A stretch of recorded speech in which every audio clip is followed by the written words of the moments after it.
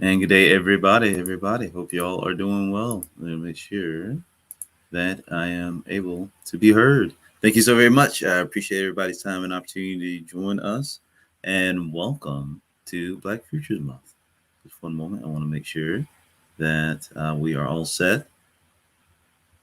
And as we say, we're building the plane as we fly it this morning. So thank you all so very much. I appreciate your time and opportunity to be here and share yet another year, February 2022 of Black Futures Month.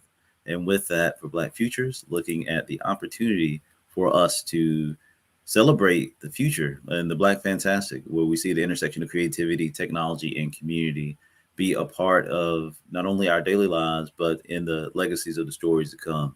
So, for those who don't know me, my name is Dejan Sneed, the founder of SUBSUME Media here in Atlanta, Georgia. We're a technology concern that looks to be the intersection of workforce development for underrepresented voices in technology and creative careers. So, by using comic books, video games, and augmented reality, we learn how to not only bridge the creative divide, but also make a way for people to have their stories and their cultures held in the highest regard.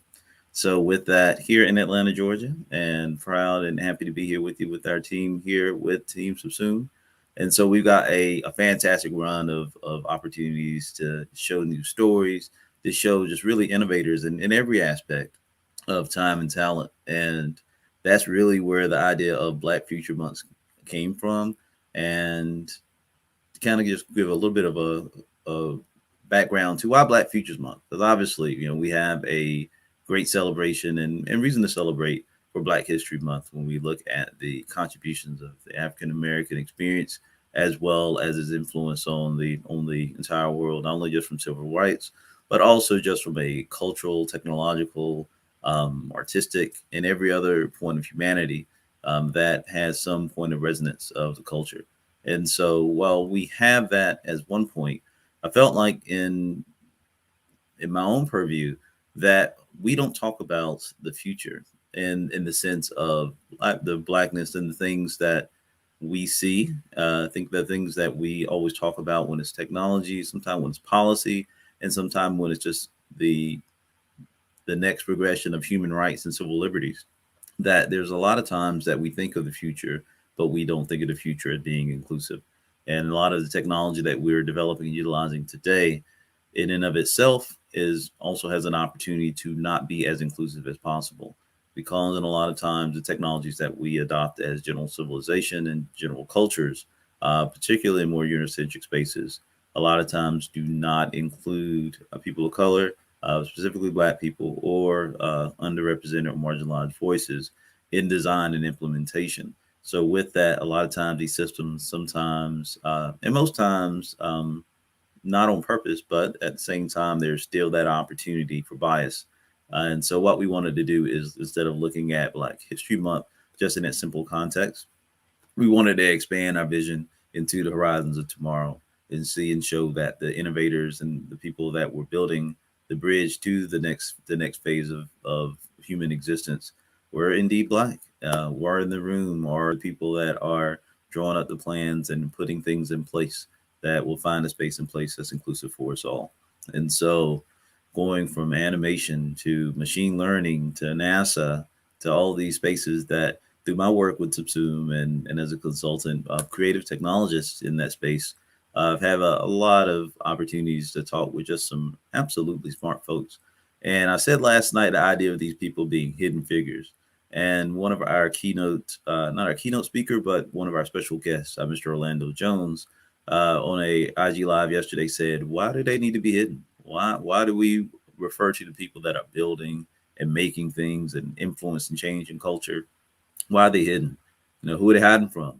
and and in a very sense and in a very good sense, that really just resonated with me. And the idea is there is nothing to hide. There is so much brilliance all around us, not only in just for Black History Month, but throughout the year. And there's a diaspora of talent, as we're trying to coin that phrase, from here to the continent of Africa and all the spaces in between that really we want to take this weekend to highlight. And so this is our second annual Black Futures Month, where we as Subsume normally have Subsume summits, which we have three peaks in our year. So we normally focus on technology as a main point, but obviously all of our points would subsume. So you hear a lot of technology talk, but you absolutely will hear about our work with comics, also in animation, also things in machine learning, but also in civic engagement, city planning. So we've got a lot of entertaining spaces that we want to bring into that. But we do have three main pillars with Subsume, one being creativity, the other is technology and community. So we have three events, normally Black Futures Month in February, Creative Juneteenth in June, and then a fall event that normally encompasses right around November, where we look at entrepreneurship as well as how we can celebrate our differences together. And so there was Friendsgiving 2021 this past year, where we had a rare Black book chat and actually looked at a curated list of Black books at Fort Keats Bookstore here in Atlanta, Georgia. And so, with that, more details to come. But we are excited to talk about the innovators of tomorrow today. So, with that, I want to appreciate everybody for being a part of us and being a part of our family and our community. So, with that, we've got an amazing schedule of folks that are coming in, and I appreciate your patience and understanding as we are building this schedule live. Of course, we are here in the midst of the pandemic, so a lot of things are changing. But I'm great and happy to say that our main guests, as advertised and confirmed, are still with us. And so while we have this as a fully virtual engagement, we are absolutely moving towards the embracing each other in the physical in a safe and compliant way as we look to see exactly how we can take Black Futures Month as well as our creative Juneteenth endeavors and build them into physical opportunities, more than likely here in Atlanta, Georgia, but at the same time, making it an open and collaborative space for all. So with that, I just really wanted to get a start. I want to bring up our streams here to see if I can see if there's any points or questions. And again, thank you all so very much for being a part with us. We just have so much great things to talk about. And the idea of a Black future and speculative fiction and Afrofuturism, of course, the advent of that, which a lot of people point to Marvel's Black Panther as a part to that. But Afrofuturism and its legacy is more than a century old. And I think it's the idea for us that there is an imaginative way that Black people see the future that is unique, but is also motivating and empowering, that allows us to really overcome and really when the opportunities and fair space is given to do the things that we all know that we're capable of doing. And so this is our dedication and our charge to look not only from a creative lens and a technology lens and from a civic lens, but from a lens of humanity, right? That we all are one people, and at the same time, you know, the differences in culture, in language, and in geography, and in accesses are what make the human experience that much more satisfying. So we are here to embrace everyone, also to be open and welcome in our time, to communicate, to connect, and to collaborate. And again, for us, that's in our DNA. That is subsume. And for we get this a lot. So the idea of subsume itself is an English word, which means to bring something into something else and to stay included. So if we think of a Venn diagram where we have three items, the space in between is subsumed, right? It is something that is drawn into each other just as it is, without effort, without change. And so that's what we want to be for ourselves in the way that we represent culture, intentionally Black culture in technology, creativity, and community. The things that we create are fine just as they are. And what we bring to the table is something of value and something that we know that others see value in as well. And likewise, look for that valuation in others. So, with that said, I'm going to just check in our chat and thank you all so very much. I want to just give a quick rundown of some of the amazing people that we have, and then we're going to go into a beginning part of our show that we're going to talk about the Black history for the future. And I'm very excited, and I felt like this is a great opening, almost a good Sunday morning service on a Saturday morning. I'm excited to share this part with you. But I do want to give a morning run of our service as we go ahead and also confirm the later parts. And know that all this will be available for playback probably in the right after our show ends. So we're updating our website and looking to make sure that we can bring this as a constant and consistent measure that people can come back and look at, and also be able to connect with our great speaker list as well as the vendors and programming that we'll have in complement to this as well. So let us take a look. So, and to kind of take one step back before we take two steps forward. Yesterday, we did a kickoff for Black History Month with the Kubert School, and the Kubert School of Kubert School. I actually have my extra one right here. So, like our Joe Kubert School of Cartooning and Sequential Art, that is in New Jersey. We actually had a kickoff with a 2-hour panel with the president there, Anthony Marquez, as well as, let's see, Sean Damian Hill, and let's see, because it's early and I'm trying to remember everybody now. Fernando Ruiz, thank you so much. And with that, we had a couple of hours just to open up with conversation. We talked about how bringing in inclusive characters into stories was important, and how to do so, and why would you as an artist be able to bring that.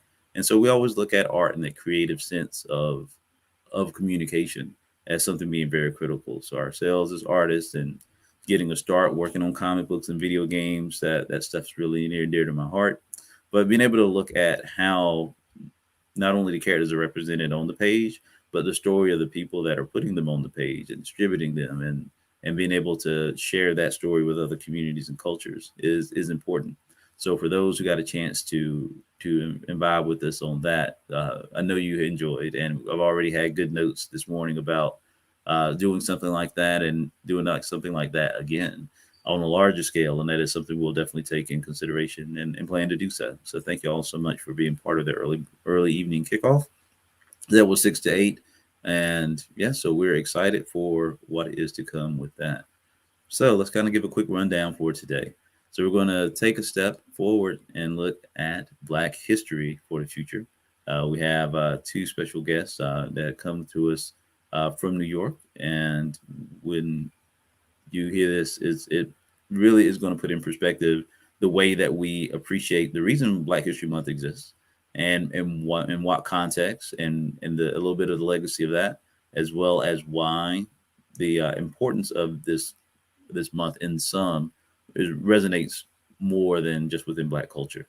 And so I'm very excited to have you listen to that. I'll actually be bringing in Ian. Let's see, Ian Michael Brock from Chicago, who is the founder of. Let's see, I have to remember everything. So, is the founder from Dream Hustle Code, 17-year-old savant that is basically leading the next generation of coders, and showing and building the bridge between inclusion and technology in real time. And so I had a chance to meet him, and just knew that next time we had our Black Futures Month, that we would have to get an opportunity to chat. I'll come back after that and share a project that I'm working on that connects Black history and the future. And I'm excited to share that with you. And then at high noon, we'll have a conversation with Jay Francis, who's the vice president of current series and diversity at Disney Animation Television. And so I just want to make sure give everybody their proper respect. So I always have to try to remember long titles. But to that, though that will be a pre-recorded portion to start, Mr. Francis assured us, and again, and appreciates everyone's consideration, as we will also follow that up with a live conversation at another point in time. So I'm thankful for that.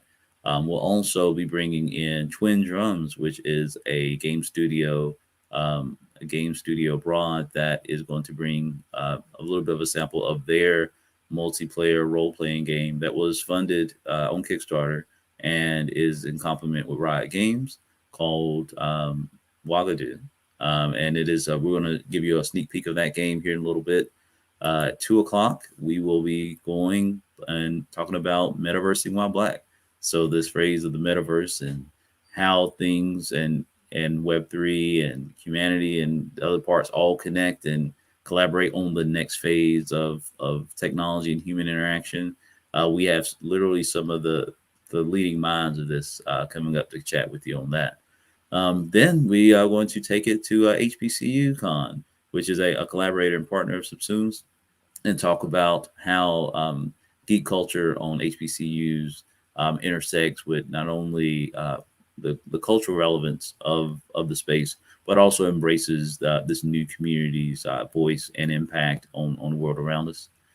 With that, we'll also be bringing in two of the leading AI scientists pretty much in the world with Dr. Sevis and Dr.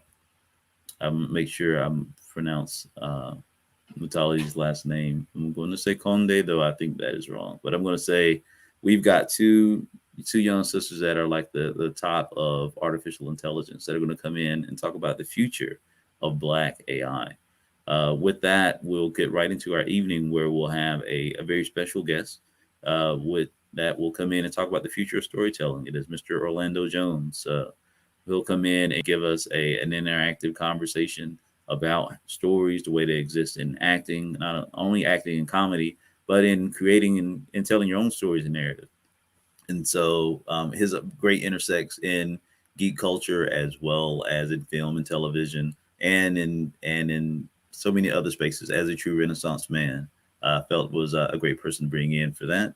And then we lastly are going to close with a keynote from Miss Sydney Clifton, who serves both as the vice president of series and services at the Henson Company, but also as a in the philanthropic world is the president of the Clifton House.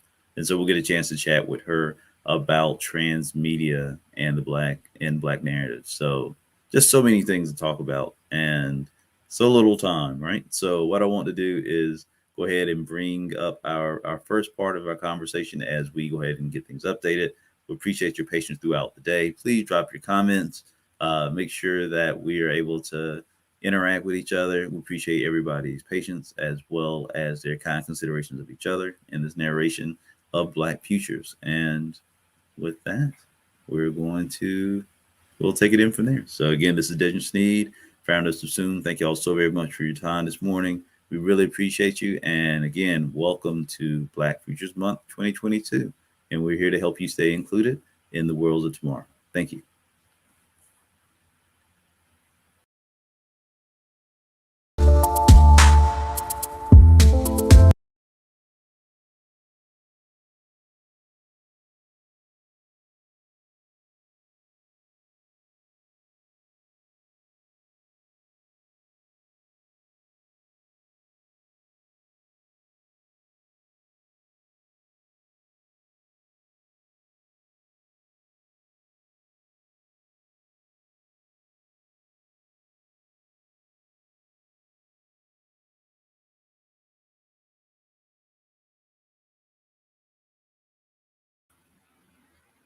And thank you so very much. My name is Dejan Sneed, and we appreciate you being part of our new program with Black Futures Month 2022.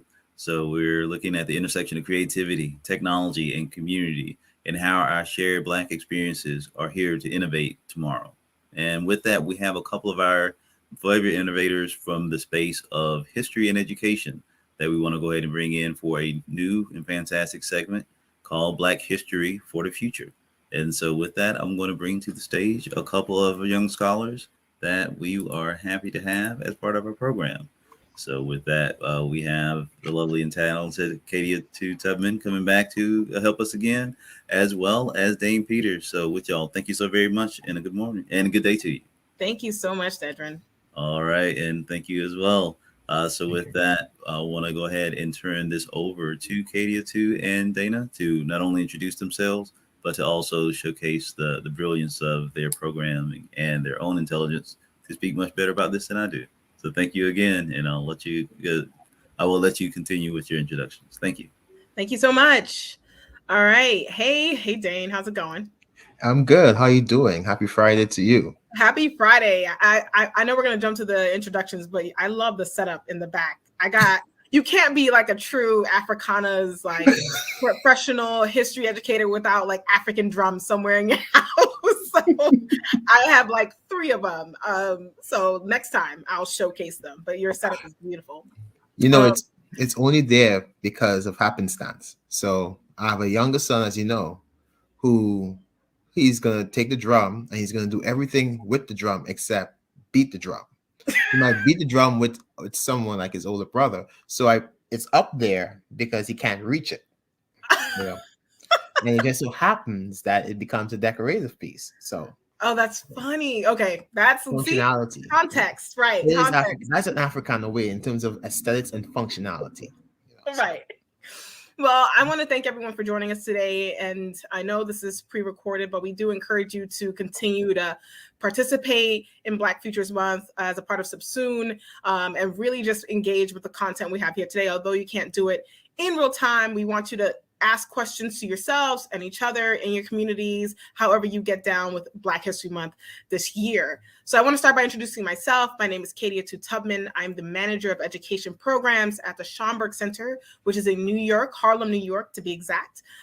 It's a research library, which is a part of the New York Public Library system. We house one of the largest collections of everything related to African diasporic history, culture, you name it, we have it. And I really want to just take this time to encourage you all to visit the Schomburg Center if you have an opportunity, whether you're in New York or you're traveling. It's an incredible space to just learn about your history and the history of our ancestors. And joining me today, I want to introduce a really good friend, colleague, comrade, soon-to-be Dr. Dane Peters. Listen, I get in the habit, I'm just like, I gotta call you doctor because that's how I see you. But soon-to-be Dr. Dane Peters. Dane Peters is an incoming doctoral student in the Teaching of Social Studies program at Columbia University's Teachers College. He has dedicated himself to the education and inspiring of young people through history and civics. As an adjunct lecturer at Brooklyn College and a BMCC professor, Peters has taught a wide range of topics that explore the Caribbean immigration, political identities of African diaspora in the 20th century, and representation of Black manhood in the political and public spaces.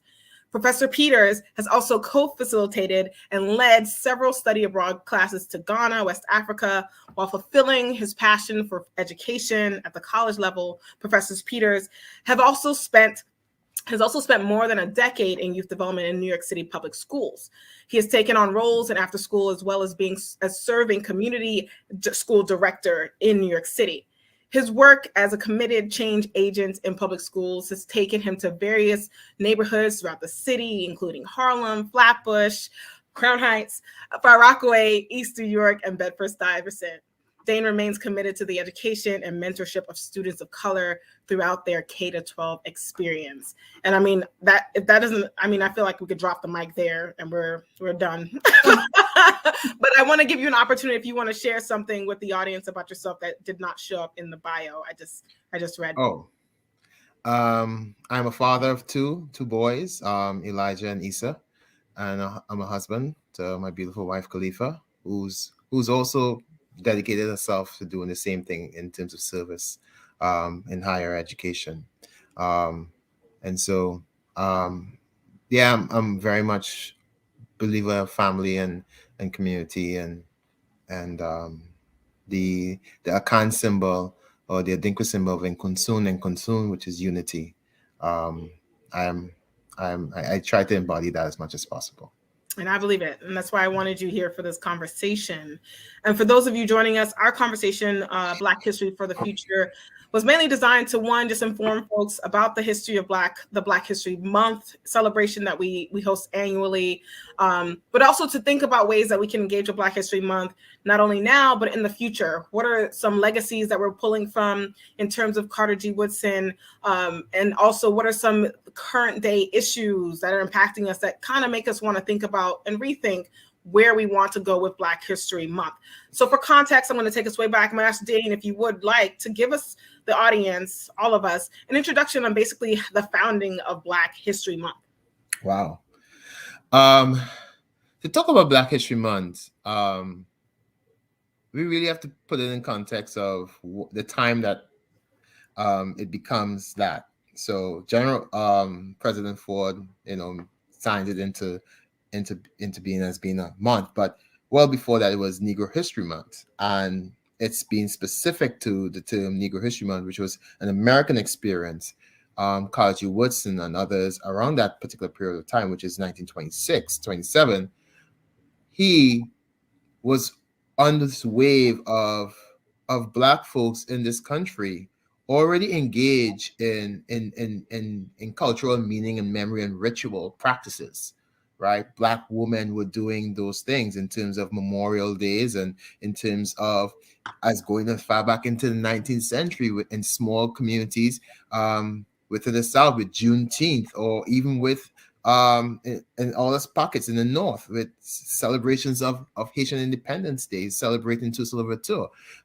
So he was riding that wave, and so there was this concerted effort around this time period, and I'm saying at the turn of the 20th century, when which Black folks in America, in all throughout the South, into the Northeast, where Black folks are starting to migrate because of terrorism in the South, to be quite frank, was starting to assert themselves, and Alan Luck calls it the New Negro movement.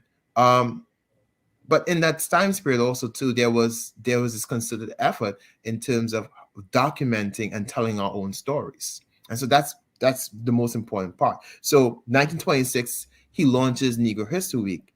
However, if we go a little bit before that, we can go back to some other key people in there.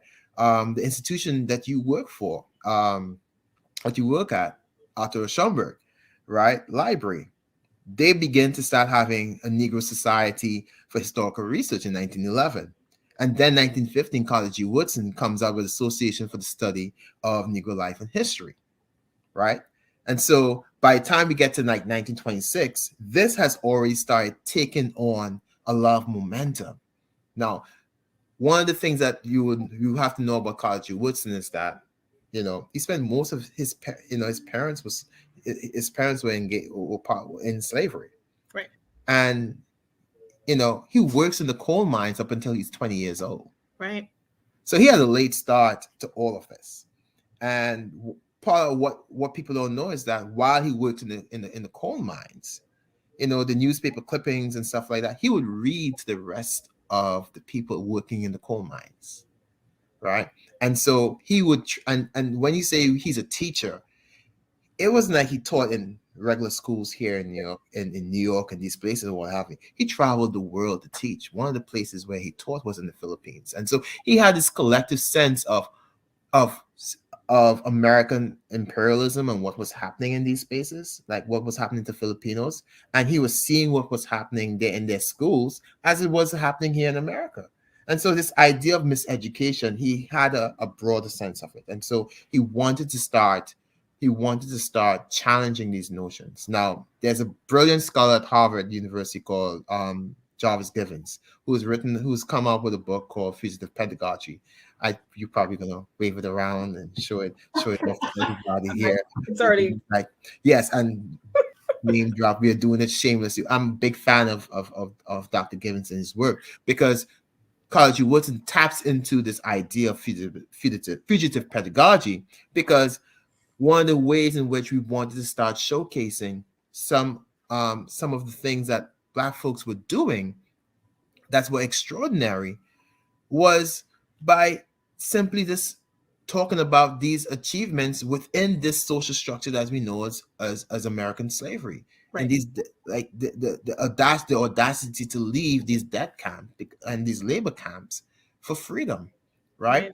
So he starts off creating these pamphlets, and just for the sake of trying to loop it all in, because I don't want to go all over the place and not bring it back to 1926. But understand that one of the things that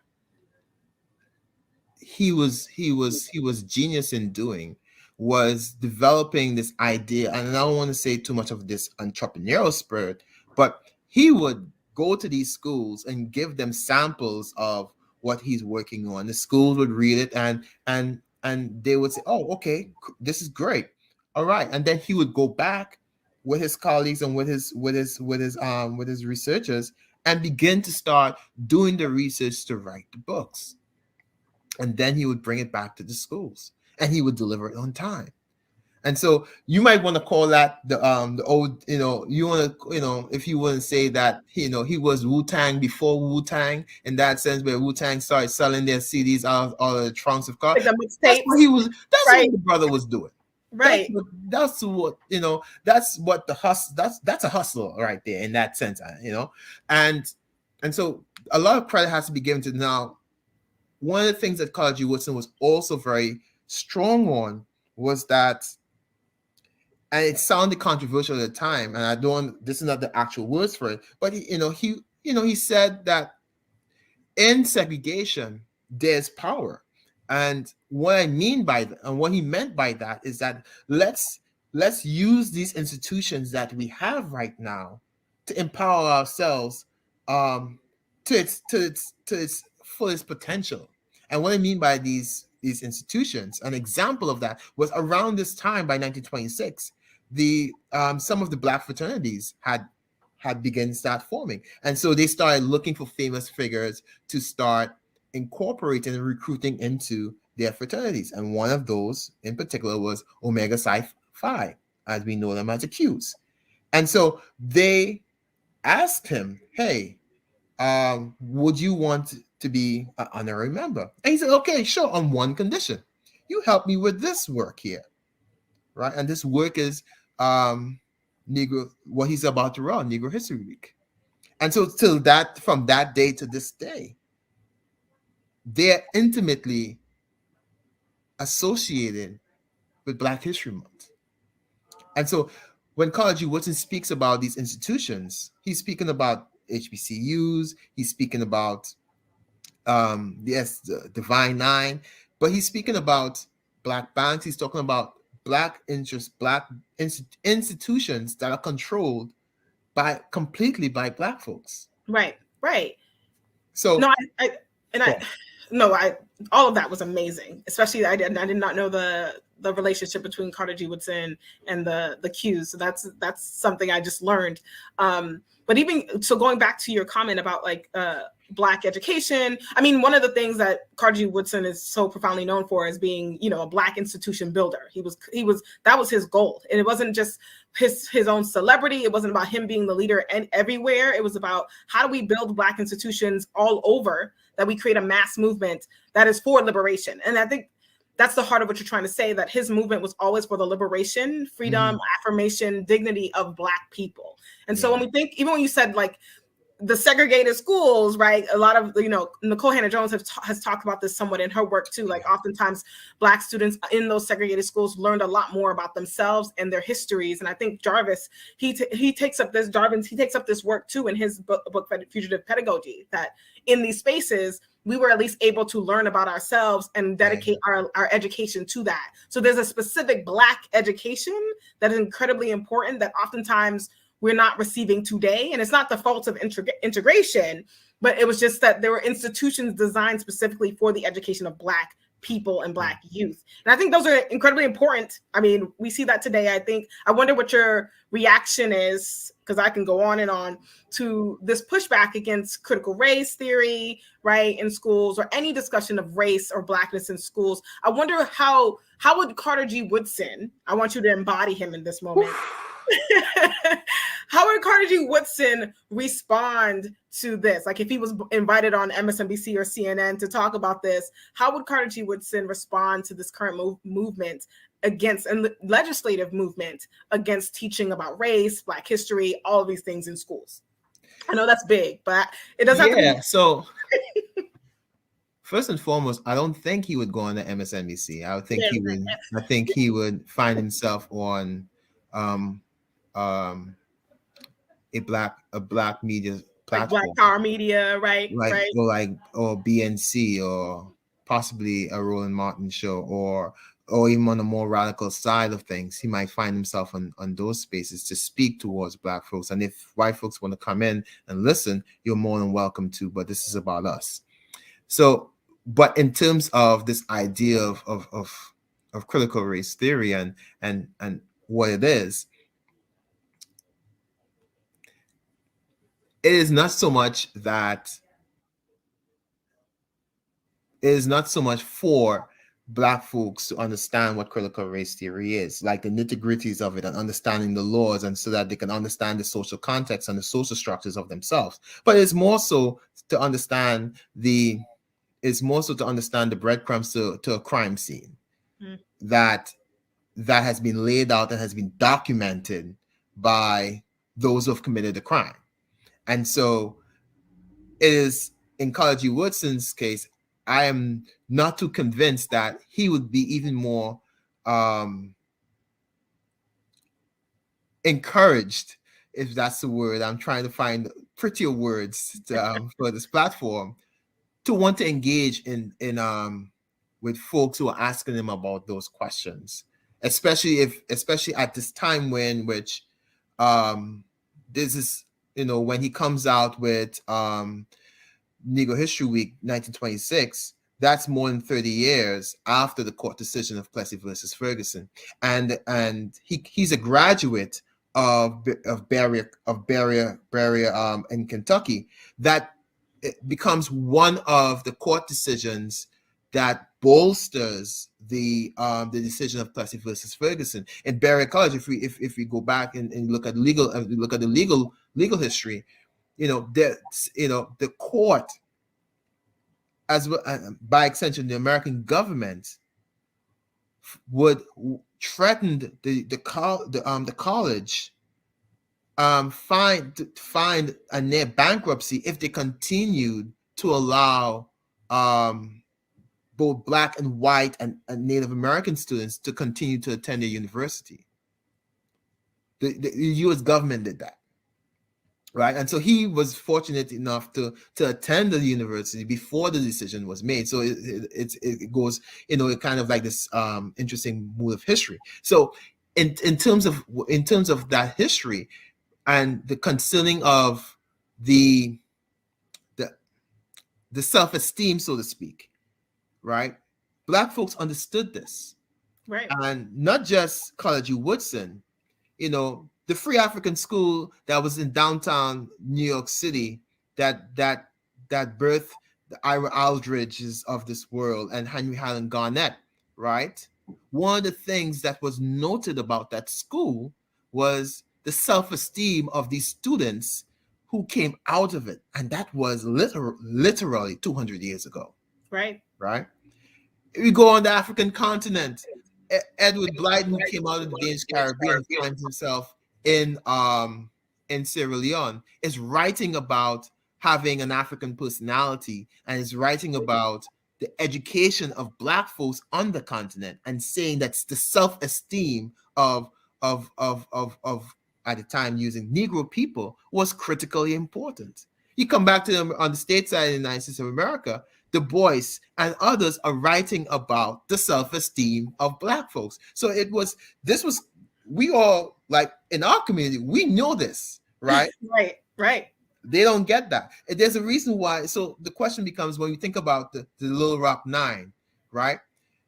Where are they coming from? What are the schools that they're coming from, right? They're coming from really good schools in which the pedagogy, the books that they're reading, the history books that they're reading, the teachers that they have, the principals, many of these principals in some of these schools were PhD holders, right? Black principals, as compared to their white counterparts that couldn't really shine their shoes. And I'm going to be very frank here. They're coming, and why they're able to withstand the kind of racial vitriol that they're walking into, right? There's a self-esteem. There's a self-esteem issue right there, right? Right. So College Woodson, part of him would probably say kick rocks in many ways. If you don't understand this, then you're plain ignorant, and you may have bought your way. You may have just bought your way into the positions you are, because an intelligent person will understand the conditions of people, because you can't unsee what you're seeing right now. Right. No, so even you tracing the lineage for the African schools, the Berea College, and the judicial issues around there and segregation, I think, one way because I agree. I think someone like Carter G. Woodson would, and many other people, Arturo Schomburg, Lorraine Hansberry, all these people would say, like, we've been here. This is not new. Critical race theory, this whole battle against banning books, like certain books this is not new. And I think this is what fugitive pedagogy gets to. It's just like, we've always been doing this work. This is the work of Black people in America, under racial oppression, under subjugation. Like, we've constantly been trying and fighting and making sure to carve out spaces where we can educate ourselves in a way that is not just like rudimentary, like numbers, reading, and literacy. It was always in service to liberation. And I think that's one of the things that I'm so drawn to Carter G. Woodson, and why I get frustrated sometimes when we don't understand the context of how he created Black History Month. You know, towards the end of his life, Carter G. Woodson became disgruntled with, you know, Black History Month. He became like frustrated with it because he saw it being co-opted, especially for like profit. He was just like, this was never about people marketing it and making money for themselves, the individual. Like you mentioned, his the Association for African, like African American, now it's no longer study of Negro life and history. Now it's African American study, but now it's life, right? Now it's more of, he's like, being critical is just like, now it's been co-opted. Like, now it's been like used to make profit for individuals. And the money was always meant to go back, even if he was fundraising, the money was always meant to go back to the organization or to institutions that were constantly doing the work on the ground. And so when I think about, you know, I've been on TikTok and Twitter, and a lot of people are complaining about how you'll see targets and you'll see all these people like spout all this Black History Month. Twitter, all of them will change their handles and have features. Netflix and them will show all these Black movies. And I think about Carter and I'm just like, dang it, it's so hard to have these movements when they become so separated from their historical context that they become diluted and even appropriated by by the elite class, by the top class, by all these by oppressors. And so I appreciate you bringing in that history and that context, because a lot of folks don't know that Carter G. Woodson had like a huge support of working class, of grassroots, not just in the beginning of his life, watching his parents as sharecroppers, as enslaved people, not only as like living through Jim Crow, but consistently through his life. That was just something he was going to always be committed to working class people, to people on the ground, to actually getting free. And what, for him, I think he would have I haven't read any of his critique on capitalism, but his approach is like, we can't buy our way out of freedom, right? This is ideological warfare. Like, this is something bigger than that. So even your example for the Philippines and his international analysis, I'm like, there's so much we can learn from him that are not just, you know, Black History Month related. It's just like, we need to go back to the source. Like, this is someone, we need to know what he was actually going for with this month, instead of just saying it wasn't just representation. He was like, representation, that's good, but we need institutions. We need institutions that are dedicated to our liberation and freedom, and not just our liberation and freedom, but Black people everywhere. So I just want to add that. So, and so great segue, because one of the things that we sometimes miss about Carter G. Woodson, and you made it and you brought that point up, was that, you know, he was, to do the work, he needed people to support him and stuff. And at one point in time, he was taking money from Carnegie and these other folks and stuff. And so he also had conflict also with his own institutions, Howard University, right? And you might even say the people who sponsored Howard University, the library, the Spin Guard, they were the ones who were the heavy sponsors in these institutions. And so Carter G. Woodson was very aware that the minute you start taking their money, you are compromised in the scholarship that you're producing. It is no longer for the community to uplift the community. It's more so for the collection and the study of your people by other folks. Oof. And so it becomes it almost becomes high-tech surveillance in many ways. And in some ways, when he writes The Miseducation of the Negro, and I think, you know, there should be, like, you know, a study of that, you know, like, you know, brick by brick, you know. One of the things he's very much critical of are Black scholars, and we can be critical of Black scholars in our present day time, doing things just to, you know, for a leg up, within this system, but it's not really benefiting people. Right. It's not really benefiting the community. So you're basically profiting off Black pain, so to speak. Right. Now, here's a kicker in all of this, right? When he takes on these same positions, right? And he's ostracized, and his contemporary at the time, which he has no good relationship with, right? W.E.B. Du Bois suffers almost the same fate. He's kicked out of the NAACP. And then in his later years, he moves to Ghana. Right. And so Kalaji Wilson is very much aware of this and seeing this. And so we also see it in today's time. Think about it, and don't want to sound too controversial. We had 2 years ago, we had social unrest. And then all of a sudden you had these companies that are very much so putting out their diversity statements and what have you. And, my theory behind this, and, and if you read closely Miseducation of the Negro, you would come to the same conclusions. I just use a biblical term, like, the last plague that Ramsey calls on himself, where the angel of death passes through Egypt, right? Or Kemet. And unless you basically shed the blood of the lamb over your door, the angel of death would not pass you. Well, and if you think about it in this sense, right, the angel of death, or this the racial reckoning, is what was passing through and making sure they're exposing people and their racial bigotry and their high-tech racial bigotry.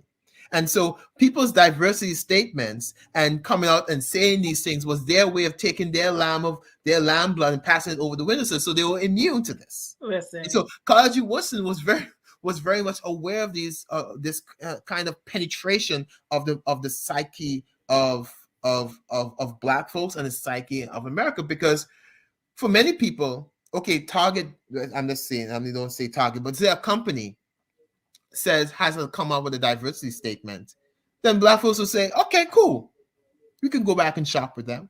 But we had our own institutions that already looked after you. Right. And so there are these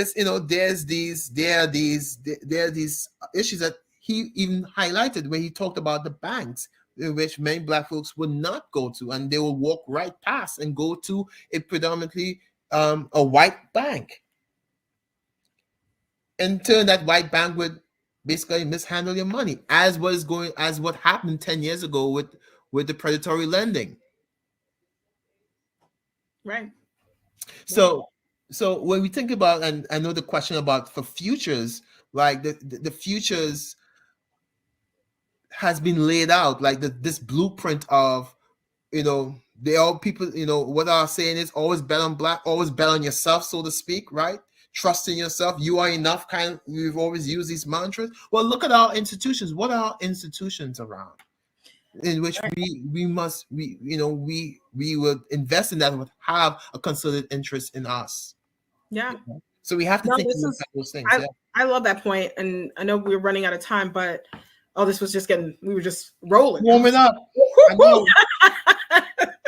But I think of Dr. Eddie Glaude's work in one of recent books of his, Democracy in Black. He spends a whole chapter actually discussing the dismantling of Black institutions. I mean, of course, there's a church, but even more so, people have been moving away from that and trying to find new spaces to organize themselves. And he speaks directly to the lack of organization and institution on the ground, not just in virtual spaces and online, but literal bodies on the ground working together, coming together, not only to just protest, but to literally study together. That is the origin of Black studies programs across this country. Mm-hmm.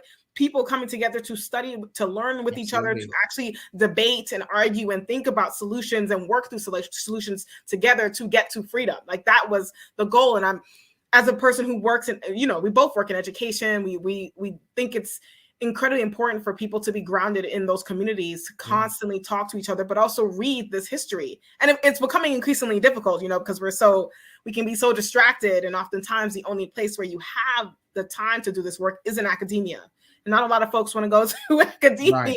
Not a lot of people have the time or the money to do that. And so I do want to, within the time that we have, to stress the need for more spaces like this, more spaces for us to be in conversation with each other. That is what I'm constantly pushing through my work at the Schomburg Center. Just being able to have a free space, also like a library space. That's why schools are so important to the organizing space of Black people. Libraries, schools were so incredibly important for Black people to organize and come together. I mean, we think of the SNCC, the Students for Nonviolent Coordinating Committee, like that happened in campus spaces. A lot of these happen in centers and in churches, like spaces. Churches, yeah. And I should just point out that. Go ahead. I should just point out that, you know, Pedagogy Woodson, when Omega Sci-Fi came together and they had that and they formed a partnership, they raised a lot of money for him. A lot of money for him. And he was able to complete that work. Right. And so when we think about when we believe, when the people believe in what you're doing, you know, we will follow our feet with our dollars. And so there's a danger in that, because there always beware of false prophets. But also understand that liberation is something where the masses act on. When we looked at going back to the idea of seeing George Floyd breathe his last breath, people didn't need any kind of leadership to say take to the streets. They took to the streets, when we and probably still one of the most understudied events, and I believe it is the truest liberation or expression of liberation was the Haitian Revolution. When the people acted, Toussaint Louverture came late into the revolution in many ways. The people had already acted. Right. And so it was just kind of like someone with expertise kind of coming in and leading them, so to speak. And so when we think about what liberation is, it comes from the masses. It will always come from the masses. Right. It will come. It's not going to come from, our politicians and what have you, because of their investment in the system and their place in the system. Because when the system when these systems are dismantled, so goes their positioning. Right. And so, in terms of education, that also holds true when we think about what students want to learn and how they want to learn. If we are not finding ways in which where we can develop this into the ways in which they come to know things, right? Then it doesn't matter how much curriculums we develop and how much lesson plans and the technology that we use.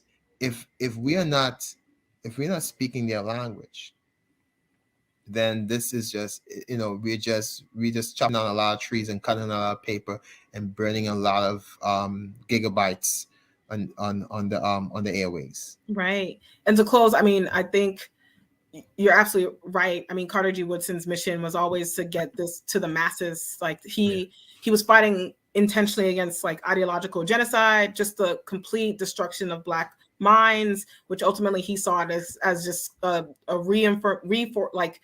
just a doubling down on our oppression. So once we lose the minds of our Blackness, of our ability to think that we are people, that we're human, that we're able and capable of doing all and anything as we have done in the past, we start to give into our oppression. And so I think, I think about Carter G. Woodson even starting a printing. I didn't know about that until recently when I read about his publishing company. He started a publishing company not only to publish the scholarly works that weren't being produced in like mass production companies, but he started it because he was like, I need to make this accessible to the masses. Yeah, we can have these scholarly articles and journals and things like that, but I got to figure out a way to make sure that this is going out to the masses. Because this is a movement. This is not just. I love when I think about Black History Month. It's not just about learning about, it's like we learn about us. We learn about ourselves and each other. It's not just the I, it's the we. It's constantly the we. And so I can't stress that enough. I think to close, I would love to hear one last thing. I know we're running out of time. Sorry, Dedrin. But to close, what is one wish for the future for Black History Month that you wish for all of us? That one thing. I know you got a whole list. that we come to full understanding that we are enough. Don't need anybody else. We are enough. Right. Right. I is we and we is I. Yeah. I love that. And to close, my future hope for Black History Month is that, we just eradicate white supremacy, patriarchy, capitalism, and find systems and ways of being with each other that are affirming, that are loving, that allow for care and humanity. So thank you, Ashe. Thank you so much, Dane. I really appreciate you. Dedrin, I know you're about to hop back on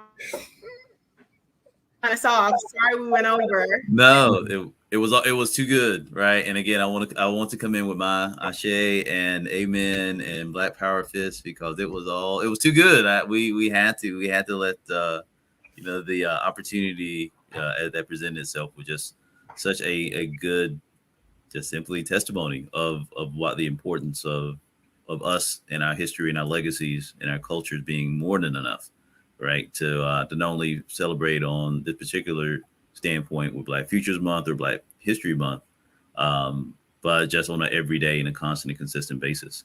And and the renewing energy of knowing we have a legacy like this ahead, and this type of we're built of this type of stuff is more than enough. And again, deserve it so much more time. So I want to humbly ask and appreciate.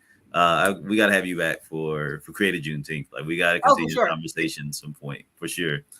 So for yourself, I just want to let us know where we can find y'all, and we'll conclude. And thank you so very much. Yeah. You could find me on Instagram, Pan-African Jacobin. And you could find me on Twitter, Brooklyn Jacobin. And you can find me under Katia Tubman on all platforms: Instagram, Facebook, Twitter. Thank you. And this is what we're all about: is Black history for the future. This is what Black Futures Month is hopefully the type of programming and opportunity that we can continue to bring, and the things that our community definitely deserves. So thank you all so very much for being a part. And for everyone else, to stay tuned. There'll be more to come with Black Futures Month 2022 here with SUBSUME. Thank you. All right, thank you. And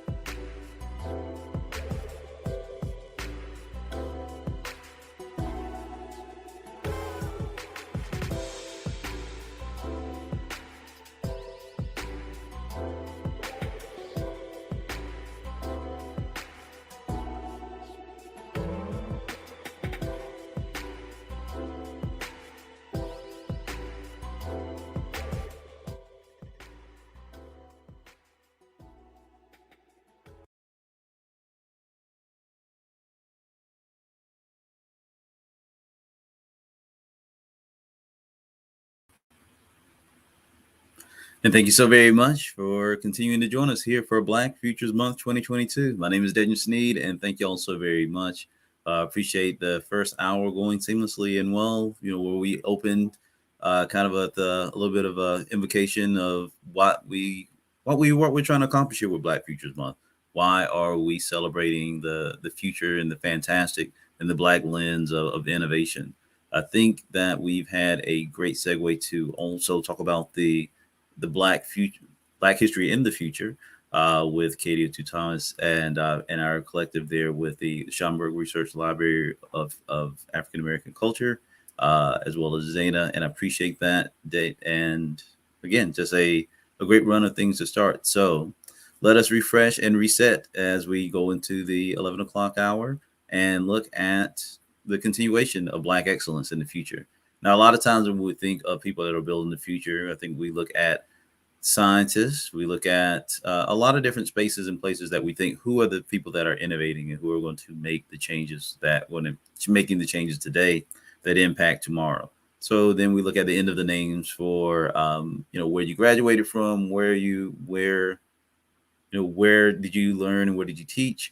And a lot of times, and in this next guest, I feel like it's just such an embodiment of such is that innovation in the future is in the hands of the young, and that we've got so many young and talented people, particularly in our young Black community, that are absolutely building the future and really are going to be the stewards of change. So all the things that we talk about and innovate now, these are the people who are going to be living and thriving as our wildest dreams. So I'm very excited to bring this next guest to the stage, and let's go ahead and do that now. So I want to make sure as I get that I give I'm actually going to give him the chance to introduce himself, because I love when I met this gentleman. I loved hearing him talk, and to that, just want to make sure that we again I want to give you this treat for yourself.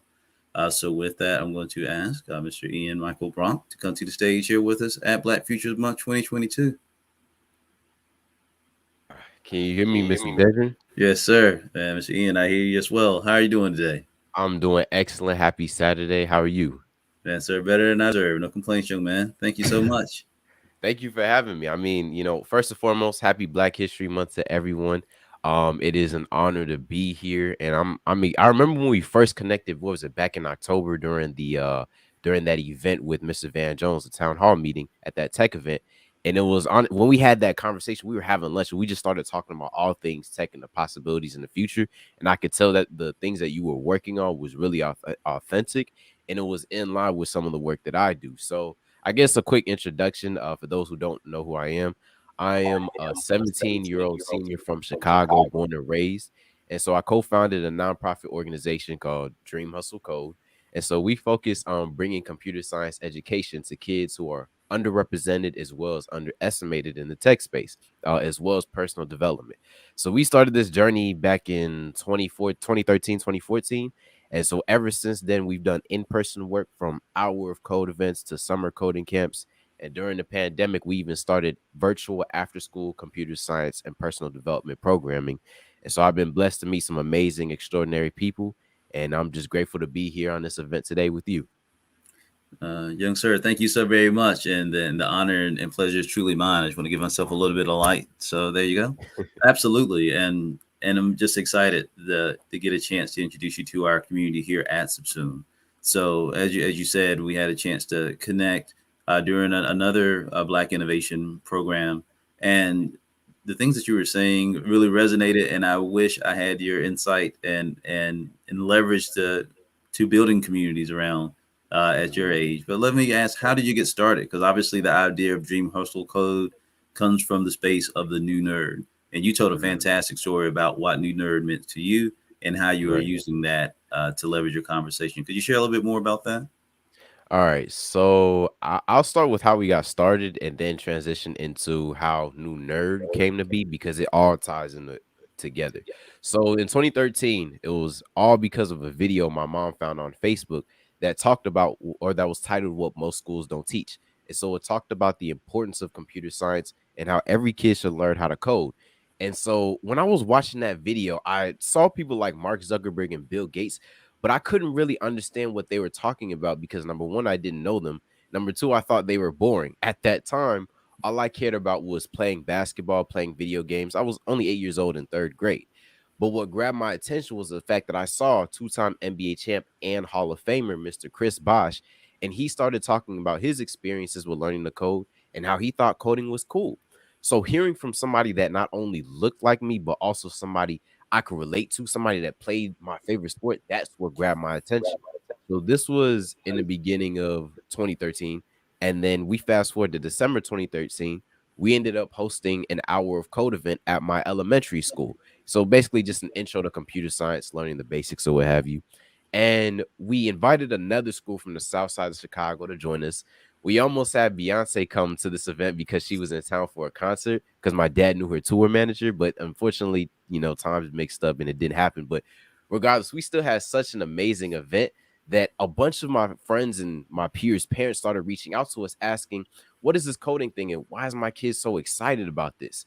And that's when we realized, okay, a couple people hit us back saying, what are you going to do next? So we knew there was a lack of computer science being taught in the schools because I went to the number one public elementary school in the city or number one ranked school in the city at that time, but they weren't teaching us coding.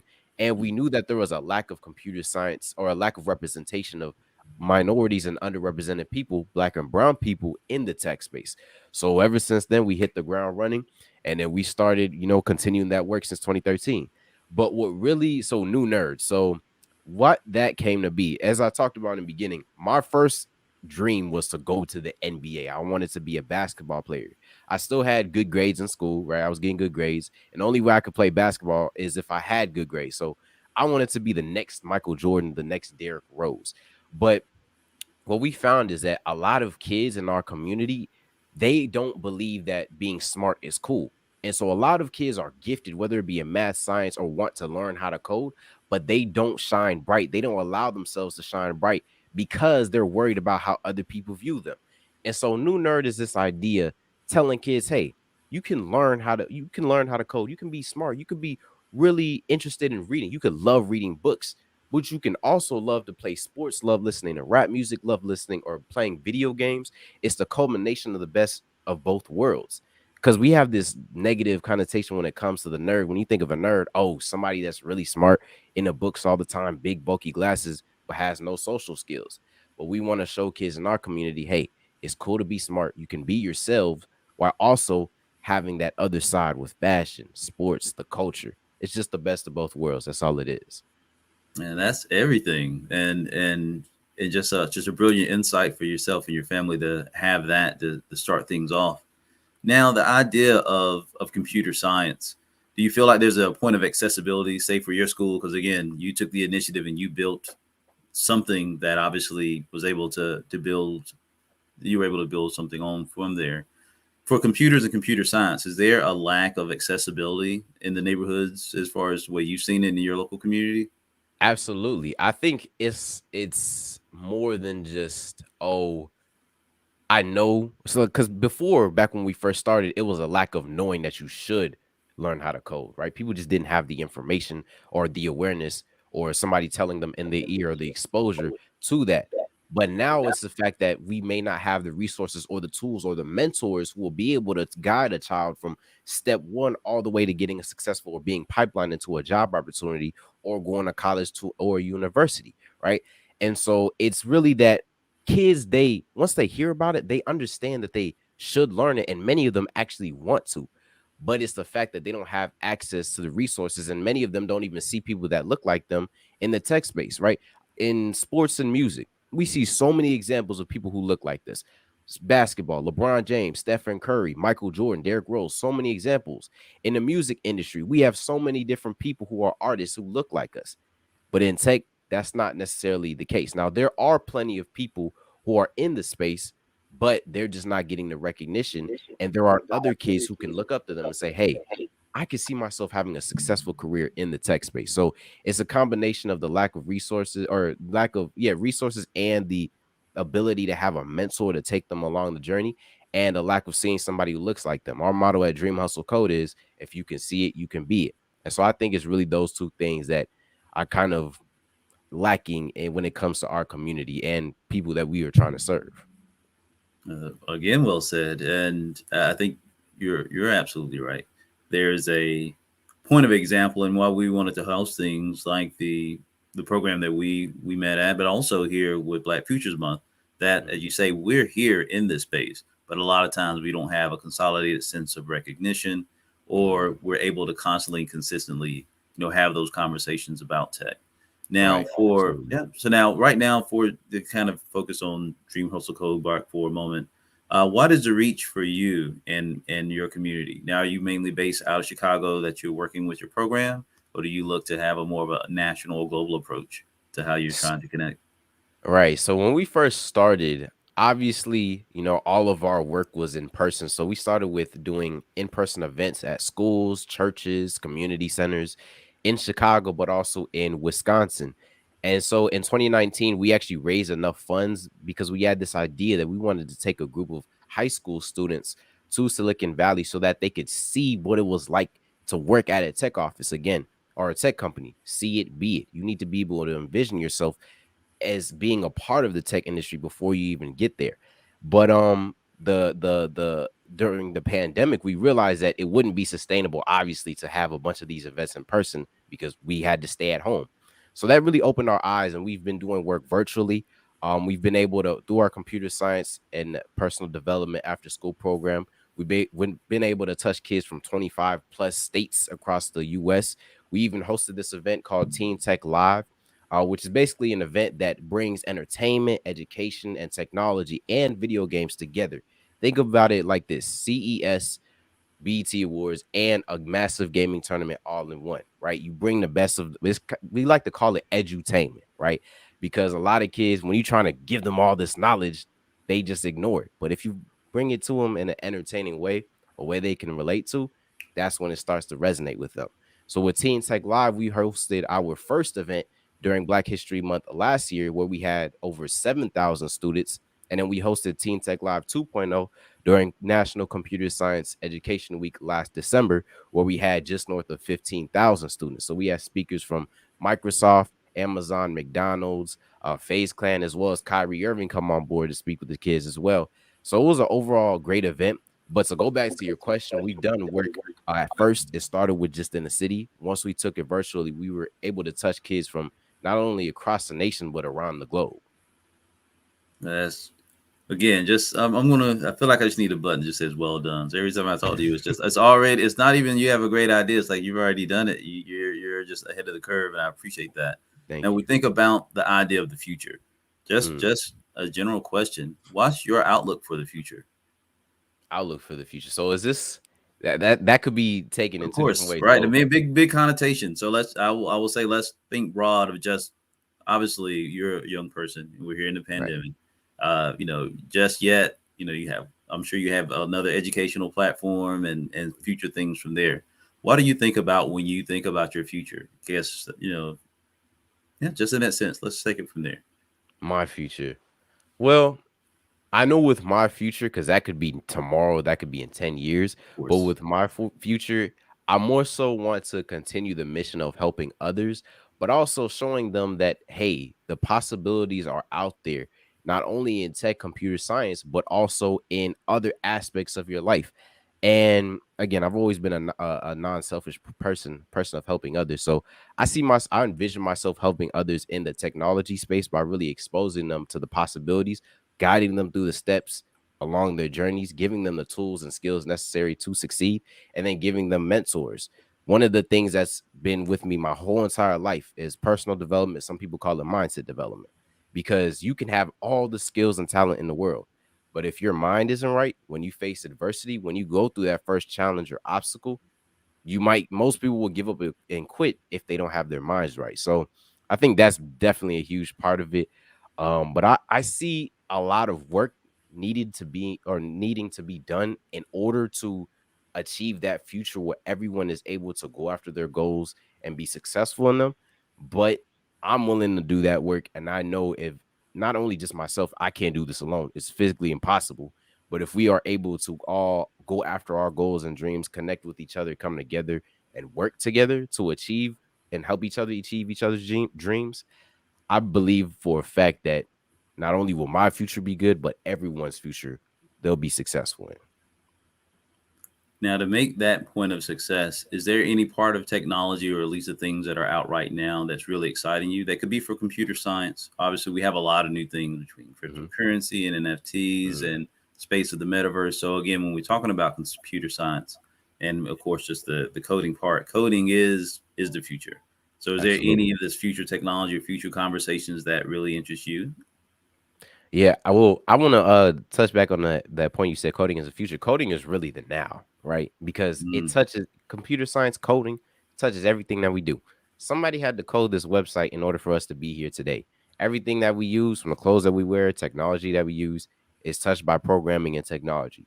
But one thing that I will say that definitely is has caught my attention, and I've done a lot of research in, mm, is I don't want to say, because you said metaverse, cryptocurrency, NFTs. I'll just talk about the whole world, Web 3, right? right. Web 3.0 is really just the idea of taking it is basing everything off the internet on the blockchain. And so right now, everything that's created from social media to even the banking systems is all controlled by one party. You see YouTube, they have control over all those content creators. Amazon has control over Twitch and all those live streamers. Even Facebook has control of content creators and social media influencers, right?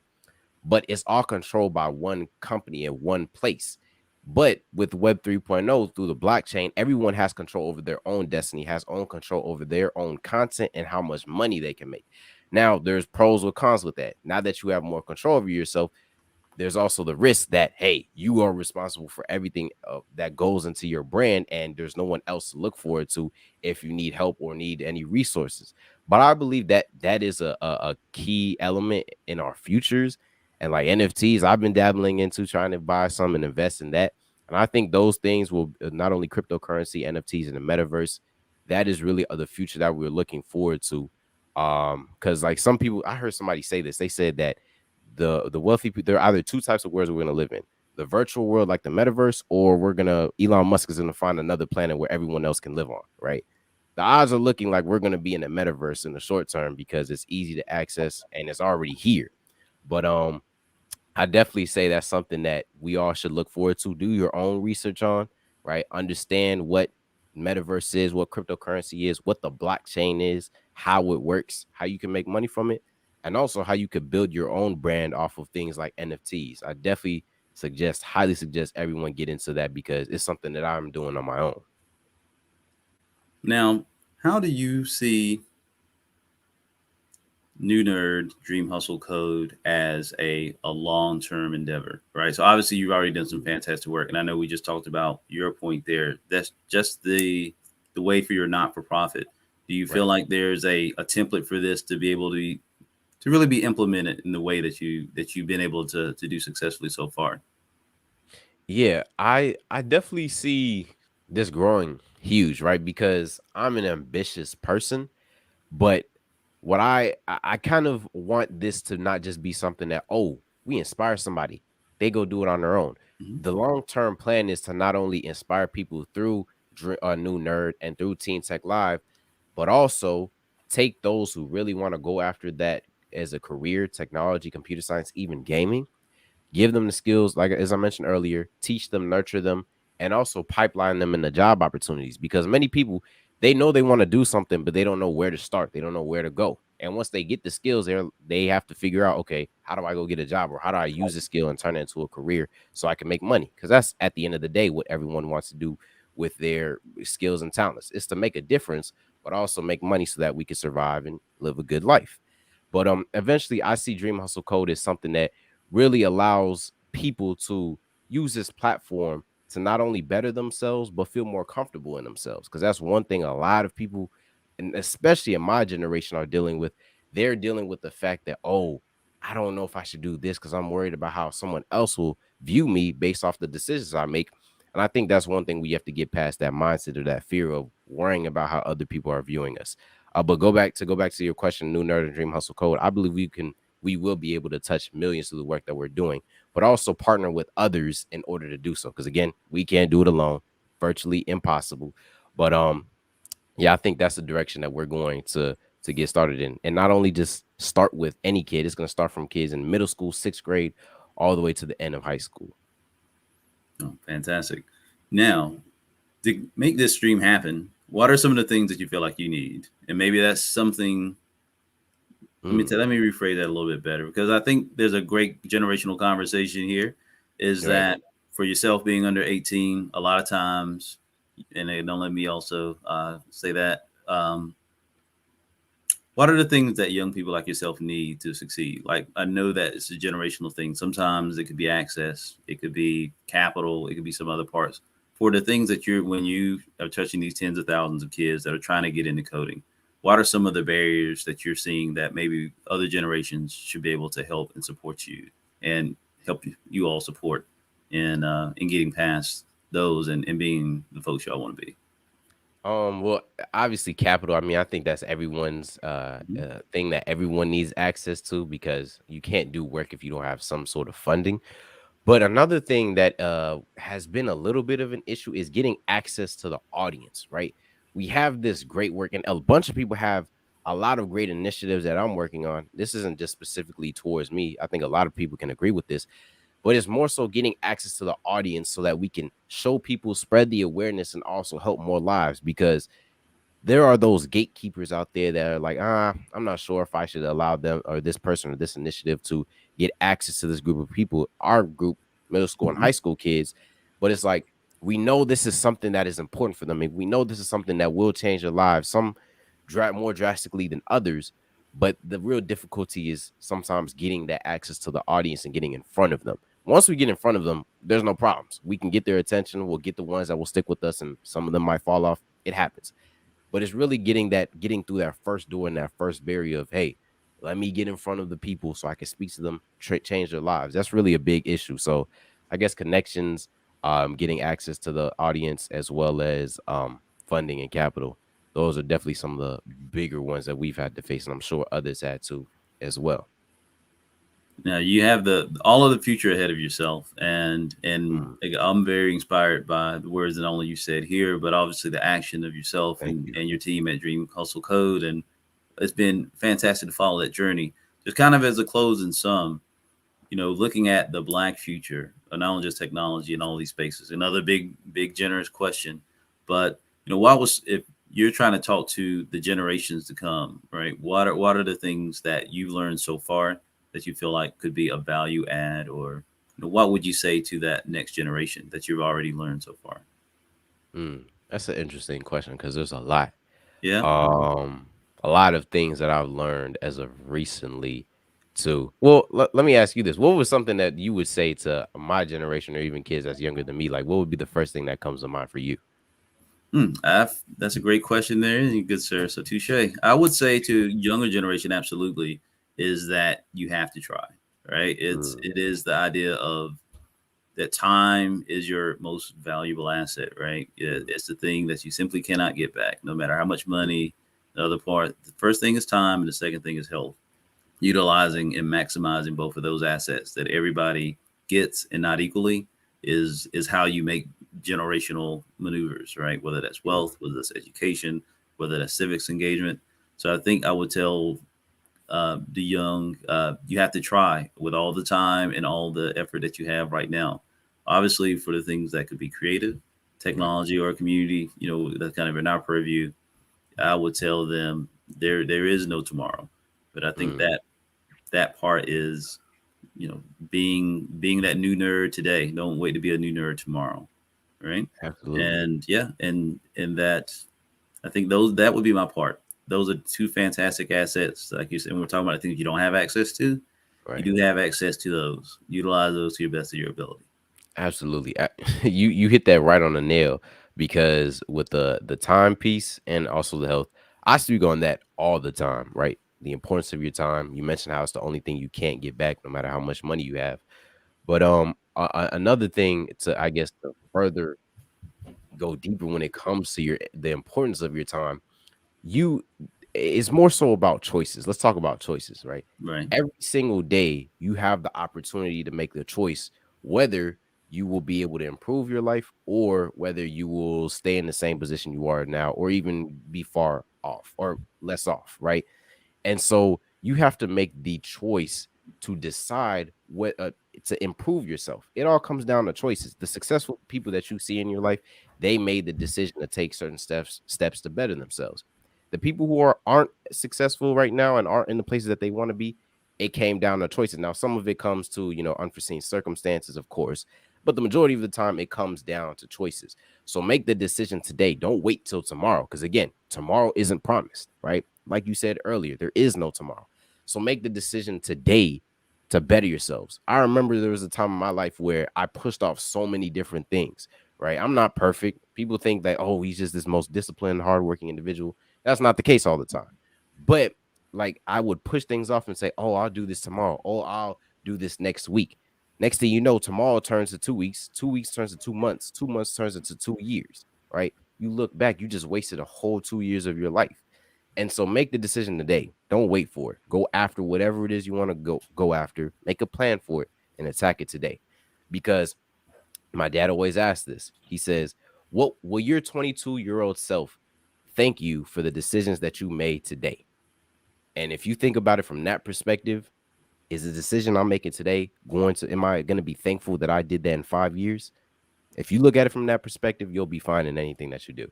So I think, again, time management, take care of your time, learn how to manage it, your health, and then as well as make the decision today, make the choices today, you'll be good to go. And I had the chance, obviously, to meet your parents, and again, I think I need to take your father's course and get a brush up myself, because that's just so eloquently put that I don't have anything else to ask but to say, how can we support you and the New Nerd movement as well as Dream Hustle Code? Well, yes. So obviously you can connect with us, Dream Hustle Code, on all social medias. That's Instagram, Twitter, and Facebook, Dream Hustle Code. You can also tune into our website, dreamhustlecode.com. That's a great way to get connected with us. And on LinkedIn, I'm on LinkedIn, Ian Michael Brock. I asked actually how we connected. We were able to stay in touch on LinkedIn. So yeah, make sure that you stay in touch with us there. And for all of those who are looking to donate or support us funding or giving any other resources or connections, you can check us out. Send an email to us at info@dreamhustlecode.com, and we'll be able to connect there. But yeah, follow us everywhere. We could always look for funding resources to work on those things for our different upcoming events. We have Teen Tech Live 3.0 this December. I'm also working we're working on our in-person version of Teen Tech Live in 2023. And I'm also working on a book tour for this, an HBCU book tour during this fall, trying to do a book tour, giving kids, especially freshmen, the importance of time management and planning themselves and scheduling their lives. Because that's the key. A lot of kids, they go from high school where they got parents at home and they also have teachers, to going to college where they have so much freedom. It's like most of them don't even know how to manage it. So teaching the kids some of the things that I've learned. And also we have our summer program as well during summer 2022, computer science and personal development one. That was a lot of information, but just make sure to tap in with us on Dream Hustle Code on our social medias. Young sir, again, just flawless execution as well as representation. So, it just keeps getting better, and you're making me look extremely lazy based on some of the things I have on my docket. So you're already in 2023 plus, and I'm just trying to get through this show this weekend. So you're good. I know obviously we'll talk and we'll stay connected, and I know we've got a shared future together. And I just wanted to give everybody, particularly our Black Futures audience, just a glimpse of really the hope of tomorrow. So I really thank you for coming and helping us kicking this off and showing us just how well taken care of the future is about to be. And so I'm excited for you, just personally and professionally. And again, look forward to the next big move, young man. Absolutely. Thank you so much for inviting me to be here. It's always an honor and pleasure to have a conversation with you. And I'm looking forward to some of the things that you, as well as this entire brand, has with their futures as well. Oh, sir, it is a shared future. We'll be in touch. So for sure. Absolutely. All right. Take care. And thank you so very much. And that was Ian Michael Brock of Dream Hustle Code, the new nerd and the new revolution of Generation Code. And he said it so well, I'm gonna have to keep it, that the generation of coding is not the future of tomorrow, but of today. So I think we do need to think of the now, even as we celebrate Black History Month, and try to look ahead to Black futures, understanding that our space in the present, and to be present with our time and talents, that we are making the positive decisions and that we are using the best of ourselves to make a brighter and shared tomorrow is absolutely paramount. So again, I had a chance to meet this young man, and it would be selfish of me to keep a talent like that just in just to myself. So was just so blown away by not only his authenticity, but also in intelligence, but also the capacity to give for him and his parents, and for his support staff to build and continue to grow and develop a space and a place that does have inclusion and technology and community was a natural point of appreciation for us at SUBSUME, and just so very thankful for him giving some of his time to share with us there today. So let us continue forward because we are running right along. And so right here at top of the hour at noon, we're going to have a playback from Mr. Jake Francis, who is the Vice President of Diversity and Current Series at Disney for TV animation. I want to make sure that we give some extra time and opportunity for that. Likewise, we want to make sure that everyone stays included in the programming that's going to go on all weekend long. So starting from this past Friday on throughout today, and an extra jam-packed tomorrow, as we've got everything again from comics and VR to augmented reality and computer science, and just all the things that we need to make a shared and a prosperous tomorrow for all. So with that, we know we have a current schedule for Black history and comics, and we're going to take a look at our timing to see if we can keep that. Otherwise, respective of wanting to make sure we gave all of our time we could to our current guest, we may either look to broadcast that host that, or wait for our high noon broadcast. So again, we'll go ahead and take a quick break as we look to bring that programming next to you. So make sure to stay tuned and stay included with us here at SUBSUME at Black Futures Month 2022. Thank you so much, and we'll be right back.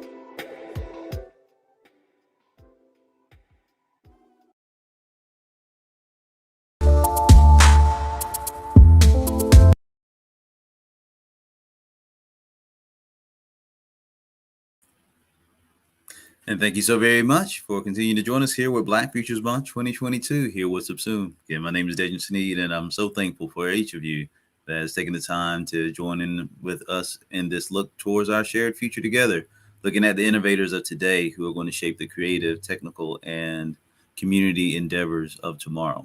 And so we are very excited for what we have coming up, which already to thank Mr. Ian Michael Brock with Dream Hustle Code and New Nerd, who was just a fantastic conversation and shows us that the future is well in hand, as well as a conversation with the Kubert School from Friday and and our team with the Schomburg in regards to Black history for the future. So we've already had some fine points to kick things off, and to be able to keep the train and the party going, we're going to get ready for a conversation here with Mr. Jay Francis, again, who is the Vice President of Current Series and Diversity for Disney Animation Television. And so having just a quick blur before I go ahead and cut back to that is, we're always talking about how we need to be represented, not only in the spaces that we want to be, but in the mediums that we want to be. So thinking of SUBSUME, where we are a transmedia platform as well as a creative and technology studio, we get a chance to connect with a lot of folks. And there is nothing really quite like animation. I think because it is labor intensive, because I think there's been a maturity in this space where now the idea of adult animation has been more centralized and more accepted into just traditional culture, particularly American or popular culture, for sure. So before, where cartoons used to be just things that were in between live shows or they were just for kids, now animation is big business. And we found that animation, particularly in the pandemic, is very pandemic resistant. While nothing is pandemic proof, the ability to create narratives and tell stories in animation seems to be pioneering on. And that's why we're seeing so much more animation than we've ever had before.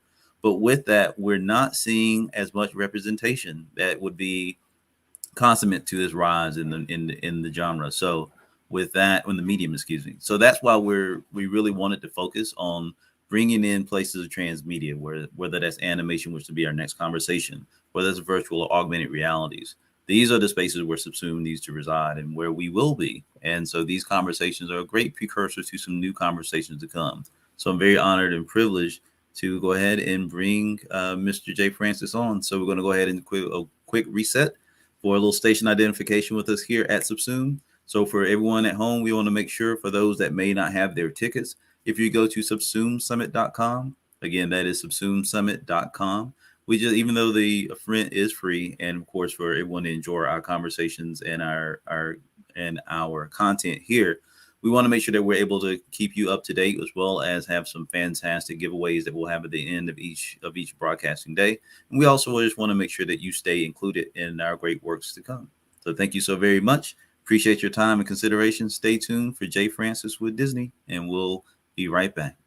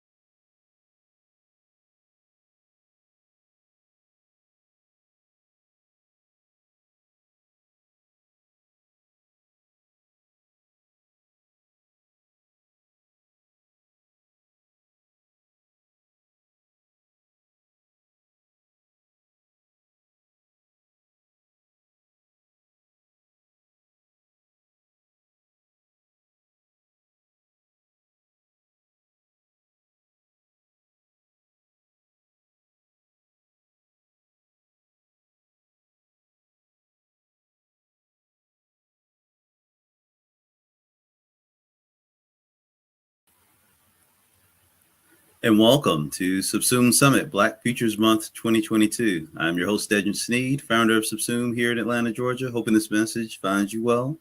Of course, SUBSUME is our creative platform that's the intersection of creativity, technology, and community.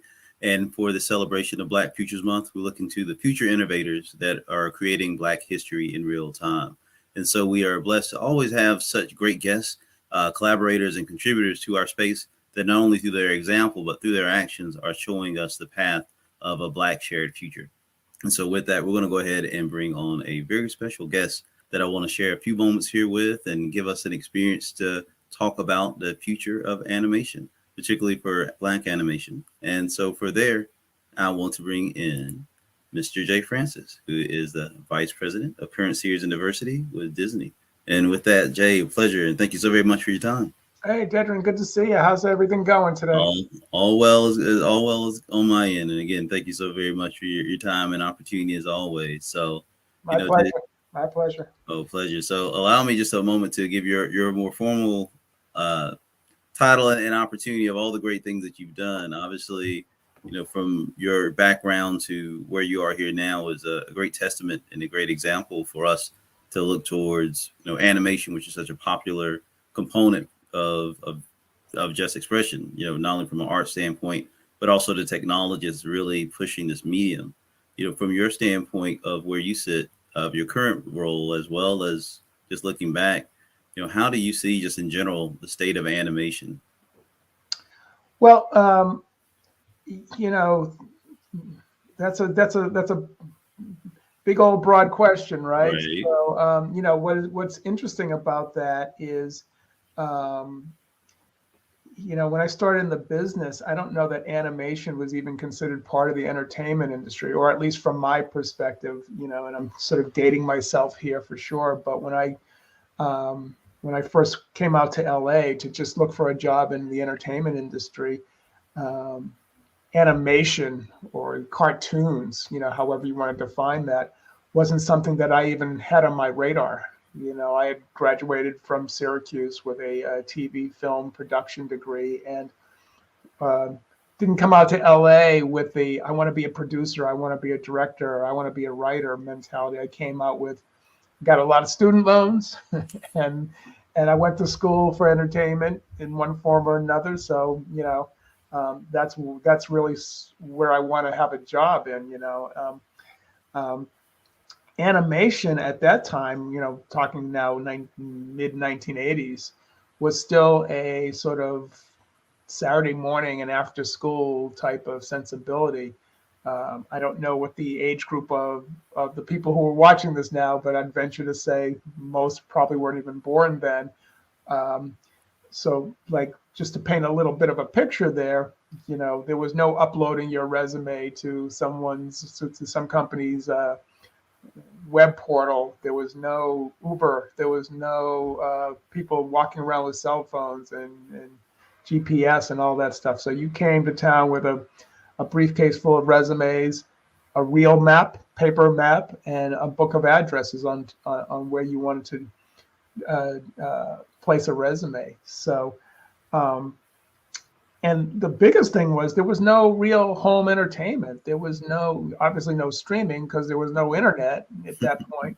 But it really was one of those things where, when I ended up getting my first job in animation as a production assistant and recognizing very quickly about how wonderful the art form was and how challenging it was and how talented the people who worked and created the cartoons and what have you, how creative they really were. So I fell in love with the art form and the process. I think for me, the reality of staying in the business for so long which wasn't that long ago, but long enough to know that, our business had changed so much. But it was the people who worked in animation that were special. And I think that that's what sort of kept me in it for so long. I think, in answer to your question, like really where we're at with animation, well, I only just point to the streaming services as sort of the biggest answer to that question, because I think the reality is for not only a company like Disney, but Netflix, HBO Max, anybody who's sort of in that game knows that kids programming in particular and animation specifically brings such a weight, brings such a sort of large scale audience to the table. And you know, it's always been this sort of, if done properly and successfully, it's always been an evergreen sort of industry. You can watch animation from 10 years ago and it's still relevant in most cases today. I still laugh at Bugs Bunny cartoons. So that sort of tells me something. And by the way, those weren't even made for kids. Those were made, you know, for a theatrical run before you saw your real movie. And, you know, just in terms of subject matter and sensibilities, while we could all sort of enjoy those cartoons, they absolutely weren't made for kids. And so, you know, I think it's really important that kids programming in general is sort of the catalyst for for the success of streaming services in particular.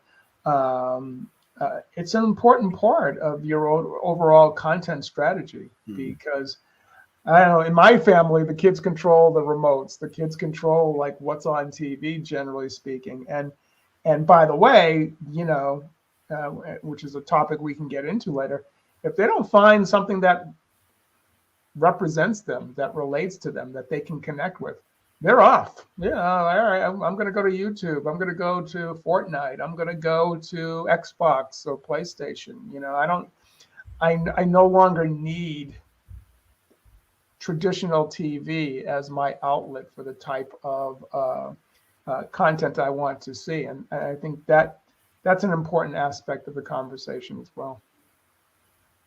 All great points, and a perfect segue into the next part of that, as far as you hit right on it, being able to see yourself represented in this medium and in this space.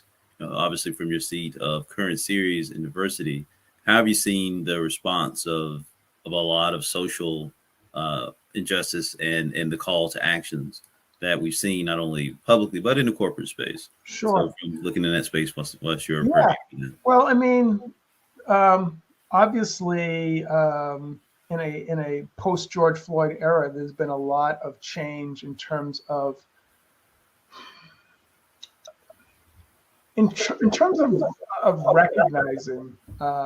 recognizing the issues at hand. You know, for people who look like us and other underrepresented folks, this was no secret to us. You know, we were always challenged with, you know, there's nothing here for us. And that's just in terms of the content that we're sort of fine. But in terms of behind the camera, you know, recognizing that we always have a seat at the table, you know, and there's still a lot of work to do on that. But I will say that, you know, I'm typically a glass half full guy to begin with. So I'm always looking for the positive nature of things. And I feel like, you know, since 2 summers ago, I think there has been some incremental wins, at least in my space, with regard to some of the initiatives and strategies that came out of this.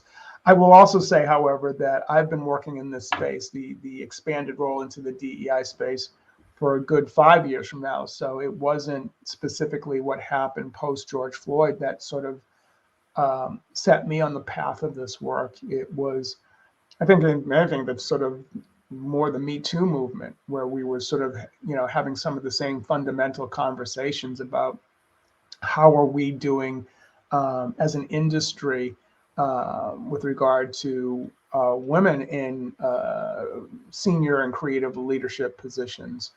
And so, you know, I think what the summer of 2020 did was basically empower people to share their truth. And I think there's never anything as difficult as it was, and as difficult as some of these conversations were, and awkward as some of these conversations were. It was important to have these because now you had the opportunity to impact the culture. And people now had an outlet to sort of share their truth and change the lens in terms of what we look at from the content standpoint. You sort of reference in front of the camera and behind the camera, and what those truths are. And you need to get that truth out so that you can then go about sort of impacting change. And the focus for me has always been about, recognizing that where can I impact the most? How can I sort of challenge the status quo? And I think that some of the projects that we're doing, sort of the initiatives from a writers program and developing a shorts program to investing in up and coming talent that we weren't doing before, is all important elements to this. And also just sort of recognizing the urgency of continuing on this work, even though there's no more sort of putting up the placards of Black Lives Matters and that being it. It's now sort of fundamentally getting into actually keeping the promises that folks made, back post George Floyd, and I think that's an important element to this work. Just a very poignant perspective as far as to the work. Again, as you said, it's already been done, but looking forward to what we can do as creators, particularly for us at SUBSUME, we're looking at for independent creators and looking at being part of that pipeline. I know that, again, for Disney, there's a lot of great initiatives, as you cited, with writing as well as development. From a technology standpoint, are you seeing that it's easier to get into animation from the traditional PA standpoint, but now we have a global level of talent because things work more remote, because we have more opportunities? Do you see it being easier or harder to get? Well, I won't say easier, only from the standpoint that, look, when you're talking about a Disney or a Pixar or any of our other platforms, and not even just Disney, when you talk about Nickelodeon or whatever, these are iconic, high-profile companies, so it's always going to be competitive, regardless of the circumstances. So I'm definitely not going to say easier because it's never easy,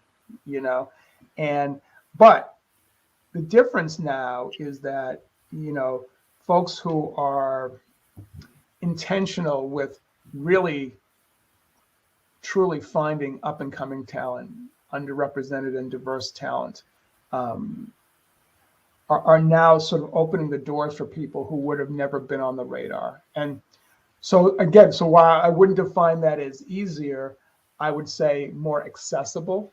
And a big part of my job, when I got this expanded role from just being a creative executive to working with our DEI team to create initiatives and strategies that will support what we're trying to do at TV animation, I was no expert. The point of view that I came from is like, hey, I've been in these writer rooms as a creative executive. I've been in these pitch meetings. I've seen what we've greenlit, and there just wasn't a balance there. And it was important for all of us, to make sure that the stories that we want to tell were truly authentic, not just lip service to it, but were really authentic.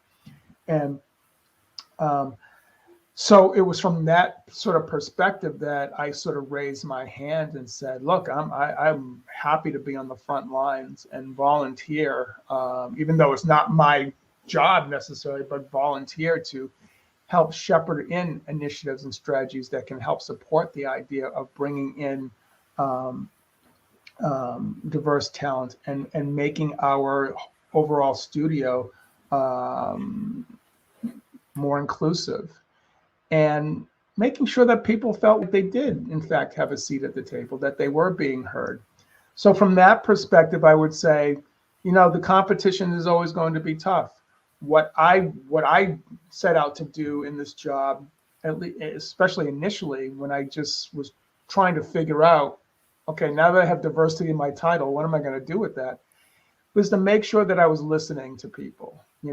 I think the important thing for me is to acknowledge how difficult it is to get into a company like Disney because of just the level of competition that you're dealing with, right?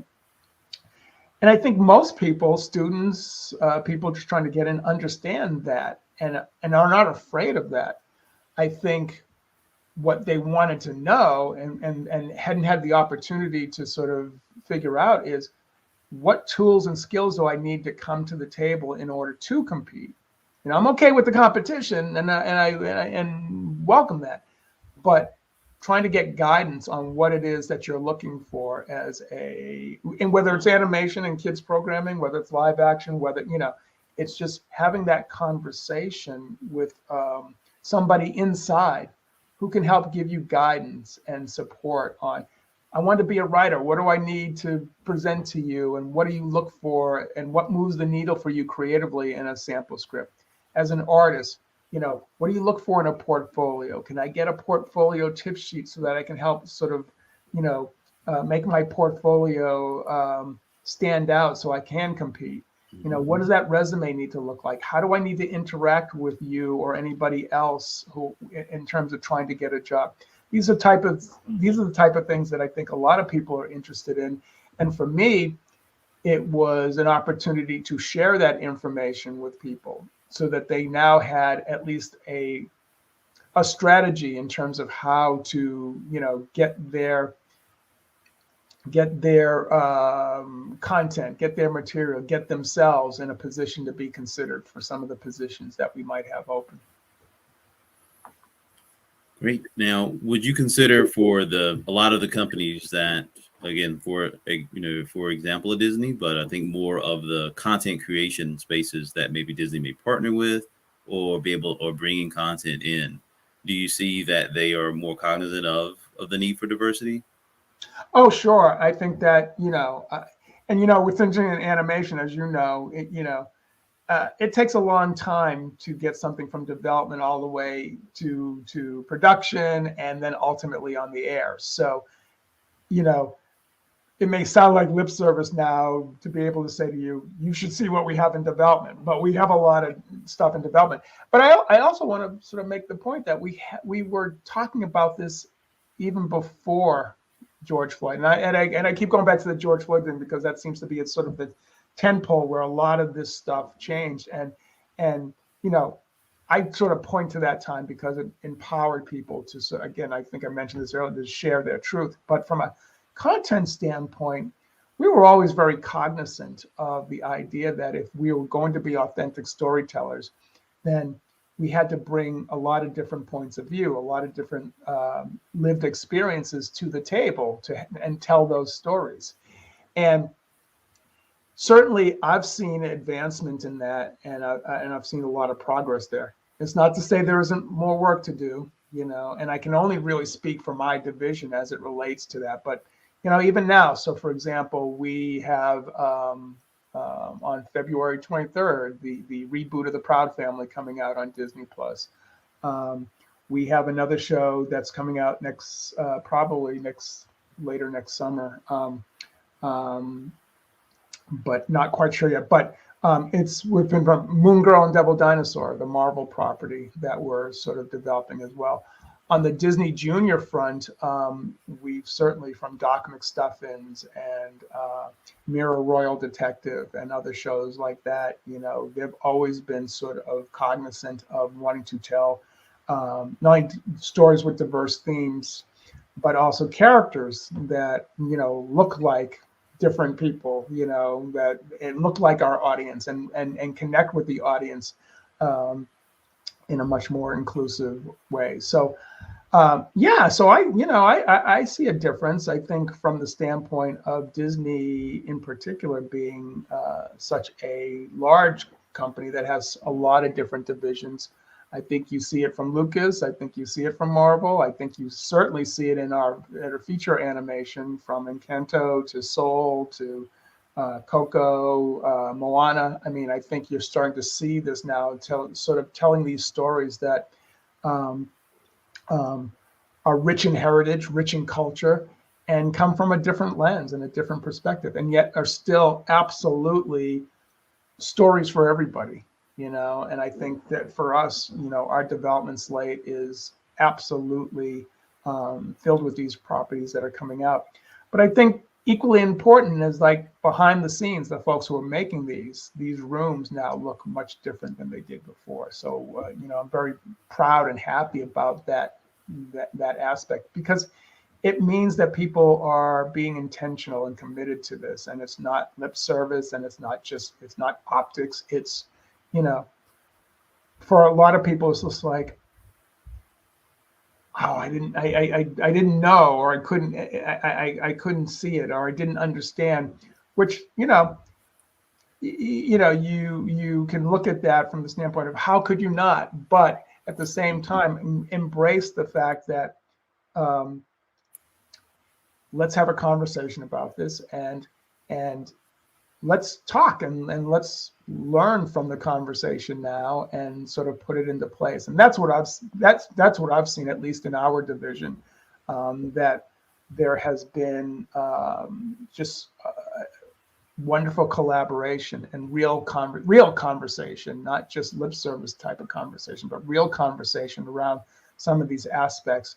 And I think the people who maybe didn't get that earlier now sort of are more open to having and to trying to see and understand the different point of views. And I'm happy about that. Look, this is difficult work, so there's no playbook in terms of how you sort of reclaim or sort of reconnect with or directly change the culture of a company or a studio. And I want to be clear that this isn't certainly not a Disney issue. It's a corporate worldwide issue, right? I think for us, the thing is like, having the support of senior leadership to sincerely know that they're behind the efforts to sort of create a more inclusive culture. It is what kept me going in terms of being able to do this work, and proud of the company for willing to stand up and sort of say, that we need to do a better job, and we can do a better job across the board. So I feel good about that. Great. And I think part of building that bridge as another thing that you also give of your time in Talent Suit is helping to build an educational pipeline and speaking to schools to not only lend your experience, but also to help support programs that are looking to build that pipeline of talent. Comes to mind, of course, the Bowie State that, is now an HBCU that's brought on in fine arts, but in animation. So yes, sir. So in seeing those type of spaces kind of as a prelude to kind of close out our moment, what is that education pipeline need to have more inclusive storytellers in that standpoint? So to get more Black animators in this space, what are some of the key things that you know? Well, it's more me doing panels and podcasts like this, to sort of get the word out. I sort of go back to when I talked about just sort of starting in the industry and not recognizing that there was a career in animation for me, because I wasn't I wasn't an artist, I wasn't a writer. So, without having knowledge of how animation was created and how cartoons were made, if I had even thought about it, I would have dismissed it out of hand because of the very nature of like, oh, I'm not an artist, so there's nothing there for me. Turns out you need a lot of people to put together an animation series. You need production people. You need executive assistants. We're a full-fledged studio, so we have a financial team, a legal team, we have operations, we have IT, we have a music department, a casting department. There are a lot of different players that go into contributing to getting a successful series on the air. And I think in a way, everybody brings a creative aspect to it, even if we are not the people doing the drawing or the writing or the coloring, or the voiceover, what is deemed typically the creative aspects of it. I think I've seen some very sort of creative business affairs and lawyers and production people to sort of make something happen when it looked like we're never going to hit this schedule. We're not, you have to be pretty creative to sort of figure out, no, if we do this and move that, we can sort of figure this out. And like anything else, I mean, from a business standpoint, we are responsible for schedules and budgets. I mean, that's part of the in essence, the part of the creative process, like it or not, because ultimately, as an artist, if you don't finish your work on schedule, then it impacts so many other people, and it impacts the process. And ultimately, no matter how great your art works, if it's not ready in time, and we have to sort of figure out a different way, then we're not, then that's not going to help the cause. So I think it's really important that you have to be talented and imaginative and creative, but you also have to be businesslike and know when something needs to be done, and follow through on that. So for me, it's talking to, I do, absolutely, as you mentioned, I do a lot of school outreach. I do a lot of these presentations because I just want people to know two things. Number one, it's a career worth looking into, especially if you're in the film, TV, entertainment type of business. And number two, I think, from the standpoint of, again, when you're sort of looking at a broader picture, I found myself really put in a position where I can be my creative self and bring my true self to my job. And I think that's important as well in terms of the larger context. So now in kind of closing in sum, where again, there's a lot more of the present state of it. I feel remiss if I didn't throw in the word metaverse and transmedia, right? These options of looking at where the Bugs Bunny cartoons of 40 or 50 years ago that still have relevance today. So now when we think about the media that we're making now, we're thinking that it's going to live in multiple formats, right? That the way that animation is built now, and again, I'd love to get your thought to this. Do you think of the animation of how it lives outside of your space? Like when you're looking at current series, does the appeal of it being living in games and living in comics and these other spaces? Oh, sure, yeah. Is that part of your yeah. Also putting inclusion in those spaces through animation? Well, so let's be honest, right? When you sort of look at any big budget, what is considered live action movie, is it really live action or is it animation, right? So that's on one end. From a technology standpoint and an innovation standpoint, things that are sort of being worked on behind the scenes, whether it's through sort of the lens of a VR sort of setup, games, certainly. I mean, I think the reality is that as a company, we're not just a creative content, we're an innovation company as well. And I think that, while, our sort of immediate is filling a pipeline for, say, Disney Plus or theatrical movies or Disney Channel or Disney Junior or Hulu or Freeform, FX, all of the different platforms we have, there is that sort of thought about how we can utilize what we do and make it and prepare for what the future holds. So, for example, even the very nature of our streaming service, what even 4 years ago, 5 years ago was true about how we go about creating content and how we distribute it was obviously very traditional. And in 5 short years, look where we are now in terms of you have a group like Pixar, you have a group like Lucas making short form TV series, and the decision on whether or not should we release a movie to the theaters first or simultaneously on the streaming service or vice versa. Yeah, the pandemic sort of drove some of that decision, but I think the reality for us is that it just sped up the process. We were going this. I think everyone was going this route anyway, right? Mm-hmm.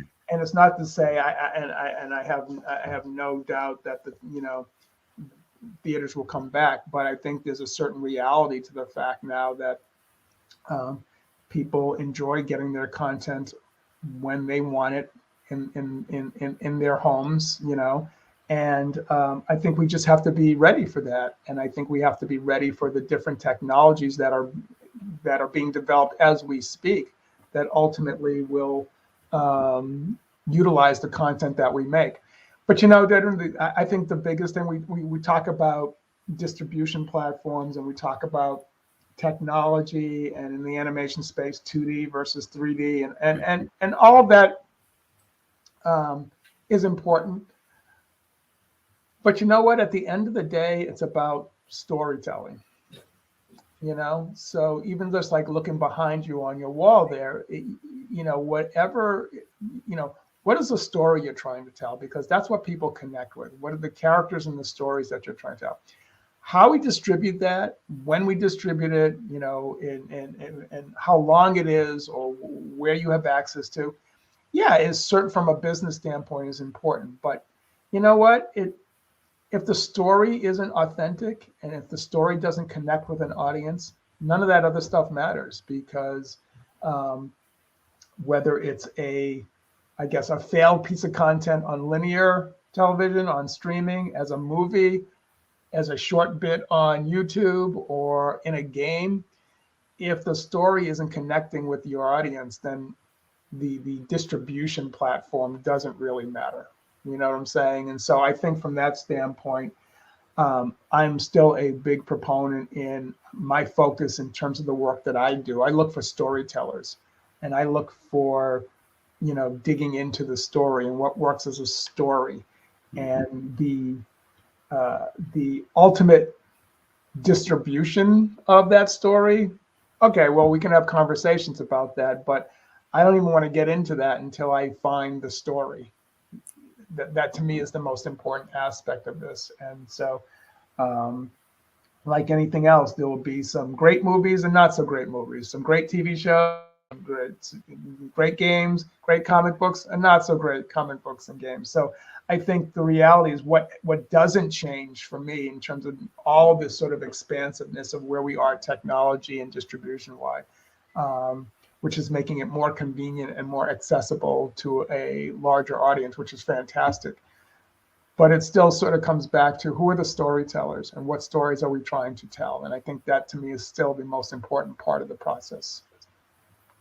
Just completely agree. Yeah, I think the idea of stories, particularly stories from underrepresented spaces and voices, and building a platform that honors that, which you've done, and I know that Disney has in place, gives us a hope that these stories will find themselves in our shared future. Yeah. So with that, I always want to thank you for your time and opportunity to connect. Obviously, we will be inviting you back in for some more programming as we continue our conversations forward. But again, just truly want to thank you for your example and being here with us and being part of our Black Futures Month program. All right. Appreciate it. Thank you so much for having me. Oh, pleasure. Thank you all so very much for being part of our Black Futures programming. Stay tuned. We'll have more to come.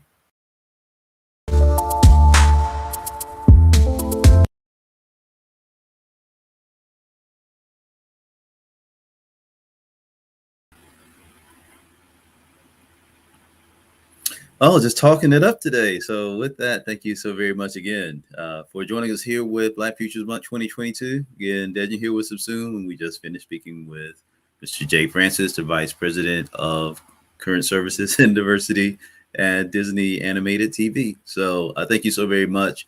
I appreciate it. I know on my segment, I wasn't able to get everyone's questions. We absolutely appreciate the feedback and points there. Likewise, we'll make sure to understand that all of this content will be available for replay once we concluded with Black Futures Month 2022. So any questions that we may not have gotten to in the chat, we want to make sure, please keep those coming, because we'll look to address those and bring that into our future points of programming as well. And so with that, here right at the 12:30-ish point, we want to go ahead and bring in a conversation that, again, is looking right towards our future, but absolutely want to talk with an innovator in the space from many fronts of talking about how media and NIL, or name, image, and likeness, is going to be part not only of Web 3.0, but of our sense of self. So with that, I want to call to the stage Mr. Daryl Davis, and let us conversation about NIL and our sense of self. So with that, Daryl, if we can bring you in, I'd love to thank you. Obviously, this young gentleman is of the finest caliber, and well educated. And and I'm going to interject the Go Heels right in our live. We got the other blue today, but we shall prevail. So, Mr. Davis, thank you so very much for your time and opportunity. I hope you're doing well today. Definitely doing well. Thank you, Dedra, for having me. I'm very excited to participate in this conversation on NIL. Yes, sir. So with that, thank you. I want to just give you the floor, give yourself an opportunity to introduce yourself and your experiences, so we can learn and engage. And again, I'm excited to share this point with and really break this, folks. So thank you. Yeah, I mean, my undergraduate is represented right here on the cap that I'm wearing as support today, because we play Duke in basketball. So I'm very excited about that, as always, the Duke Carolina rivalry. But Carolina is where I got my first experiences when it came to college athletics, being that two of my fraternity brothers played on the Carolina football team. A couple of them ran track at UNC. So I was able to see a lot of things in college athletics that was going on behind the scenes that a lot of people did not see. Some of it is great. Some of it is very backdoor, greasy, under the table type activities. But, it helped set the stage for my career, getting involved in professional athletics. I worked with a number of clients on the brand and marketing side as a marketing agent. At one point, I actually was a contract advisor in the NFL, but I did not heavily pursue that. I just found myself more in the space of advising and being a professional advisor to numerous athletes. And that just branched out in terms of, working with a lot of entertainers and celebrities on that sports and entertainment front. And from there, through the years, probably about 5 years ago, working with one particular client, we started to realize that the landscape was shifting when it came to content and how athletes could use content to drive their own narrative, to engage their audiences in a very authentic and organic way. And what I also realized is that a lot of these Fortune 500 companies that have CMOs and marketing departments, senior level positions in the marketing division, they don't really know what they're doing. They didn't know how to connect with the Gen Zers, the millennials, the younger demographics that are what I call the I generation, the people that are on their devices more than they are in front of a TV screen. So we leveraged that and was able to build out a production studio where we're focusing on building out a lot of content for our clients. And some of that has started to dip down into the NIL space and actually in high school athletics, because with NIL, the reach of brands now are going younger and younger and younger. So these athletes now have more of a say in their own narrative. And you're going to start seeing a lot of these athletes start to build their brands at a much younger age. They're going to start devoting a lot more time to that across various platforms. And we feel that content is going to be a very heavy piece that is utilized in that particular space in terms of building brands for these particular clients. And I think, absolutely. And thank you for that point. Now, for name, image, and likeness, particularly when it looks at athletics, has there been a surge of that, at least from the idea of more the decentralization of the high school and collegiate athletes, kind of, I guess, the way that they're tethered to their schools as far as maybe some of the rules between the NCAA and the transitioning between high school and professional? There has been a very decentralized approach now. There is, you have some universities now when it comes to NIL, they're trying to do what they call collectives, where they're trying to pull in everybody under one umbrella.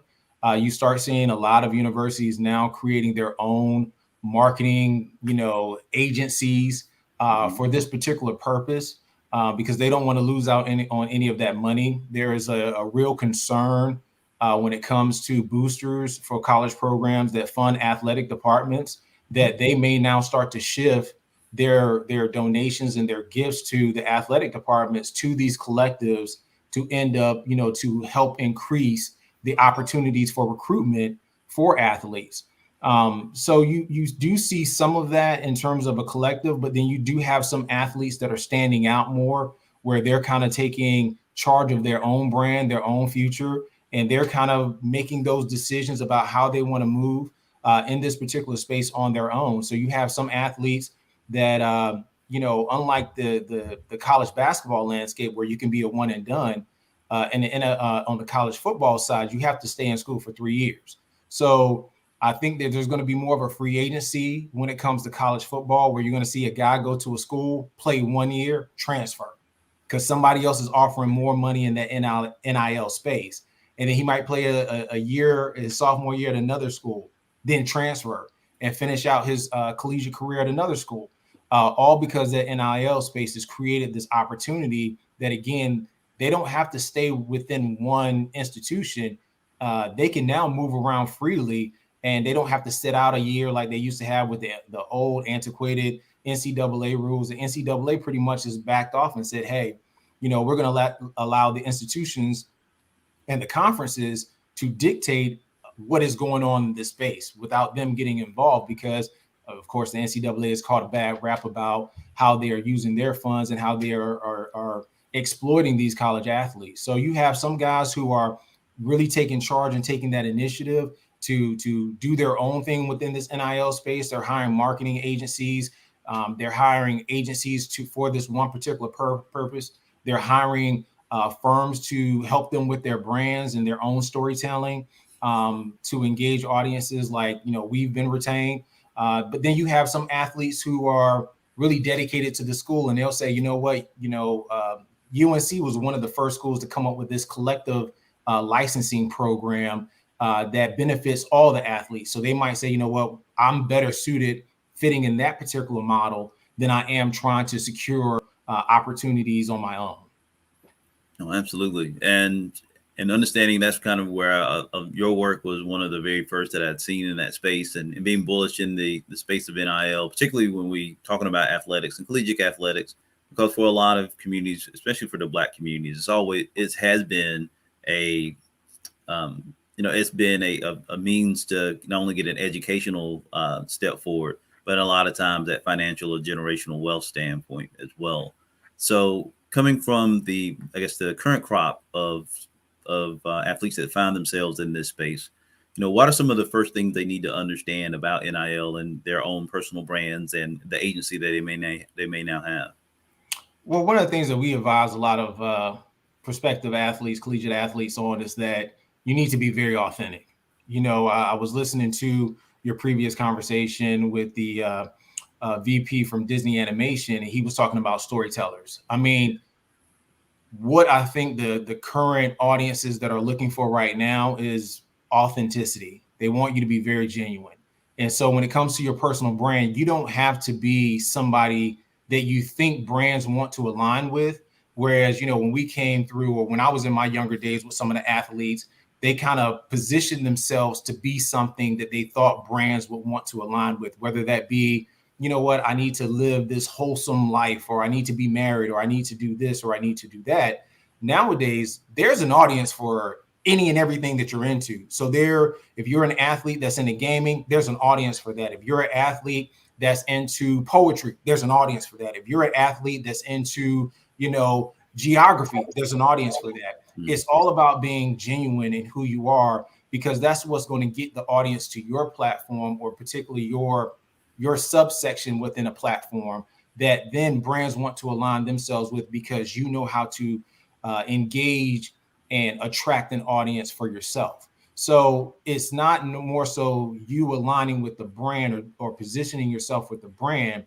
Athletes now need to understand they need to position themselves within themselves, being comfortable within their own skin and being able to portray that and portray different sides of themselves. So a lot of times we have a lot of athletes that, if you look at some of their social media pages, it'll just be about the particular sport they play. It'll be highlight reels. And we're like, no, we need to see more of who you are. What are you doing in your downtime? What are you doing? What do you like to do when you're having fun? Because again, that authenticity people relate to. I may not be able to relate to a guy that runs a 4.3 40 and he's, blasting people off a line of scrimmage in football, or a high flying dunker, or even like a shooter, like a 3-point shooter. But I can align with somebody that plays video games. I can align with somebody who likes to read. I can align myself with somebody who is just a normal Joe on any afternoon. So I think, that's one of the things that we really start with is, who are you?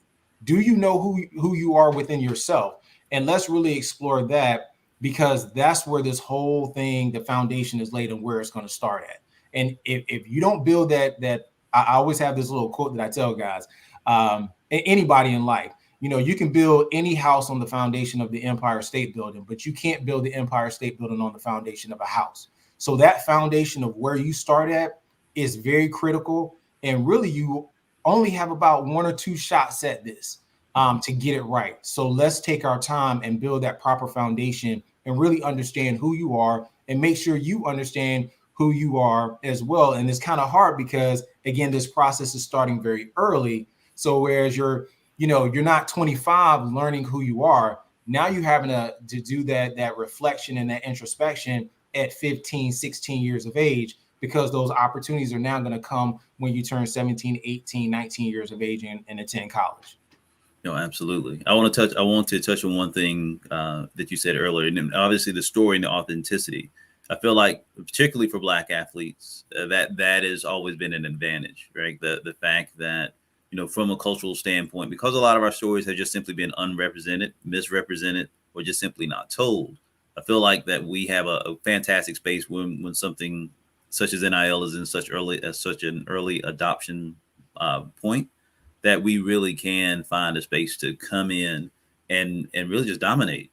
We have that in a lot of times for the traditional athletics that we think of for men and women, for NCAA, whether that's, the basketball, football, and women's and the comparative points for women, that a lot of times a majority of those athletes happen to be Black. But at the same time, the recompense of that success has typically gone to the universities or to the adjacent sponsors or the kind of infrastructure around college athletics. And I see a very similar parallel in music, right? We see a very similar parallel in art, where a lot of times, the cultural appreciation that a lot of underrepresented voices bring does not seem to have that financial or generational agency that has been given them to others. And so that's really where I'm, again, very excited to get a little bit more of this. Just a quick question, as far as the way that technology is, because this is such a nascent space, the technology likewise is shifting, and we're obviously moving towards Web 3.0, which is our cryptos, our NFTs, our blockchain access. What are some of the points that right now are top of mind when you're bringing on a new client? Well, we're definitely very heavy in Web 3.0. We are looking at various items, whether it be in the AR space, the VR space, animation. We think that there is a way to create also adjacent brands for a particular athlete within the metaverse as well. So you can be an athlete and pursue opportunities and create a brand for yourself. But we have, with some of our clients, are working on an adjacent brand that we're creating in the metaverse through AR or through animation, where there's going to be a lot more opportunities, because we as individuals may not be able to be somewhere at all times, but we can create this adjacent brand and an alternative ego, so to say, or identity, where that can be in multiple places at multiple times, doing multiple things and creating multiple streams of revenue for a client.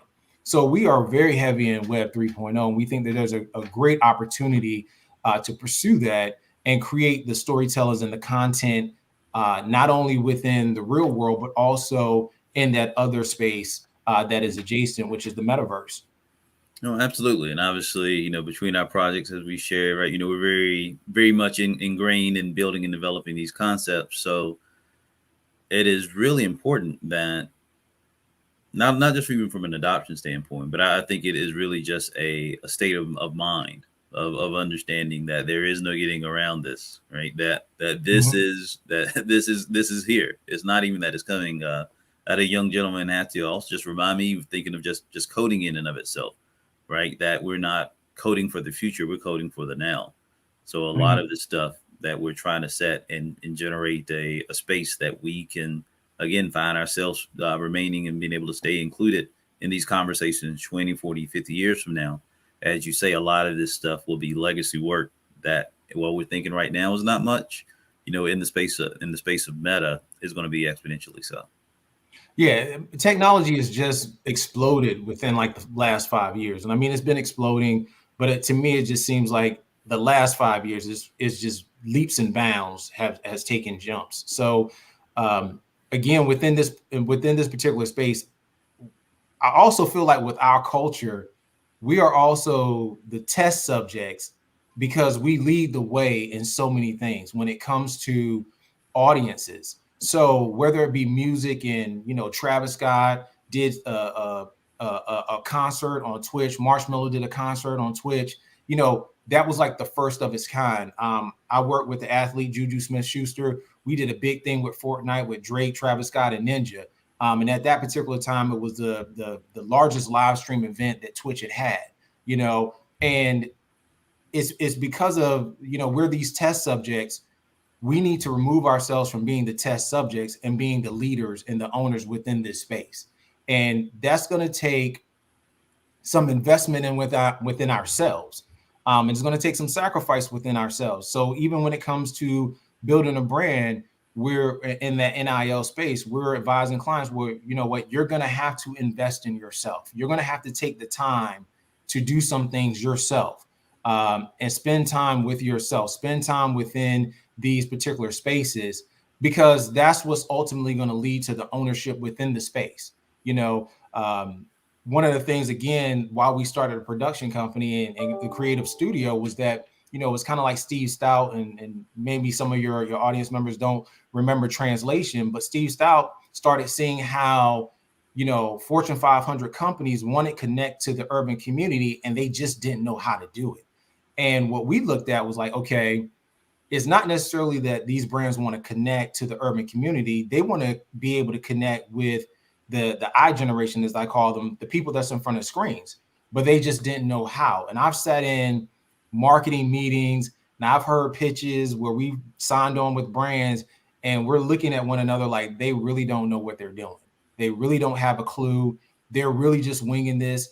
And when you think about our culture, we have resources, but we just have a different type of resource. So they have this financial resource, and literally I've been in a meeting with a Fortune 100 company where it's myself and two other people, and it's 20 people across the table, and they don't have a clue, and they're spitting out these ideas. And we just sit back and we're like, you know what? Well, give us your budget. We'll come up with content. We'll come up with these things, and we'll be able to actually distribute it in a way that you'll see a great deal of return on that investment.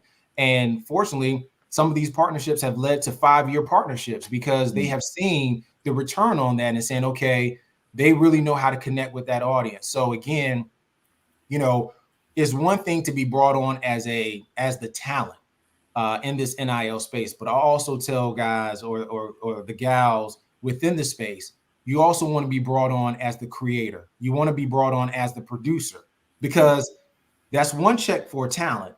There's another check to be the creator. There's another check to be the producer. There's another check to be the writer. So as we start to own more of this space, don't give it away. Let's own this space. We'll put you down as a creator and a producer and a director, because if you do believe it or not, if you just did a little content video and you put it on Instagram, you directed it, you produced it, don't just give it to the brand partner that you're aligned with. If they want that, they should be coming up with the storyboards. They should be putting out the production for it. They should have the creative team behind it. But if it's literally like us in a group, maybe 3-4 people, and we're coming up with these great ideas, well, no.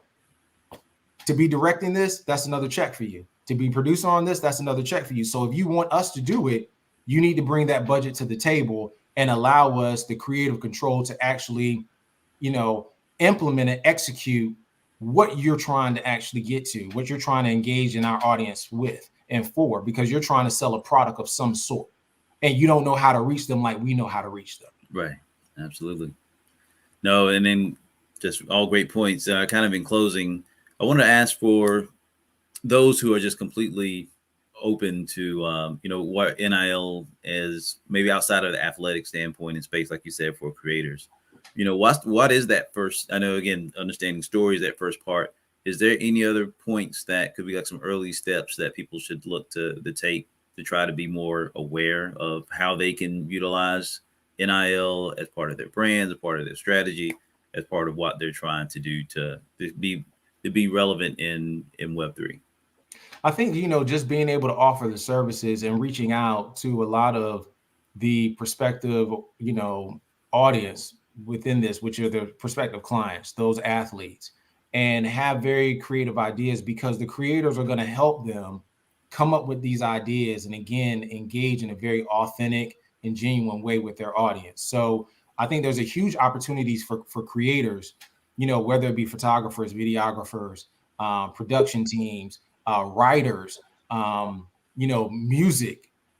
musicians, to engage, because you'll be amazed at how many times we'll do a video and we need music for it. So we'll partner with the musician who will give us licensing rights, and that'll allow them to get their music seen and heard on a particular platform dealing with the athlete, and give them some credits. And again, it's all about credibility and building up that base of experience. So, again, I think there's a huge opportunity for creators within this space to help out these athletes in building out their brands, because you can get paid for NIL when you get to college. Right. However, some states, based on state laws, you cannot get paid for a brand partnership deal while you're in high school. But you can build your brand in high school so that when you land in college, that is something that's already established. So again, it's starting the process much earlier.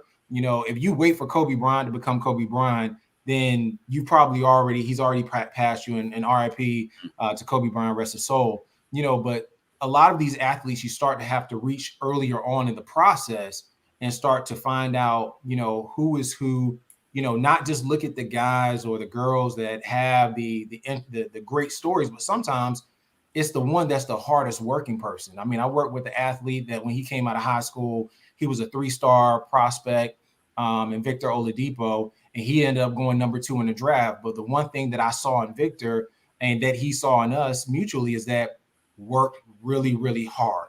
He worked on his craft. And when somebody puts and dedicates that amount of time to go from a 3-star prospect to the number 2 overall draft pick in the NBA draft, that's a lot of work. That's a lot of dedication. You want to work with people like that. So when you're coming up with these creative ideas and these creative strategies about how to build a brand, they're fully engaged with it and they're willing to do the work. They're not like, hey, you just go ahead and do all of these things. You need their engagement. So. No, perfect. Now, with that, Daryl, for yourself and your work, I'd love to just at least give some point of reference, where we can follow yourself and your own creative efforts as well. Because I know in this short amount of time, we couldn't possibly cover all of your, all of your talents and capabilities, and feel blessed to partner with you on some things. We'll definitely have you back, of course. But how can we keep up with you? Yeah, usually it's on Twitter or Instagram, Daryl as himself. That's DARYL AS himself, because I am authentically myself on the space.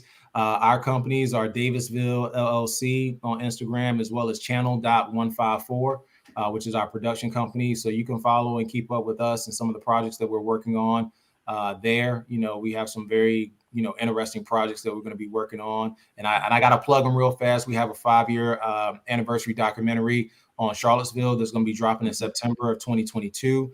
We have a hip hop fashion documentary docu-series that's going to be dropping in 2023 in February. That's going to be 50 years of hip hop fashion.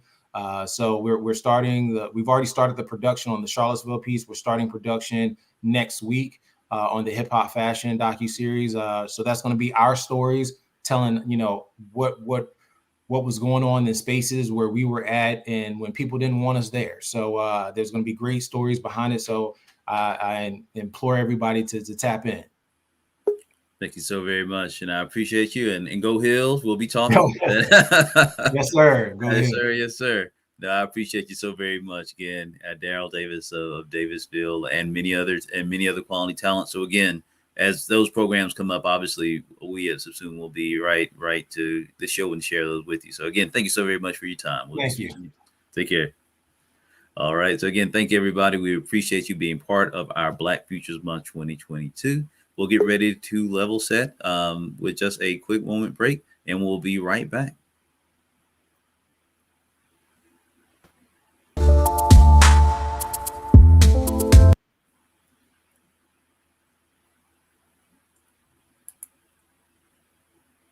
And when we say right back, it is ready. We're good. So let us keep on going. So it is 1 o'clock here on Black Futures Month 2022.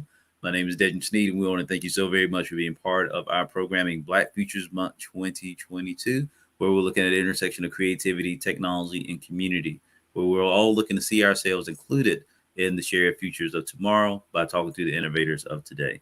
And so with that, we've had a lot of tech talk and a lot of points to start off with, but as always, as you can probably see, we are all about fantasy here with SUBSUME as well. So the fantastic, particularly in comics and animation and games, is just near and dear to our heart. And just for me, that is really in my wheelhouse. So I'm very excited to bring up our next guest as we get ready to talk about building Black digital fantasy spaces, and a program that I hope to you needs no introduction, but we absolutely will be delving into. We want to talk with the Studio Twin Drums and call Alan to the stage. Yeah. Alan, Hello, how you hi. doing today? Good, good. I'm great, thanks. Yeah, can you hear me clearly? Yes, sir. I hear you just fine. Thank you so very much. And good to get some audio. I know we're good on Discord, but it's always great, to chat and connect with you again. I know you're very busy, and I want to thank you so very much for your time.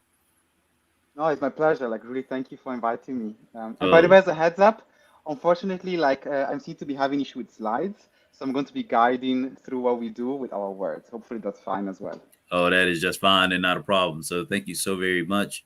So, Alan, just while we have you to kick things off, would you please just give a quick introduction to yourself and your work as I look to bring in a link for people to take a look at the Kickstarter? We'll make sure that people are aware of this fantastic program and how we can support. So please introduce yourself.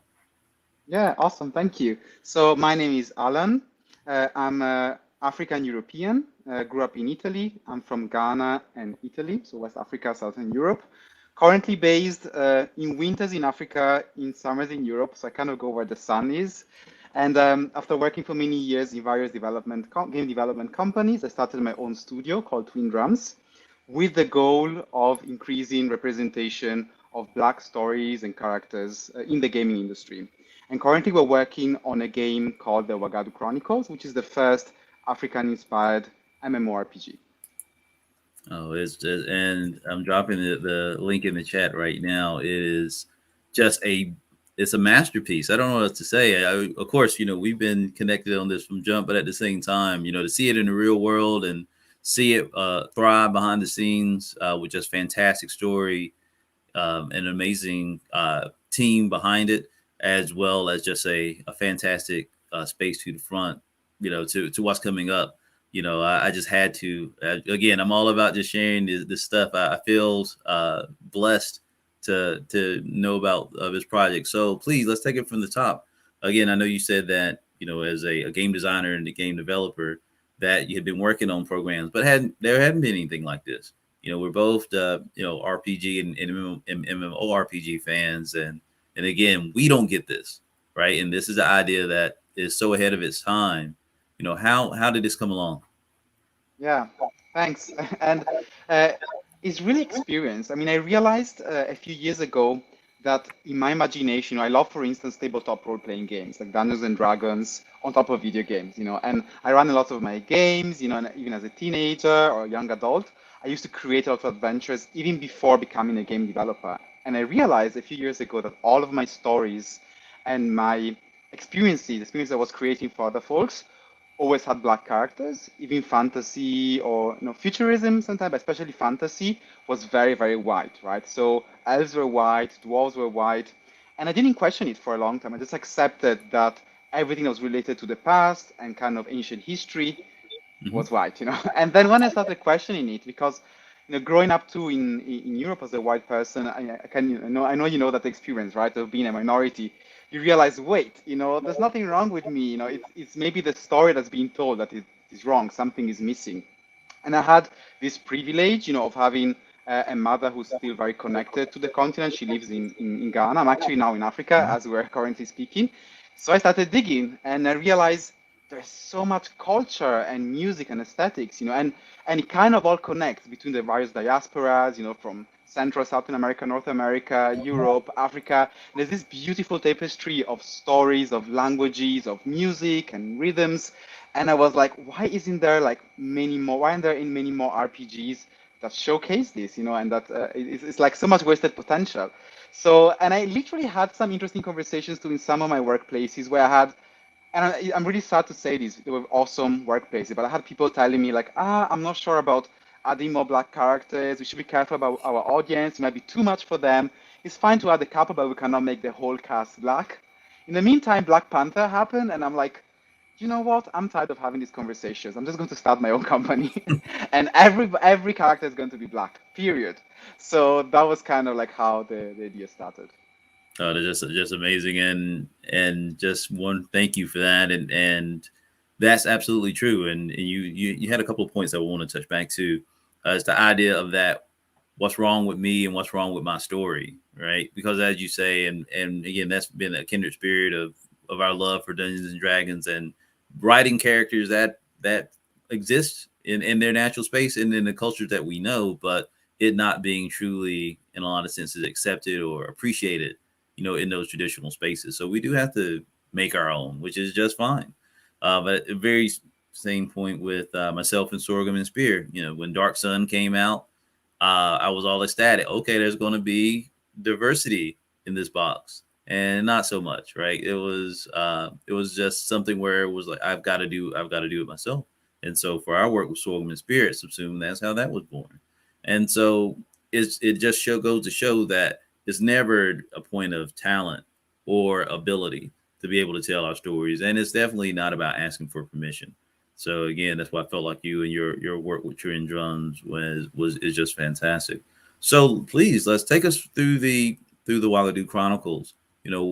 What is, when we're using our words, because we are the initiated, the MMORPG and things like that. What is the Wagadu Chronicles currently? Yeah. So it's two things. On one hand, is Dungeons and Dragons 5th edition setting. So you're very familiar with it, with your work. And we already released, by the way, a free module of 200 pages. So if you're listening to this and you want to have a look, we made a lot of free material. Like, we're doing what we can to spread the word, empower all of you folks, brothers and sisters out there. So it's already available if you subscribe to the newsletter. You can find it on our Discord or Twitter, Instagram. And this is very much about rethinking Dungeons and Dragons from an Afrocentric perspective. I remember once I was speaking with a design director at a company, white Caucasian American, really lovely guy, and he told me how emotional it was for him to go to Europe for the first time as a teenager, step into a British castle and see like an armor's knight, a knight's armor. And going like, wow, this is all real. All of these stories I heard about, all these video games I've been playing, all these D&D sessions I had, they're based on, and my ancestors did this, and it's awesome. And I thought like, we should have this as well, because we have our own amazing history. If you go through all of the kingdoms around West Africa, Southern Africa, East Africa, all the mythologies, and so the Wagadu Chronicles builds upon this, but as a fantasy world. So it's magic. There's like creatures that have horns and turn into lions and so on. And you can play it either as a D&D setting, as I said, or the second part of it is as an MMORPG, which is, due to the size of the project, currently the biggest part of the company. So we're working on both materials for the tabletop and video game. And that will be released next year, next summer. There is an alpha coming already this month. So, and that, if you subscribe, actually we'll be sending out keys in the next couple of weeks. But these are kind of the two pillars of the, please let me know, I can provide you. These are the two pillars of the project. And the reason too is because I believe that video games and tabletop are part of a spectrum of telling stories. And tabletop is like you with a bunch of friends sitting around the table, and it's full creativity, but it's still very small. Whereas MMORPGs allow you to have these experiences with hundreds, if not thousands of people, and becomes, this is like a table for a tabletop game, but like a massive, 1,000 people big table, which I think is very exciting. No, you're right. And we get the best of both worlds with the work that you have here now. So again, very thankful. And for those who, I'm going to just put the link back up again. I know we have some folks that may have come in earlier to show, just to make sure that comes along. But at the same time, this is not only stunning work, but necessary work, because when we're talking about it existing on the tabletop is one thing, but for it to exist in the digital sense, where it does have the ability, at least from your home table, to reach that many more people. How has it been received from not only within our current game community, but where do you see it going from here? Yeah. So far, like the first part, the tabletop part, has been received really, really beautifully, and I'm super grateful to everyone who has already downloaded it, commented. We have a thriving community, and I think it was a bit of a surprise because we went viral on Twitter a while ago, and I was expecting maybe a very specific buzz of certain people, kind of like fellow Black folks going like, yeah, this is awesome, this is so empowering. And then it already became much bigger. And I think this stands as well to show that our history, our Black history is for everyone as well. I think that was the first lesson there. It's like, this is something, look at Black Panther, right? It's like a predominantly Black story. Look at the characters, look at the cast. And that's one of the reasons to why Hollywood held back so long on such films. And then it sold 175 million tickets around the world, and most of these tickets are not Black folks. They're Caucasians, they're Asians, and so on. So I think that was a big lesson. It's like everybody wants to know about these stories, and I realized too that our cultures are kind of part of this massive color palette. Like I think I see cultures like colors, like green, blue, red, and so on. And when you think about fantasy, futurism, stories, media in general, why would people want to limit themselves to watching only paintings in red and white or in blue and yellow when you can have the whole rainbow? And I think telling our stories is basically bringing back those colors that are missing, that are hidden. Maybe we know about them to some extent, but they're hidden to most of the world because of colonialism and slavery and everything that happened to us across the world. So that was kind of like a big surprise, positive surprise from a reception point of view. And now we're moving towards the video game space as well with the MMORPG. And that's interesting as well because there is a bit of a stereotype of gamers being a bit conservative. Like the average gamer is a white cisgender dude, sometimes a bit racist. And so there was a bit of a concern, I must say, from my end and from the team, because many of us are, of course, Black, POC folks, queer folks. I am myself. And there as well, too, we've realized that the reception has been very positive. People are really curious. Some of them are like going like a bit, I don't know what this is, but I'm just very interested. And and we're like, fine. You don't need to be like super woke. We're even happy if you come in from a place of ignorance and then learn something and grow with us. Of course, we have had like those wonderful messages as well of like queer folks in Kenya telling us like, this is so awesome. We're feeling so empowered because, by the way, as a pre-colonial inspired game, we are like representing queer traditions too, because before white colonizers came to Africa, there were so many traditions of like different genders, of like people getting married, not just like with a typical monogamous heterosexual relationship. There were like so many spectrums and ways of living your identity and sexuality throughout the continent that got wiped away by basically Victorian laws that came in from Europe in the 19th century. And, being able to showcase this through our game, and of course interpret it in a modern way as well, has been very, very empowering. And so we've been getting the feedback from all sides, within the community, out to the community. This is happening for the video game as well. So far, I would say very, very exciting and in a positive and surprising way.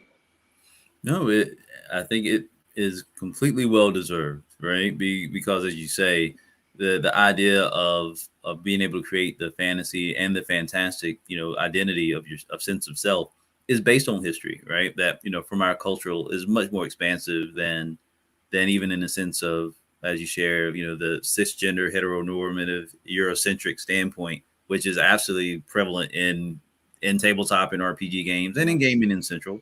But the idea that we can't imagine the fantastic sense of agency of our own selves, but we can create fantastic creatures to exist in these worlds.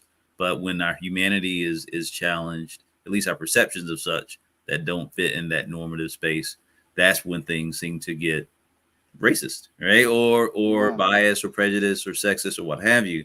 And that's why, for me, when I started our work, and likewise, I see for yourself, that we wanted to be very intentional, right? That we were going to make sure that, in honoring this past and this legacy, and again, being true to history, that there was a space where this existed. It wasn't always, things aren't always as they are now, right? Nor shall they remain.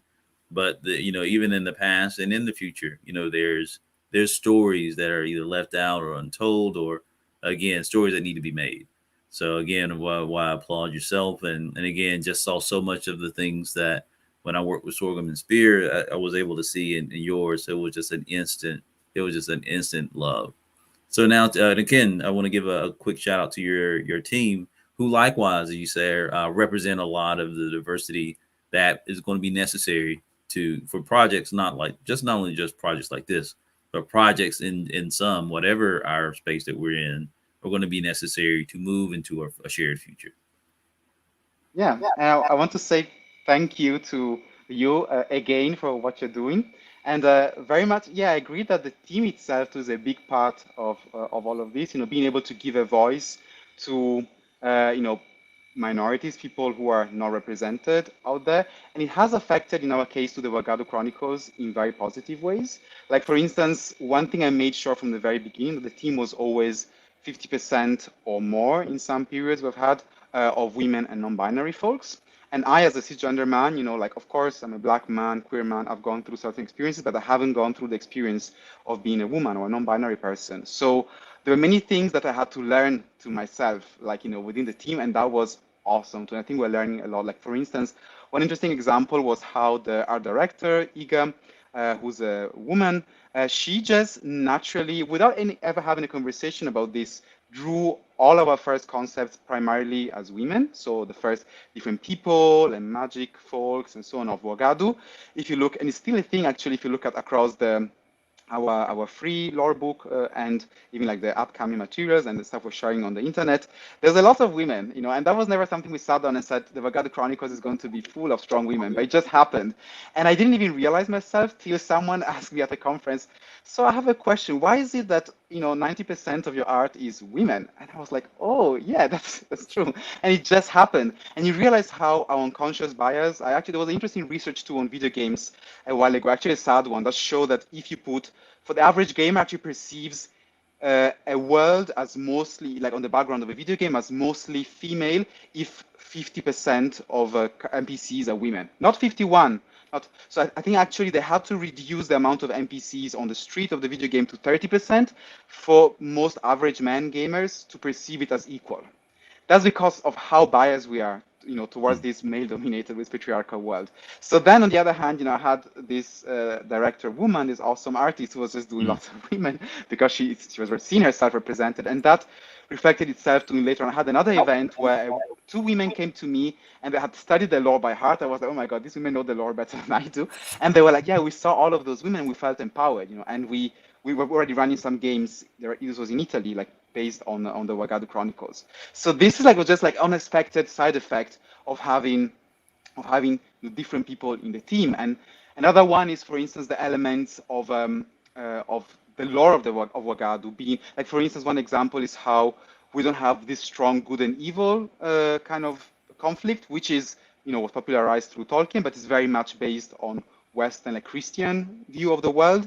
And then we have a much more nuanced view based on like spirits and ancestors that can be good or bad, but it's more like, depends on the context and it can be very transactional. And they're more like real people, like no one is, or almost no one is truly 100% evil or good.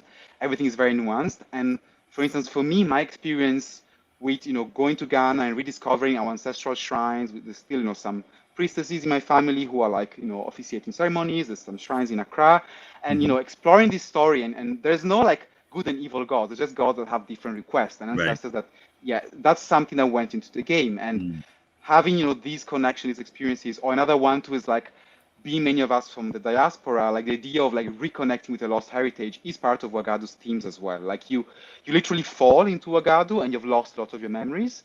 And that's something that resonated with many of us because, I myself had to rediscover a lot and go back and ask questions to my mother and my grandmother. It's like, tell me more about our history. And, and for some of us, from this folk, someone in the team from, the Caribbeans or the US or so on. And there's a lot of reconnecting happening there, which is kind of trickling into the themes of the game. So rather than having, shining knights in armor, there's characters who are rediscovering their past and their culture and who are like dealing with these entities who are neither good or evil. They're just like part of their past, and they have to negotiate how to deal with them. Nature is another one. Lots of traditional African religions are about nature and about respecting nature. And nature is alive, and trees can be gods, and rivers and mountains and the sea. So all of these things, elements of our cultures, are going into, and our own experiences, into the game. So again, I think it's awesome you mentioned the team, because having a diverse team is so important, Oh, and absolutely. it does translate into a better story, a better world, a better experience, hopefully, for the players. No, I'm sure it will. And to that point, navigating yourself and your team to this point of success where you have a partnership with Riot Games, right? That now the next phase is to kind of build and develop, in partnership with them. Where are some next steps for, I guess to say before we even talk about that, for you and Twin Drums? Obviously, you built a fantastic programming process. And Riot and the programming with Riot Games to be one thing. Where else do you see that there's an opportunity to kind of share this this sense of being that, again, where we both see from the fantastic in RPGs and in gaming? Is there a better call or bigger call for this for the gaming space they're in, for technology, or where do you see the future of being able to bring this type of inclusion being impactful as well? Yeah. Thanks. By the way, if you hear dogs, apologies. That's my mom dogs, and they No tend to be. worries, no worries. Yeah. It's like a background music, they're adding to the conversation. Mm. But yeah. Anyways, it's a really interesting question, and actually, it's we've gone through a process. We went from like being bootstrapped and basically having to struggle with savings and almost wondering, is this going to work? Are we going to manage to go through this? To going through a Kickstarter that was very successful. So thanks so much to all the backers out there that allowed us to show, hey, this is something someone wants to play, and both on a tabletop or video game platform. Then Riot Games came in, and they were really awesome because they said, we want to support different creators. We're looking for solid projects that are different, and I'm very grateful to them as well, because they've given us financial support and to some extent logistical, which is great. But for the future too, we are going to keep on growing, and that means that next steps you will see is like us very likely getting a publisher, so someone who's very focused on kind of the marketing, distribution side of things. And I think that's a very exciting phase for us to find who this partner is going to be. Must be someone who understands, of course, our mission, because Right. yes, we are a company planning to be profitable, but at the same time too, we have a social mission, right, to change the conversation, and these are kind of a bit different from maybe many other companies working on a Eurocentric fantasy game. So that's kind of like the big next step. And I think in general too, like our goal is to expand the IP. So where can the Wagadu Chronicles go? Already, like having tabletop and video game is working quite well, but we want to peek into other perspective, other worlds, see like where can we go. So I think there's a bit of like a challenge for us that we're a small team. So it's probably going to look like collaborations. I think that's going to be very exciting. So this is kind of the next steps. And in practical terms, we're going to be having an alpha running at the end of this month. So if you want to help and test, please actually apply to our newsletter. Next year will be the release of the game and all the books. Oh, absolutely. And I'm sure, of course, well, not only will we be supporting and collaborating, but we'll make sure that that information gets out as we conclude our program here. So with that, just lastly, where can I'm going to put the link back in, but is there any other way in this outside of the WagaduChronicles.com? Is there any other spaces that we can find to show support for you in this fantastic program? Yes, so absolutely, thanks. Twitter is great. Discord, so there's a link to Discord on Twitter, Instagram, so we're on social media very active, but I'll say primarily our newsletter and Discord, because we'll be sharing there like info on future keys for alpha testers if you want to come into the game. We'll be sending more lore material. The free lore book, 200 pages, are on the newsletter if you join. So I said these two places, Discord and newsletter, are the best places to get the news and support us, be updated on the releases of the game, upcoming betas, and so on. So yeah, that would be it. And thanks so much, everyone, for giving me this space and platform to talk about the Oh no, project. I think we're just waiting for some cool collaborations to come, and again, just very, very excited. So again, my thought with Black Futures Month is making sure that not only do we talk about the space and place, and I think for Alan, I appreciate you making sure that we have a space and a place. Make sure I get him back in there. I want to make sure to Yeah. get you say goodbye. I know you're saying there might be some lighting issues. No worries. I was just Yes. saying that we want it to be thankful to be able to find a camaraderie and a partnership with folks that can see the value not only of the fantastic being existing in games and on the tabletop, but the fantastic sense of self, existing with our collaborators and our teammates and with our families. So it was just great to hear from you in this work. Again, you got some brilliant folks on that end for sure. This is a great way for us to stay included in our shared future. So again, thank you so very much, Alan. We'll be talking soon, brother. Take care. Thank you. I'm so excited to see where we're all going and how we're expanding this space in future. So thank you for what you're doing. Thank you so very much. We'll be talking soon. Thank you so very much. And so that is the team with Wagadu Chronicles. Alan, thank you so very much. Alan, my apology. If you'll please pronounce your last name correctly, because I'm always calling you Alan, but please Yeah, make sure you get your right name. Kudito. Okay. So, Kudito? Okay, I'll make sure. Yeah, nice. Okay, no It's a worries. nice surname. Okay, thank you. So Alan Kudito here with Yeah. Twin Drum Publishing, as well as the creator and part of the team with the Wagadu Chronicles. Thank you so very much. We appreciate you. Note that your energy is infectious because you have such a passion and programs, and it's all great. It's just all good news. So we'll continue our conversation forward. And again, thank you so very much for being part of Black Futures Month 2022. Take care. Thank you. All right. And thank you all so very much. We are excited to go ahead and continue on with yet another. I'm hitting buttons. I shouldn't. My apologies.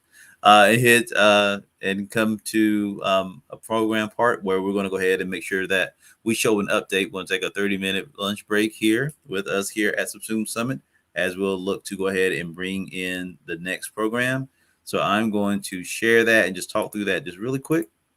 And then we are going on until 8 o'clock tonight. So we are very excited to be able to bring in some of these programs. So with that, again, and my apologies as I look to get to that. I think we have our new schedule that and we whipped up. So thank you so very much. And again, to our supporters and collaborators with SUBSUME, we do thank you. We'll go ahead and look to see if I can show this here and move myself to the side. All right. There we go. Thank you. So we'll do this as a solo layout so you may be able to hear me chat. My apologies.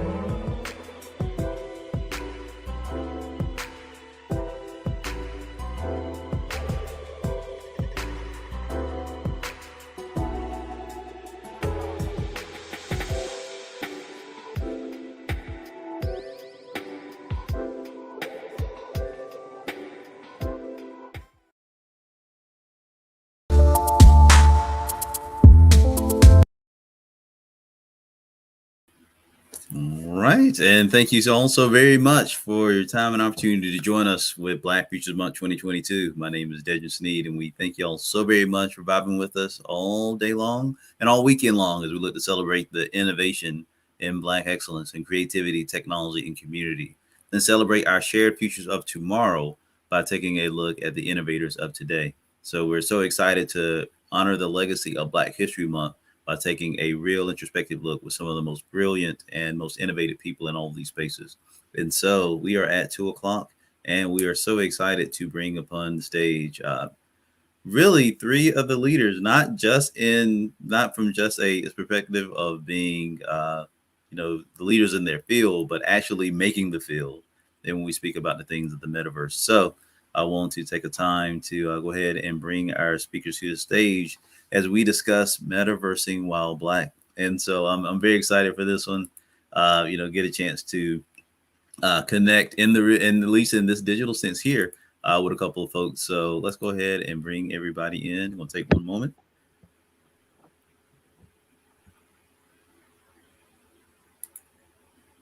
All right, and thank you all so very much. So this panel, everyone has been asking me about. So I'm ready to get this on board, and I won't take any time. I want to start with Dr. Morris, and then to Christopher, and then to Teddy, and just introduce yourselves first and foremost, because there's so many qualifications on this stage right now. I'm just going to be quiet and let us start. So Dr. Morris, you'll please lead us on.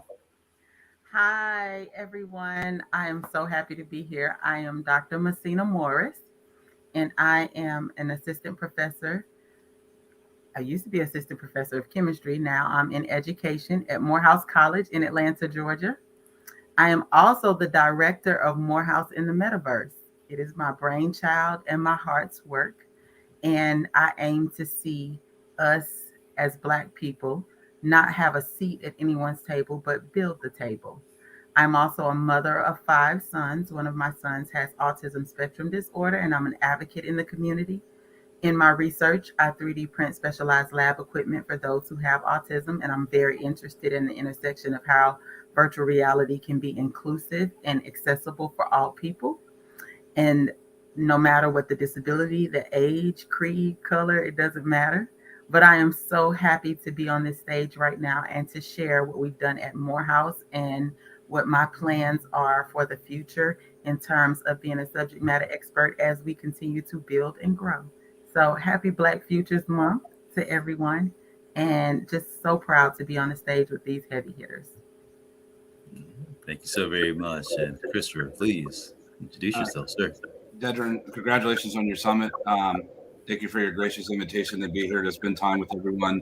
My name is Christopher Lafayette, technologist, emergent technologist, and just really a student of technology itself. And I'm happy to share more soon.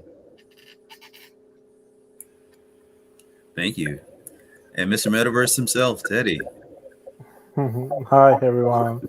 I'm so happy to be on stage with you. Thank you, Dedren. First of all, congratulations for your summit. And I'm happy to share the stage with Dr. Maurice and Christopher, brother. Nice to see you. So I'm Teddy Pagbia, and I would say that I'm a philosopher and I would say Afrofuturist, and digital enthusiast. And I live in the metaverse like forever, and it's pretty cool to see that the world is finally catching up. So in terms of business, what I do in terms of activities, I am running a metaverse and digital innovation consultancy, Black Pixel, based in Paris, and we advise brands and companies how to future-proof their business model. So we are working at the intersection of technology and anthropology to unlock business opportunity into the digital age. So the metaverse is the new internet. It's coming. The infrastructure layer is Web 3.0, and it's about decentralization. It's about communities and all of that. And as a Black man um, walking into that space, I'm more than often the only Black person at the table. So it's pretty cool to know that there are other people out there doing things, trying to onboard our community, because this is about all of us. It's about our future, and I want us to be represented. Well, absolutely. And again, thank you. And I think this summit is about bringing to the table, metaverse, metaphysical, what have you, the really the best of the best. And I just want to impart on this audience that, if you look at and Google these people's names after the fact, I want people to understand like this is probably one of the greatest collaborations of folks in some time, and all and everything that we say forward, as far as the people that whose voices you're about to hear about shaping the future, and really the thing that we're talking about a Black future and being able to build and develop. And as Dr. Morris so eloquently said, have our own table.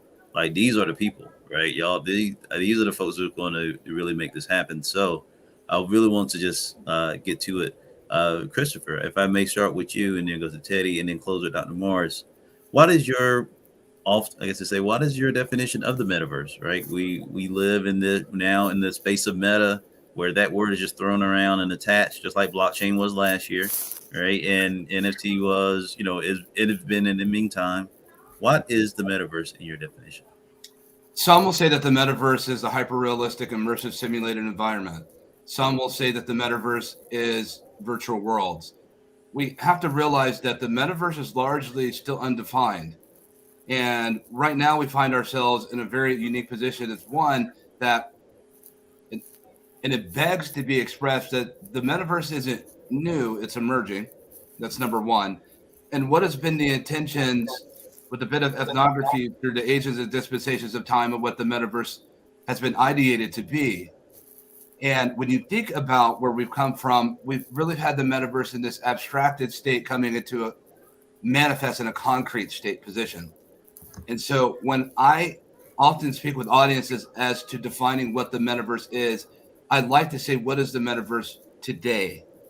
And right now, largely the metaverse today is physical and virtual interactive environments becoming one, centralized into virtual worlds, more or less, with the great migration approach and the soon-to-be formulation of what I call the animate economy. And when you start to think about the metaverse of what we're looking at as far as virtual worlds, because right now most virtual worlds are nascent. And when you start to look at the approach to the virtual world, which brings me into my 7 standards of the metaverse, which we're dealing with: accessibility, education, community development, wellness, safety, privacy, and equality. There has to be this natural progression and migration into what we call the metaverse today. And what I've done and been able to do through the years is talk about it from more of a cultural perspective, ecologically, of what the metaverse is. So from my narrative, and undoubtedly from my lens, the metaverse isn't a set of hardware or software. The metaverse is people.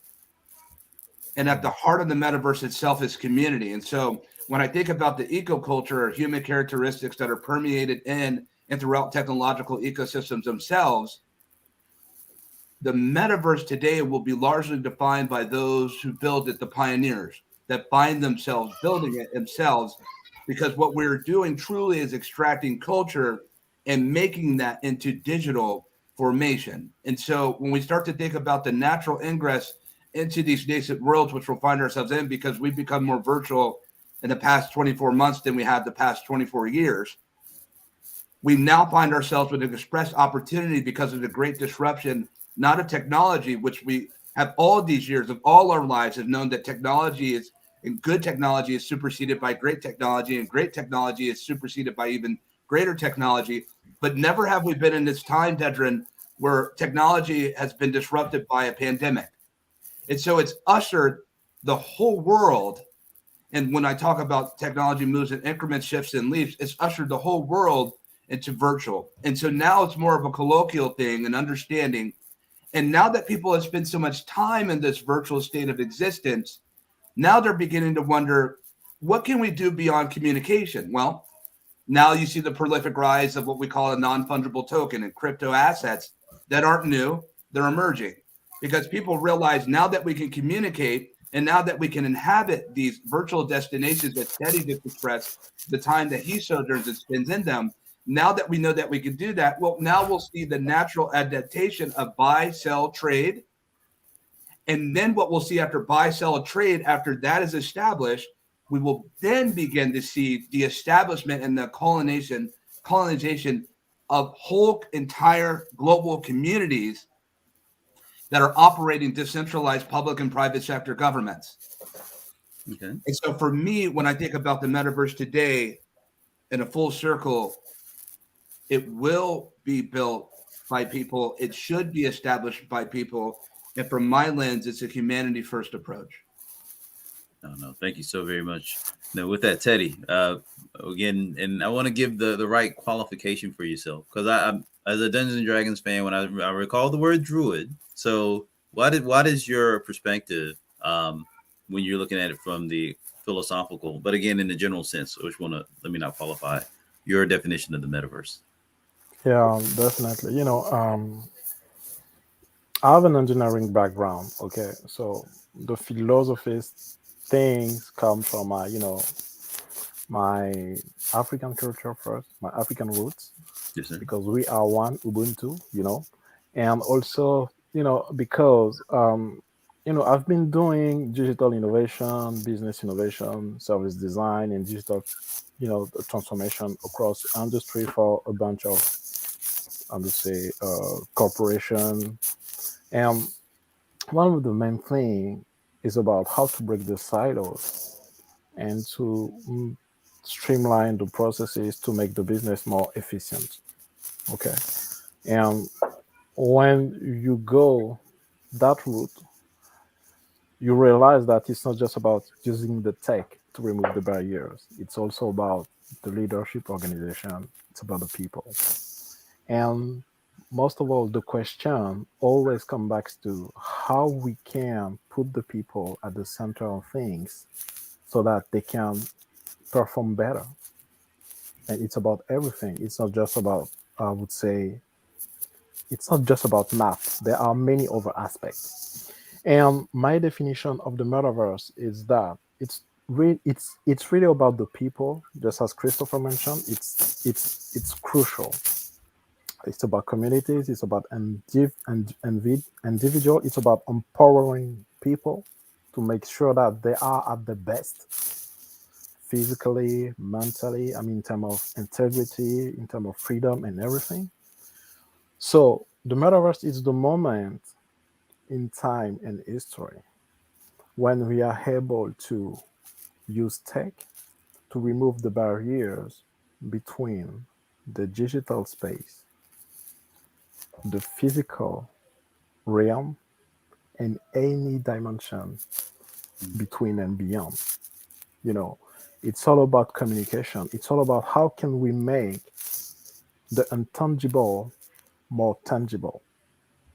And NFT, it's some kind of a materialization of that. It's some kind of a manifest of this. Because NFTs is the catalyst of the perceived value of something, on the demand, the attraction of something.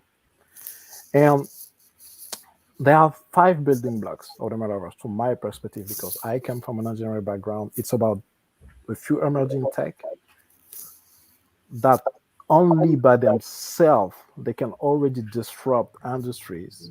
But when you're starting to putting them together, they converge, they create a new reality. Blockchain and all of the derivatives, DeFi, tokens, NFTs, smart contracts, and all of this. Virtual reality, because with virtual reality, there is no limitation no more to imagination. So what you can think, you can design it. And most of all, you can share it with people. Tell me about it. How about ideas? How about concept? How about all those dreams we have within? How about our inner world? Because instead of speaking it in words, I'd rather design it and bring it into it. I mean, what a best way to communicate with people, which is crazy. Then we have augmented reality, which means what it means. Augmented reality. People, I mean, I really want to stick to the word because it says everything. So we can literally, with the technology, enhance or create a new layer over the existing world, which is kind of crazy. And then we have artificial intelligence, okay, which is one of the most, I mean, it's frightening, but at the same time, it's really exciting because artificial intelligence, it's about mimicking nature, mimicking the human mind, how we think, how we reflect, and how we conceptualize things. And then it's all about the infrastructure as well because the connectivity is getting faster, more mature. We got more bandwidth with 5G, 6G. 6G is coming in coming years. We have cloud computing, edge computing, all the devices which are getting better and better. And when you start to converge two or more of those building blocks of those technology, you are starting to have something new happening, new capabilities. And those capabilities really give us the option to not just to blur the lines between our virtual world and the real ones, but to merge them into one new singular reality. And just as Christopher mentioned, but the pandemic was some kind of an accelerator of all of this. And here we are now. So, but the metaverse is more a moment in time and history than a platform. Fantastic. And last but certainly not least, Dr. Morris, what is the metaverse, man? What an open-ended question. I know, right? No, we want everyone to be able to pontificate and give, and because so please, I'll let you finish before I qualify. Go ahead. So I'm an educator. And I've always been an educator, and it's a gift and a privilege to educate our future. This metaverse space, and we've thrown the word around, but it's really these extended realities, these different applications. We've already kind of been in the metaverse, sort of, some people have, but what my job, I think, is, and what I think people should know about the metaverse is that it's here, it's now, it's emerging, and it's important that you understand it. Just like when the internet was coming to be, and people were thinking that the internet was all about chat rooms and, just downloading information, like having an encyclopedia you could kind of go and access at home. The metaverse is the embodiment of all of that. But the thing that is different about this is that we have a huge opportunity now for everyone to be a part of it. So you can access the metaverse in different ways. You can take part of it. You don't have to be a software developer. You don't have to be a really technical person. You can be a creative. You can be in this space. You can be an economist. It is crossing all sectors. I am a chemist.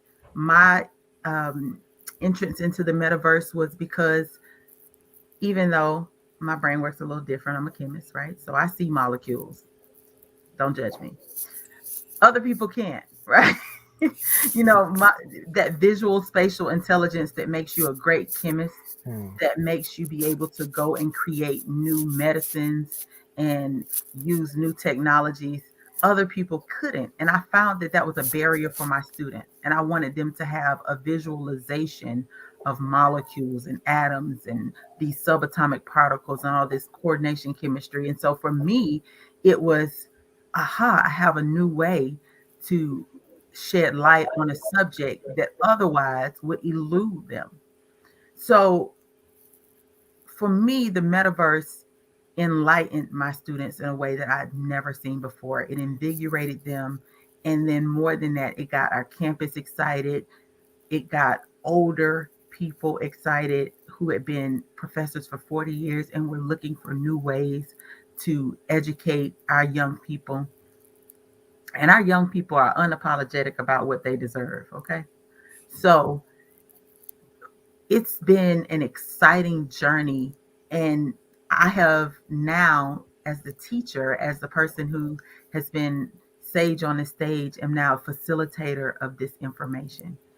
I'm ushering in the next generation to become creators in this space, to really understand what it means to build something and to have part in building something.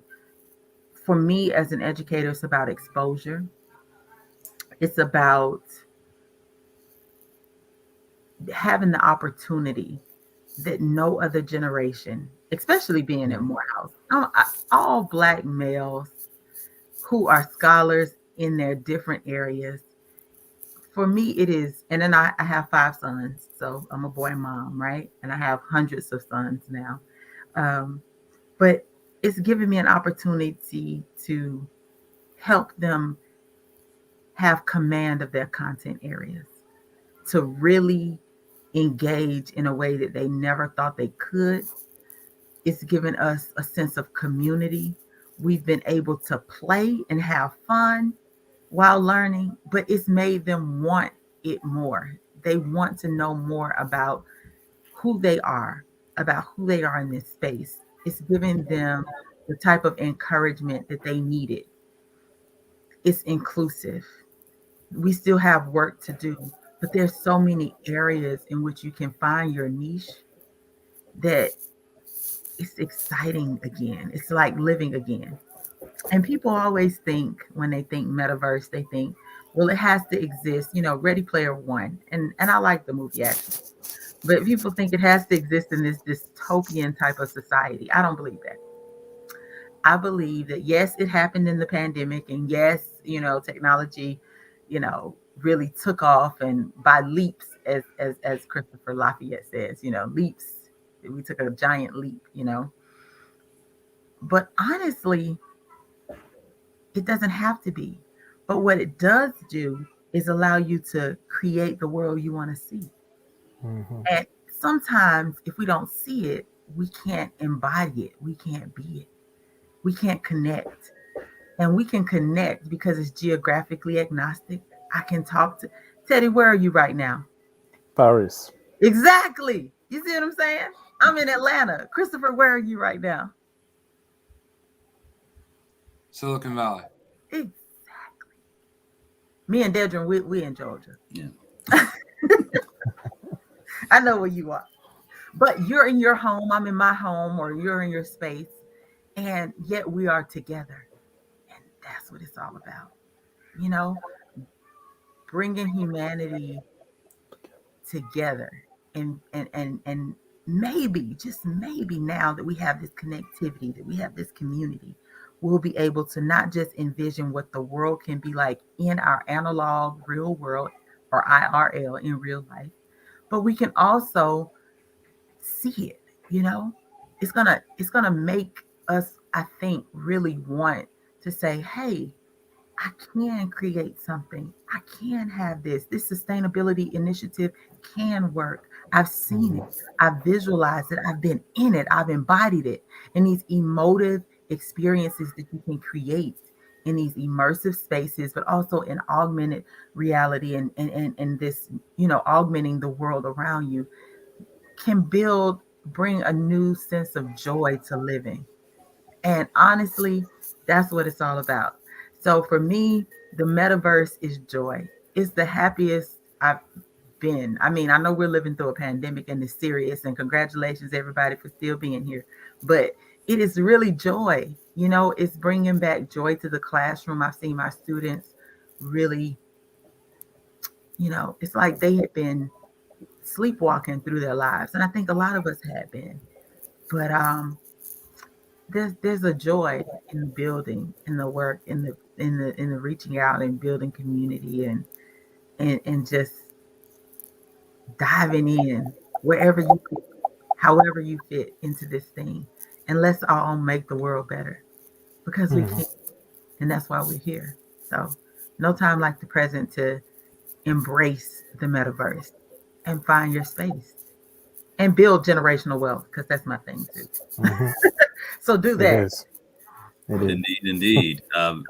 They're just such a great point, just a lot of great points. I'll just kind of give my, I just want to wrap that up. And also the acknowledge in the chat. I know we had a couple of questions, and I'll bring one up here right after this.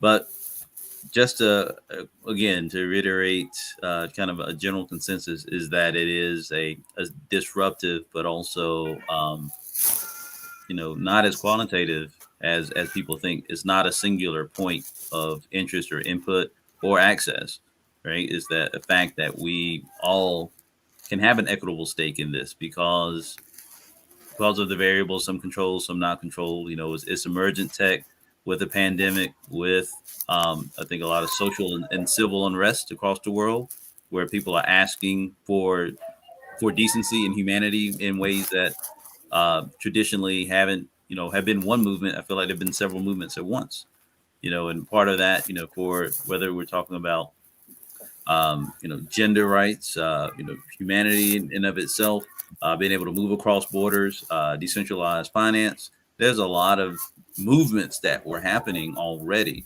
And I feel like a lot of those became tech enabled because we were all as a world able to see, unfortunately, the last breaths of a George Floyd, but at the same time, being able to see civic unrest, in the Middle East or in other emergent spaces, and being able to use your phone and pay for things without fiat currency, right? A lot of these things happen all at once when we're all sitting at home, because from the richest person to the poorest person, everybody had to worry about COVID-19, and the whole world had one thing in mind. And so when we're all moving in for the first time, and we only get these things, in multi-generational spaces where all of the world is focused on one thing. And so in that focus, I think the metaverse and its understanding and interpretation, as you said, Dr. Morris, it transcends tech. It transcends all these other barriers to humanity, as you were saying, Christopher. And it does allow us we have a sense of community unlike any other point in time, as Teddy said. So I want to bring up a question here for our brilliant panelists to see if I can show. We have Alan Tupper that wanted to ask us about established open metaverse platforms such as Open Simulator. So just as a quick hit, what about places that say they are the metaverse, right? Come here, log in here, and you're in the metaverse. What are the thoughts? I think when you look at the concept of open metaverse, I think any one platform that attempts to own that is not an open metaverse. I think a lot of platforms that own them that attempt to own the moniker candidly of decentralized are truly centralized. When we start to think about the open metaverse, it means open borders and open spaces, and that's something that cannot be vertically owned by one specific entity. It has to be something that's conceptually woven in and throughout the whole ecosystem and the stratosphere of the metaverse itself. So when we talk about the open metaverse, right now it is still in its very infancy state. And I would say that we've just developed sight, but it's very much still in the womb. And the notion itself must incubate, and we must see when it manifests. As I go back to what Dr. Morris said, to the adage of, let's say, Ready Player One, the ontological anthropocentric simulation immersive system. That's one central system that all ingress into in the world globally. And that is what the metaverse is not going to be, right? And I'm glad she brought that up, versus what we know of today with these virtual spaces. And I love what Teddy said about it being a moment in time. That's very poetic and a very powerful thing to consider. That's one of the more powerful lines I've heard expressing the metaverse, is because as we continue to progress, technology is moving more faster than, there was a time where the statement was made by a U.S. senator that and the statement was made, and it was very appropriate. It said, Silicon Valley, or name whatever technology hub you will, Silicon Valley is more advanced than the United States government. But what happens, and that was a true statement in terms of technology, but what happens when the technology becomes more advanced than the technologist? And as Teddy appropriately interweaved, because he talked about artificial intelligence. And what I hear in our industry about the metaverse is usually augmented and virtual reality, physiohaptics, but we must consider that all technologies applied within the greater eco-habitat. There's artificial intelligence that's flanked by machine learning and deep learning. And then you have XR, acronym extended reality, flanked by haptics and physiohaptics and augmented and virtual and mixed reality, so forth and so on, and spatial acoustics and textile experiences. But then you have, let's say, fintech, which we've been talking about decentralization, and let's talk about blockchains, which chain, right? And then we talk about NFTs, and then we talk about crypto assets and cryptocurrencies and DAOs. And then we'll have robotics over here, which will be played by mechs and droids. So all these technologies abide within the greater eco-habitat, and AI interweaves as one of the only technologies that enter AI and the blockchain, cloud, to help out edge, all of those interweave within these technologies. But here's the thing. When we talk about the technologies that vertically operate within the eco-habitat, what happens when these technologies begin to grow and to be able to pair together? Exactly. What we call the merge pairing. And so when we look at the merge pairing, that truly is the fundamental construct of the smart city itself, which then leads to technological convergence. So when we talk about an open metaverse, what does that mean?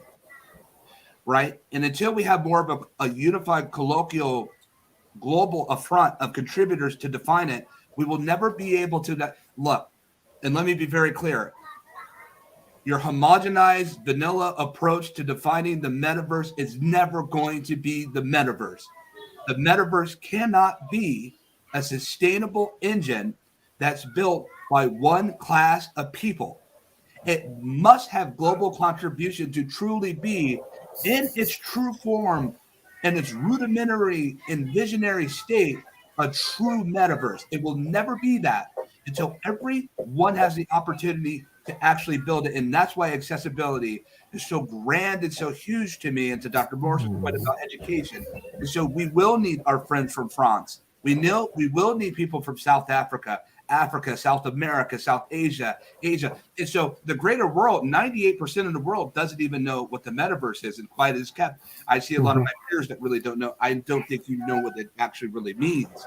And so these discussions and these dialogues that were happening, and to Teddy's point about it being a moment in time, it is moving more fast, this metaverse, with all of us experts that are here today, with all the experts in the world that I know, and the ones that I know that have been part of the inventors of it.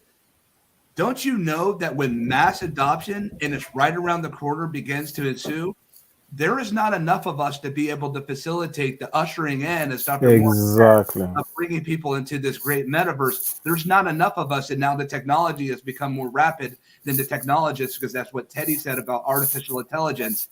Now you put that into the metaverse, and all of a sudden we have something altogether different with procedural generated activity and development.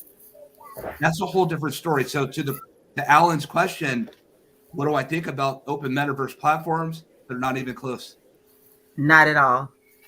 I always say that we have multiverses. I was like, we live in, we have these multiverses. Everyone has their own defining way of which, and people think that it's a race. It's a race for me to define what the metaverse is. No, we need to figure out how all of this is connected. And that's what kind of AI comes in. And then, like how they have the Internet of Things and just things being able to communicate with one another. So I can't wait till APIs get it together and these programs can start to talk to one another in a way that we are all really connected in this space. Because right now, everybody has their own platform. Everyone has their own world, and it's disconnected from other applications. And so it makes it really tedious and challenging, especially as an educator, to really explain to students and faculty and other people what's really going on. To everyone, it's kind of like it's so scattered. I don't even know where to jump in. And I tell people, jump in anywhere. Just get in. Start where you are, start with what you have. But what's really also important that you said, Christopher, is there is going to be, so if I, as an educator, don't start, so I'm a chemist and I love chemistry. but I am also a certified educator.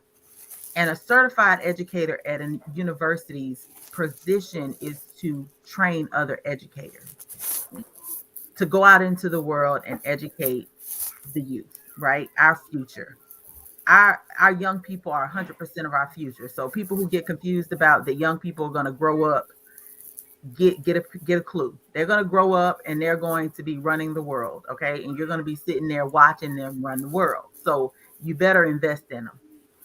And my job as an education professor now is to make sure that I am training young educators who will be in the space with our young generation alpha babies who will be really in this. They will be living in this metaverse space or whatever it decides to be called as it evolves. There's a talent pipeline there's going to be a stagnation that occurs if we don't start helping educators now that are my age and older and facilitate this process of what's going on and understand how to help our next generation understand what their role is in this, we're going to lose the ability to even have people working in this space. And what's going to happen is it's going to stagnate and we're not going to move forward and we're not going to progress. And I think that we really need to progress forward in this way in order for us to be connected so that we can work on harder issues about our planet, what's going on in our planet, about sustainability issues, about impoverished nations. People need a voice in places where they don't have a voice. People who have been kept out of boardrooms because people see their disability or they decide that, you know, they're not like us. We need a voice. That's why I said we have to build the table, but we have to be facilitators in this space too. We have a responsibility as subject matter experts, as people who are still learning in this space, to pass down that information. We have to, because otherwise we're going to lose a generation. There's going to be like I said, a stagnation, and then we'll be starting all over again at the same place 20 years from now, and that's unimaginable, but it's very possible. And I see it because we as people like to be comfortable, and this is a very uncomfortable time. This is a very uncertain time, and this change is not comfortable. Understanding how this works is not comfortable. That's why it's so important for us to do it for everyone, to make it accessible for our elders, to make it accessible for our young babies, to make it accessible for our neurodiverse, to make it accessible for people who have physical disabilities, blind. I'm all for like, hey, get the blind people, figure out how to make it sensory, figure out how to make it where you can, head tracking can be the movement of the head, make it where deaf people everybody, I'm talking about everybody, whatever you have, it has to be used. And we need everybody to use every gift and talent, creative dream that you've had, thought process, so that we can make this work. It's so important. And that's my spiel on that part. But yeah, very important that we build this talent pipeline of not just people who are so technical, but even our technical people need people with hearts and minds and creativity so that they can know what direction to go into. They need consultants and people, students and people need to know how to speak about what they need, about their needs. And right now, we're the voices. And so we have to be unapologetically loud and persistent about the needs of people, because we're speaking for people who don't know how to exist in this space. Thank you, Dr. Morris. And Teddy, please, I'd love to get your point on that as well. You know, I will circle back on that, and I think that this is the main point, and this is why, you know, I'm so happy to have people that look like me, you know, embracing this mission. I know that Christopher is very active. Dr. Merle is the same thing, but we have, I mean, We have to have more people like this. So it's about how can we create over leaders kind of way. It's all about it because the true leader creates over leaders. It's not about owning something, being I'm the top of the chain. Come on, we don't care about this. No, it's about empowering people because the more we onboard people into that new space, the more that we understand it, the more that we be able to be part of it. Because just as Christopher mentioned, we will. It's about it's something which is holistic. We need everybody to build it, from the government, from the public, for the private sector, everything and everybody. People and Dr. Moore said something very relevant. She said that she talks about multiverses. I said the same thing because verses in the metaverse have the website on the internet. And each and everybody will have his own website, your own verse, and your own verse will be constituted of everything you are in the digital space. And I can guarantee you, even right now, if you have the ability to gather all the information about you, which is spread all across the internet, on public servers or private ones, you will be able to find out things that even you don't know about yourself. This is it, which means that if somebody build this meta something, which is meta is for something superior, something beyond. It's not just beyond, it's superior in the order of things, from which means from which anything else and everything else emerge. And this is the race those big tech are racing right now. Talking to Meta, Apple, Microsoft, it's about definitely to run the world because they want to provide all services from banking to connectivity to healthcare to robotics, transportation. This is it, and this is tech. This is evolution, just as Christopher mentioned. So, as the metaverse is the evolution of the internet, and the internet, it's an intangible space. We tend to forget the words, always the word. Internet stands for interconnected networks. The metaverse is for interconnected verses. See? And we won't have any metaverse if there is no interoperability and connectivity in between those verses. So if we are talking about, I would say, walled garden, Hmm. that won't happen for sure. Right. This is not the metaverse as I envision it. And it's really crucial that people has to be at the core of everything we build. And when we stick to that, we're talking about everything. We're talking about inclusion, we're talking about sustainability, we're talking about all of it because human at core, human by design. This is the true metaverse. And us human, we are good. Some of us are bad. Some of us, we have everything, good and bad. The thing is, the metaverse, it's the next iteration of technology itself. It's the next stage for humankind, and it will be our own reflection as a species. This is it. So it will be what we will make out of it. One of the most frightening thing I used to, I use, some kind of as a use case so that people really understand the depth and how large the metaverse is. Imagine that if you don't own your data in the metaverse, everything will be captured. From your facial expression, how you react to experiences within a virtual world or the physical one, and all of this. And if you don't own those data, those people capturing your data will be able to create a digital twin of you. See, what happened when somebody dies? What happened to the ID profile, to the Facebook profile? Does the family inherit of the data? No. But in the metaverse, we will gather all of this data about you that will constitute your digital twin that could even be a more accurate version of the unconscious you than your conscious self know about himself.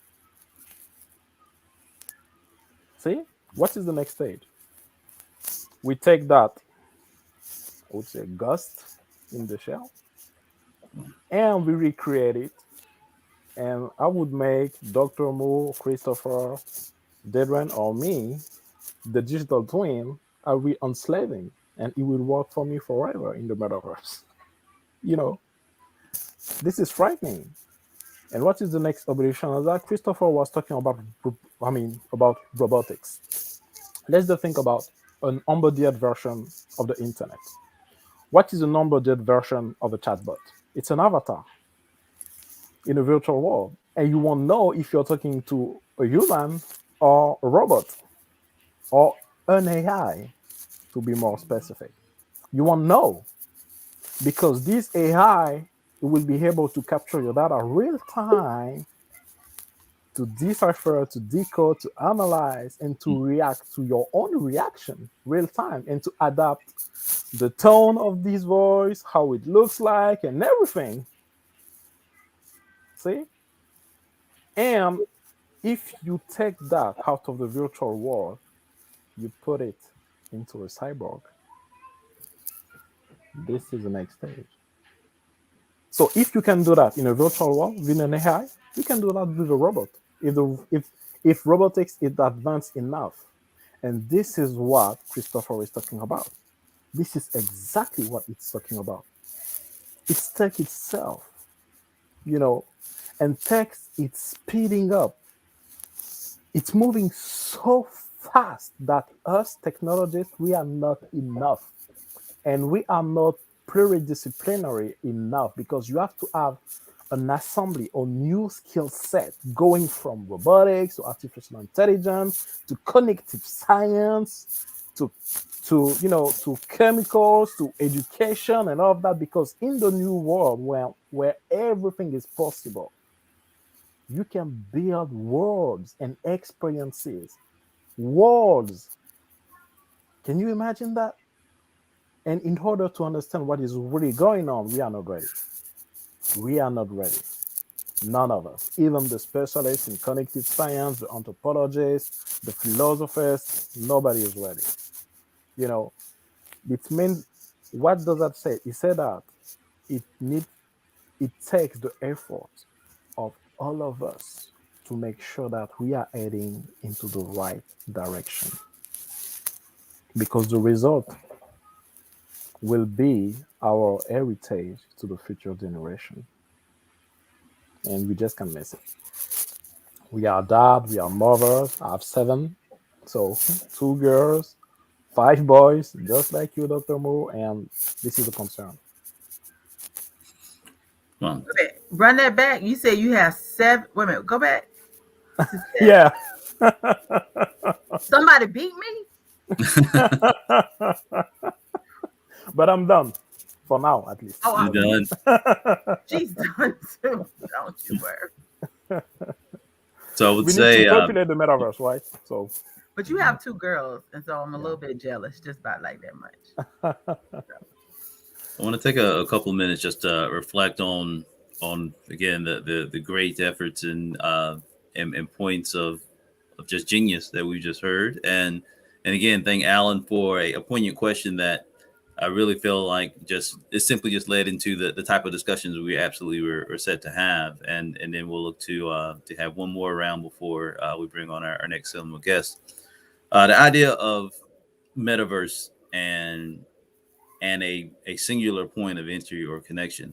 So more specific to this question here of being an established open metaverse. I tell you, when I see these spaces that claim to be the point of entry, into a new space or another place, or come here and everything that you're looking for is in this real space. I tell you, I look at these open metaverse spaces as really, I mean, this is our Black Futures Month, so I'll say it this way: these are digital slave ships. They're asking you to come on board and come and give your labor into a land that you will never own. Right? There is no way that you being on a singular point of entry, using a singular point of service, giving of yourself and your future selves in one single space.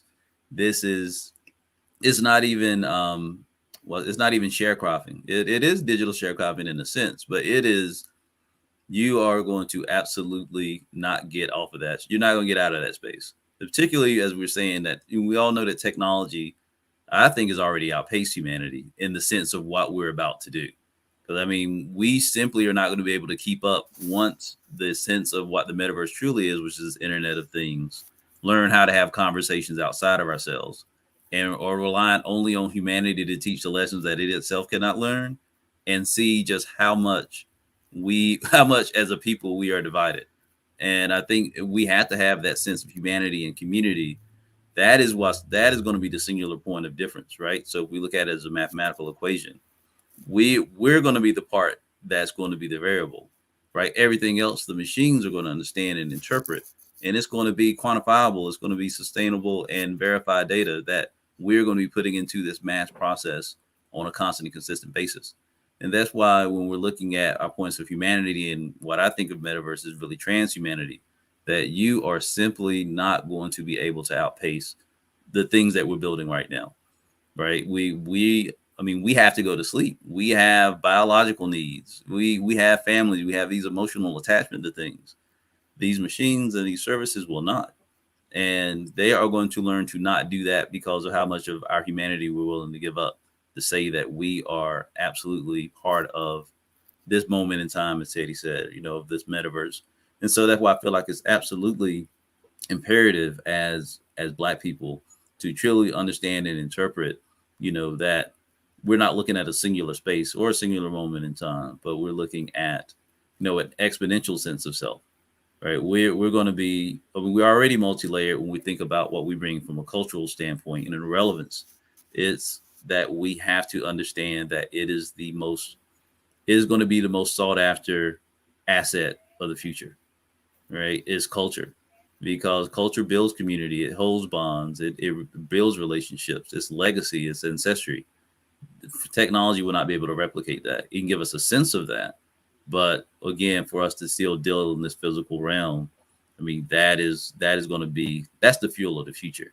And that's why I feel like, well, we as Black people in our Black culture, we have something that is going to be exponentially more valuable than it is right now, which is priceless.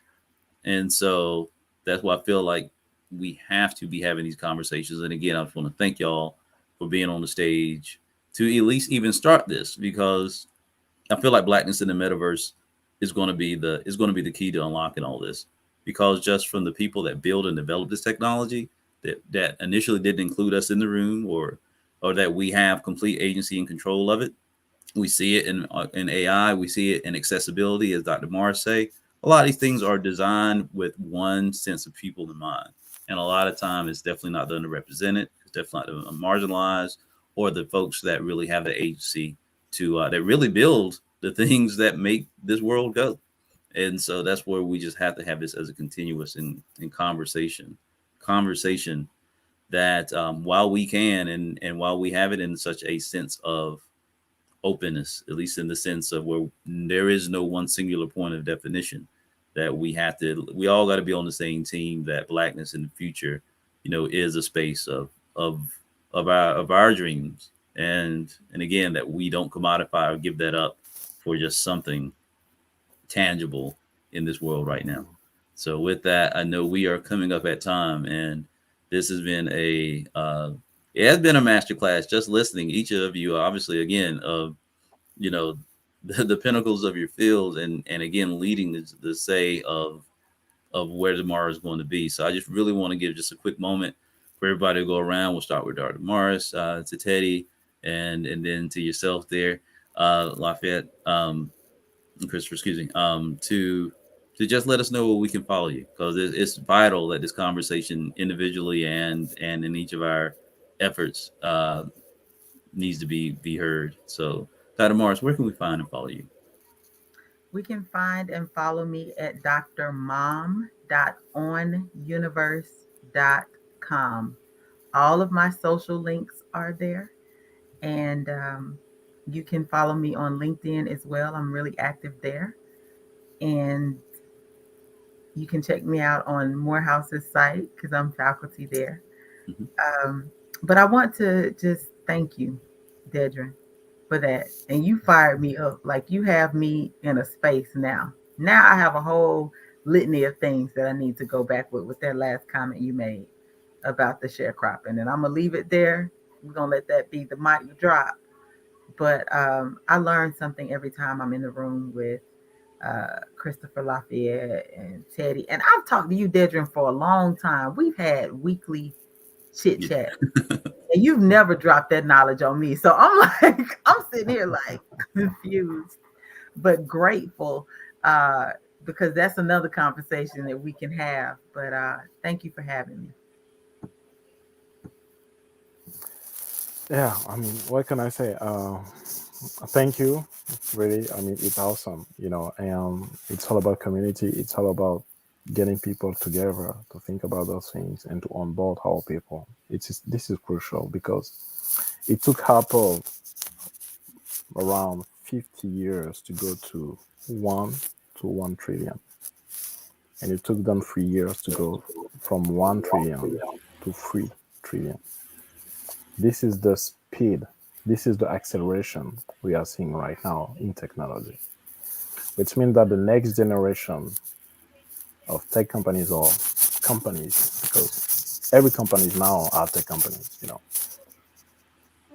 the level of wealth that will be created into this new space is tremendous. Something never seen from human history. Just correlate I would say, the evolution of technology with the growth curve of the GDP, and you'll see how much technology affects wealth and where is the capital, where is it coming from, and who is getting the more benefits out of it. So it's crucial. But with the metaverse, we are building the base ground, not just for the next decades or the next centuries, for the next millenniums. And if we missed the shot, so and you can follow me on LinkedIn, Teddy Pagdia. I'm pretty active there when I have time. You can follow me also on different platforms for IG to Twitter at Mr. underscore Metaverse. And I talk about this topic all day. This is not a job for me. It's not about business. It's a mission. Thank you so much. Christopher. First of all, thank you again for having me to be to share this moment. It certainly is memorable. It says a lot to me, as I know that some may look at me as the older head, but it's so heartfelt to see my peers that look like me on this stage. I've dedicated my life towards seeing things like this. My business career, I've put a lot on the line. As I sit here and acquiesce back to what Brother Teddy said about the metaverse being a moment in time, I look at my own self and my own existence as yet but a moment in time. And I realize that there's only so long that we have to build anything in this existence, and the life beat of the life blockchain, I'm just a measured span of data in it. And for me, what's so essential goes back to what Dr. Moore said about what we give to the ones that come after us. I understand that when I arrived at technology, there were paths that were already made. But I also understood there were places I wanted to go where there wasn't paths, so I had to make them. And they've been imbued and governed with the responsibility to leave a light on so that other people can come and go on that same path. And so what I'll leave with this is that you can follow me and meet me on a street corner. You can meet me in my email, chris@christopherlafayette.com. You can join us at Gatherverse Summit that we're having this month, which will have many thousands of people that will be there. And we talk about humanity first, a thing we've never seen in our industry before, and it's completely taken off.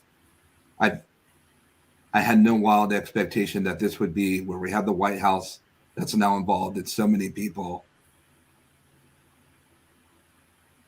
but without the people, we couldn't do this. And so I leave with this is that we need more of this, Dedrin. We need more of these conversations.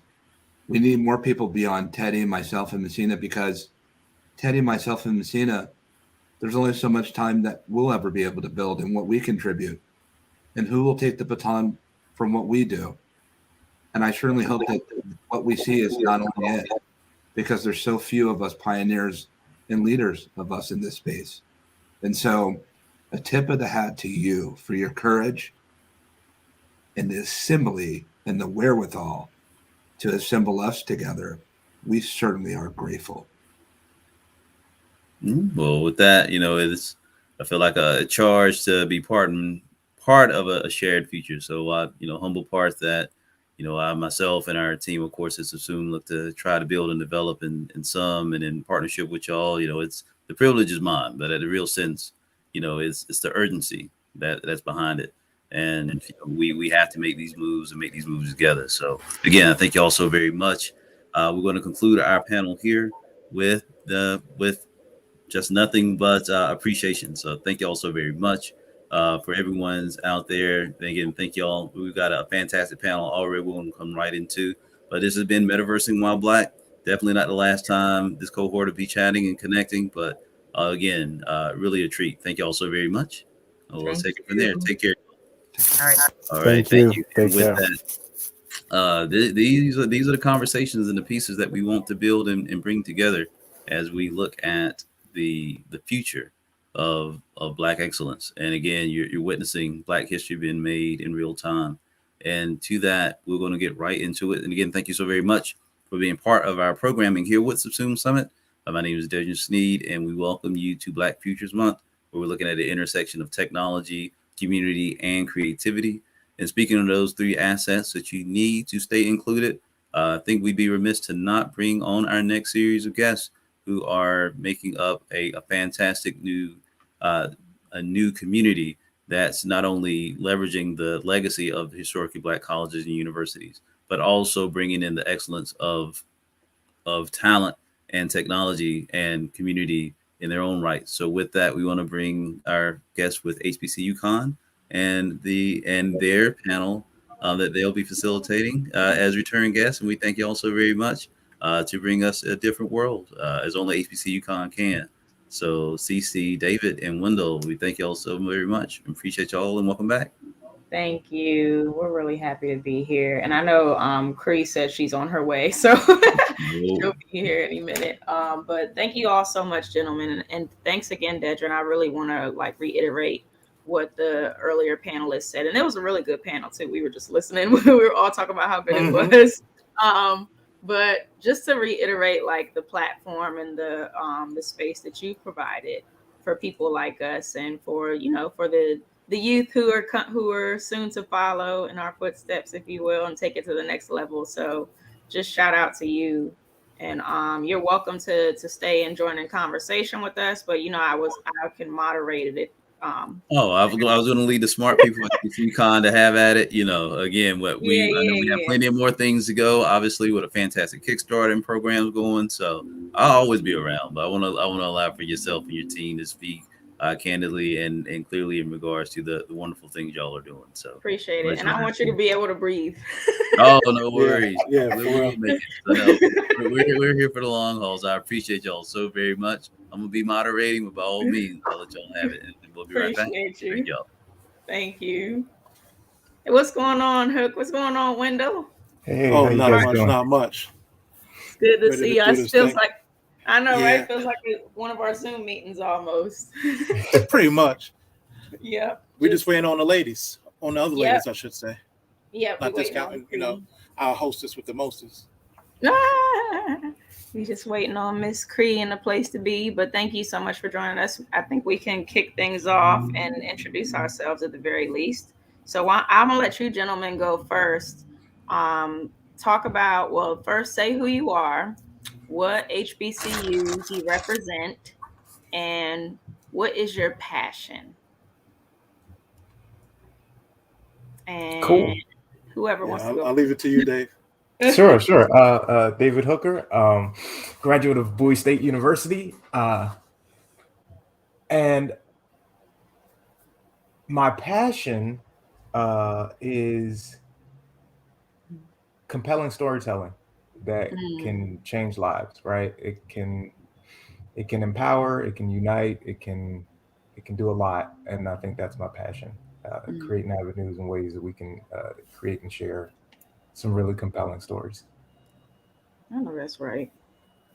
All right, Sergeant Smith, you care to go next, sir? Why not? Since you started it off that way, how you doing, everyone? My name is Wendell Smith. I am former active duty Marine. I am a dad of 3, married, cosplayer, tailor, make costumes, make props. And then I'm also the vice president of HBCU Con. I went to and graduated from Coppin State College before it became Coppin State University in 2004, 2005. And then also I am a student, well, I was a student of Howard University under their graduate program, history of public history. So I do a little bit of everything. And as you can see behind me, I have a little bit of everything behind me too. Yep. Very dope, vast collection. Hook, did you mention that you were also part of HBCU Con's team? Or no? No. Yeah. I am a part of the operations and logistics as far as HBCU Con, so getting everything rolling and growing and going, as well as a current employee at the Walt Disney Company. As a product manager there, and I also get the pleasure of working with Disney on the Yard, which is one of our main HBCU outreach and engagement sort of brands that we're pushing and promoting to make sure that we create the pipeline necessary for HBCU graduates and students, that community, right, to recognize that there is a place for them at the Walt Disney Company. I know that's right. And speaking of team, we are so blessed to have one of our very own ambassadors with us. I'm just so honored. You're always such a joy to have. Cree Michelle Rogers, also known as Brown Sugar Outlaw. I'll repeat the question for the good of the order. It's simply just to say, who are you? What HBCU do you represent? And what is your passion? That's a lot. Okay. My name is Cree Michelle Rogers, of course, aka Brown Sugar Outlaw. I am a cosplaying actress, which means when I'm not on set, I am cosplaying as much as I physically can. It's just so much fun to dress up and have fun. And I represent Savannah State University actually. Yes. I love it. And just so happy to have you here. So I think would you say your passion is like helping kids and stuff? Because I feel like you work with kids a lot too. Yeah, it's funny because when I was growing up, I didn't like kids like at all, but I don't know what switch flipped at what age, but suddenly I was looking at the kids and I was like, oh my gosh, you're me. I was exactly like you, just smaller. Yes, just fight size. I remember when I worked at a daycare not long ago, there was a young boy who, I think it was Halloween, I dressed up in Yellow Power Ranger, and he got so excited. This boy was born in like 2008, though. So I was like OG Ninjetti Power Ranger. He's like, I know who you are. You're the Yellow Power Ranger. Da-da-da-da-da. And I'm like, nice. Who sent you? You know what I mean? Like, what's going on here? And I realized there are a lot of kids that while, being a nerd is more mainstream now, they still get picked on. They still feel like they can't like express themselves to their biggest nerdy degree. So a lot of the times I end up working with children, especially in cosplay, to be like, hey, it's okay. I'm 30. There's no age limit. Keep going. You know what I mean? Right. There's no age limit. Just have fun. You have to have fun sometime, right? Right. Exactly. I know that's right.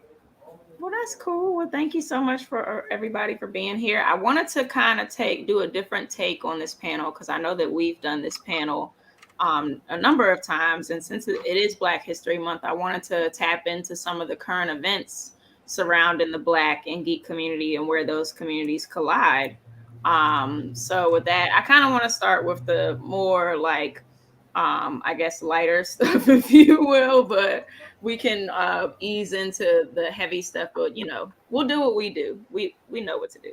So I wanted to first tap into the growing number of like gaming programs, and even talking talking about like the geek community and working with universities and stuff, but also universities themselves building out gaming programs and esports programs. And we talk about VCDMA a lot, visual communication and digital media arts program at Bowie, which includes animation, that's becoming more popular, fashion and costuming design, like all these programs that are more or less adjacent to the cosplay and geek communities, if you will. So I just kind of wanted to tap in on folks' reflections on that.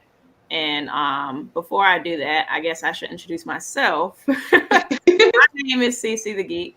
I am a cosplayer, philanthropist, and I'm also the founder and president and CEO of HBCU Con, which is a community that is built to celebrate and bridge the gap between historically Black colleges and the geek community at large, but especially the Black geek community. So in the spirit of Black History Month, let's get into it. And who wants to go first about the esports and all these wonderful things that is happening at HBCUs? Ladies first. Ah! No, we are spreading gender equality over here. Don't go throw me under the bus. This is your chance, though, because remember last time you had some stuff to unpack, and then you got interrupted by technical. The tech lords were just not in your favor that day. I don't know what it was, but now here's your chance to like really let it all out. Well, you know me, when I get on my soapbox, I realize I'm up there like 30 minutes into my speech. So give me a second to rev it up. I got you. Honestly, I love that we're finally getting it, although it sucks that it's so far late in the game, because I know several people who, went to HBCUs, they're in their 40s, 50s, and so on, who, love comic books, love nerd stuff. They might have dabbled in cosplay as well, but it wasn't as big of a thing or as much of a focus for the Black community. And we all know exactly why, kind of hard to be a nerd and enjoy the trivial, lighter things in life when, you're fighting rights. Like those two things don't go hand in hand. So it makes sense that a lot of Black people were out here saying, no, you don't have time for that. That's not something that Black people do. That's not something that Black people do. When it comes from a certain like age demographic, I understand. You had different concerns, you had different focuses, and some of them were a little bit more prevalent. Like you can't go to a comic book store if it says white only, like there are things that we just could not do. So to be in a position now where things are becoming more mainstream, there are Black people in administration saying, no, we should probably get on this. We should probably start celebrating this other avenue, this other entire microcosm of Black people, and letting them be themselves, because they could lead us into a whole other brand of prosperity, honestly. I mean, when you find out that a 14-year-old kid got $2 million playing Fortnite, it's like, oh, yeah. So my kid isn't wasting their time. They could actually either pay their way to college, take care of themselves and the family for the rest of their lives. Like, let's support this, It's really nice to see overall. It is a little frustrating that it took this long, though. I will be honest, because if there was an esports team, I'm pretty sure my little brother would have been all up on that, and he'd be a much better place now. You know what I mean? It's good for the next generation. I'm always happy for the next generation. Like, it's always great. It gotta get over that bitter nerd inside of you that's like, oh, if only I had it, Yeah. That's why I was like, good. Yeah, that's good. This is productive. See, everything you said there kind of real. I get to take it back 20 years because I'm 50. So there were no video games when I was coming up until ColecoVision and Atari and stuff like that came out. So with the expansion of esports, with the proliferation of video game programs now, and in the colleges, because my oldest daughter, when she went to college at first, that's what she was in. She was in a computer gaming program up at RIT. And I was like, wait, what? And then, as you know, as a cosplayer meeting different creatives, there was a creative that I met who actually did one of his characters. He talked about how at that time he was just getting Morgan to agree to have to teach about comic books and the history behind comic books. And this was 2012, I think. So here we are 10 years later, and it's all over the place. I think Morgan has an esports program now. I think Coppin State just mentioned that they're getting an esports program. Bowie has an esports program. I'm like, yo, this is real. I get I because of the experiences I've had in life, I don't necessarily sit back and say, well, I wish that this was available when I was coming up. But I just look at it. I'm like, okay, my kids are going to enjoy the hell out of this because they both most of my younger kids are gamers. My oldest one is an anime head and my manga head. So she loves those things more than she loves the games, but she's a gamer too. So they get to enjoy it. They get to grow up on it. I get to watch and see where it takes them. Right. That's what's up. Hook, what's your thoughts? I have several. Go looking for it. at I'm gonna share mine last too. I've been just taking notes on everybody. It's an interesting space that we're in right now, especially when we coming from the HBCU, so historically black colleges and universities, or just the academia in general, coming from the college and university perspective and standpoint. It's very interesting because they're very, you have that traditionalism that exists where I'll take, for instance, art, right? Your traditional art classes teach you in a structured, specific pathway and manner, right?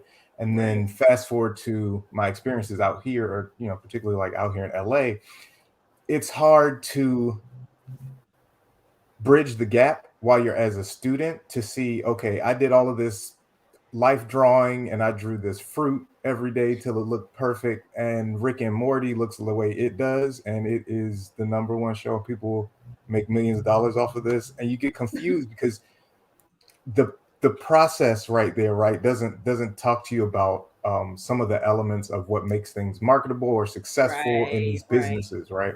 So I think that's one of the things that first comes to mind, right, is that when we talk esports and we talk bringing in these new opportunities, we're also talking about what it's an evolution of how we're educating our students to be lucrative in these industries, right? When my brother was at Bowie, he was doing art, and my dad was like, was he going to be a starving artist? Because and even then, people still, everyone puts art on their walls, or at least a large amount of people put art up somewhere. Art is involved in a number of different career fields and opportunities, but the bridging of the understanding of how this creative profession makes money or is lucrative or can benefit these students is one that is still kind of hard for people to grasp. And when we look at we look at just the age gaps, right? The difference in society, the perspective of society, like that you have when you're in academia, like outright, compared to when you're out, exploring what new things are happening in these markets and industries and things like that. It's difficult to bridge it. So I think I appreciate the fact that we're trying to get to that point where we can prep students to be ready to capitalize on these new things that come out, right? Like, and this for me goes beyond just like the gaming, the esports programs, or even the art programs that talk about game art and things like that. It goes into like marketing and how to become successful on like a TikTok or like social media. It goes it goes into tech and how to learn more than just Java, because some schools and some places are using programs that are off of Java, but you need to know how to adapt from that, or so it's a lot of different evolutionary pieces that I think is the meat of it that I hope continues, because it's going to only benefit the new, as everyone has mentioned, right? It's only going to benefit the new students that come in, because they'll be able to quite quickly identify, one, if they are interested in doing this, and then two, if it's relevant, to what they want to do in life. It'll be even more of a slice of that life, rather than, academia for the sake of knowing a lot of stuff, right? Right. Because I mean, at the end of the day, you can know a lot of stuff, but if you don't know how to make money doing that stuff, then you're probably going to end up just teaching it or talking about it. And then if you Yeah. are teaching it, you won't know how to you won't know how to leverage that teaching either, because you could teach and make a substantial living doing that as well. But a lot of Facts. times we see our folks not necessarily doing that Yeah. either, right? Right. So Right. I'm hoping it helps us sort of open doors and open windows to like the lucrative world that other people are sort of familiar with consistently. I agree. Yeah. Well said. So do I, because there's so much more that can be done other than play the games. We could be part of the There's so people much who more make that, them. yeah, because I mean, who would have thought at, let's see, how old was I? At 43, I think it was, that I'd be making movies that would be seen in China, even though they jacked it and retitled it. It was still me playing in China off of an indie film that we did here in the States with Nice. me and a few friends. That wasn't And as I readily can't available as as it was. Yeah. And I can't help but agree with the whole Rick and Morty art thing. Like, I remember I was watching Fairly Odd Parents randomly, and I noticed they have 4 fingers, and all of their pants become their shoes. And I'm like, thinking back to every art class, I did all the, I was so hard on myself. No, it has to be anatomically correct. You're like, wait a minute. Apparently that don't matter as much as I think it matters, or as much as they taught that it matters. Right. No. Well, and I think dimension has to change. Right. Yeah, and they didn't really give you why it's important. They just told you this is important. It's important. Right. And it's Right. like it's important to know anatomy. Yes, it's important to know how the bones move and the structures move. Yeah. But they don't tell you that the reason why this, if you're not accurate with this, it's going to impact you later when you are creating your own style, because your style will be inconsistent. That's different. I'm not a professor, not yet or anything like that, but I definitely take issue a little bit, right? That rubs me a little bit. Yeah. When folks don't give the student the why, because it makes it really difficult for them to jump on board, especially students that are like into the stuff we're into. Like I know that. Side note: there was an additional panelist who was taking care of a secondary obligation that we have right now, and she was in an art program, and she, some of her character art from her, in high school was anime. It was heavily anime, stylized, had big eyes. So, if you drew the skull of the character, it'd be eyeballs like that or whatever. But she got so much frustration because you knew that had skill involved in order to make that, but there was so much focus on this traditional way in teaching the class that you lose a lot of good artists and a lot of good students that way. And I appreciate like the why, right? So it's like, okay, you're interested in this, let me change and tailor this a little bit to fit what you are focused on, right? And then you still get the fundamentals that you need to get, right? But you're also not turned off from art as a whole. So Right. Well, hop off that soapbox.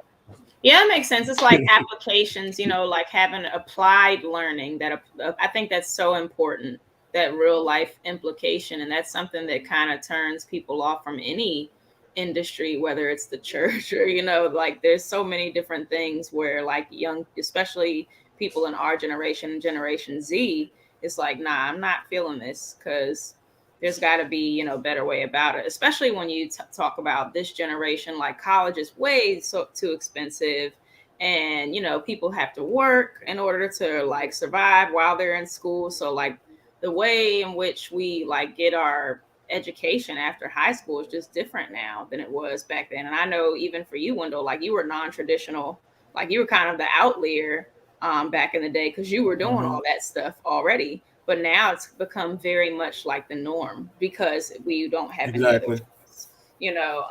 So at any rate, I did want to tap into a few of the things you guys said before we move forward. It was like, oh my God, the time is already going so fast. But especially what you said earlier, Cree, about like how the programs kind of came, you know, later in the game in comparison to other schools. And I think addressing the lack of funding is a huge piece because it's like, yeah, even when you talk about even when you talk about all the money that got dropped from Ashley McKenzie with this Amazon stuff, and then all these other, you know, donors who were just dropping money, like just game changing, institution changing money. And now you're seeing these programs pop up. So it's like, okay, there was clearly some correlation between the lack of funding. Not that that's the only thing, but I think that was a huge part of it. Right. But then there was also, to you and Hook's point, people's ability or lack thereof to see the value in these things, whether it's gaming, whether it's costume design, whether it's you know, animation and all that stuff. It's like to everyone's point, it's like we are the culture and this art has to come from somewhere. So who's it going to come from? Who's going to sing the songs that we listen to, and you know, who's going to paint the art that's on our walls, or you know, all that other stuff. So I think that was really important how you guys tapped into that. And then not just that, but the vitality of the arts in general, not just at HBCUs, but just Black art as a whole.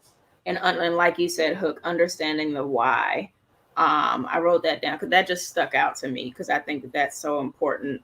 And that's something that you can carry consistently with you, not only in this matter, but like in any matter. Life itself, yeah.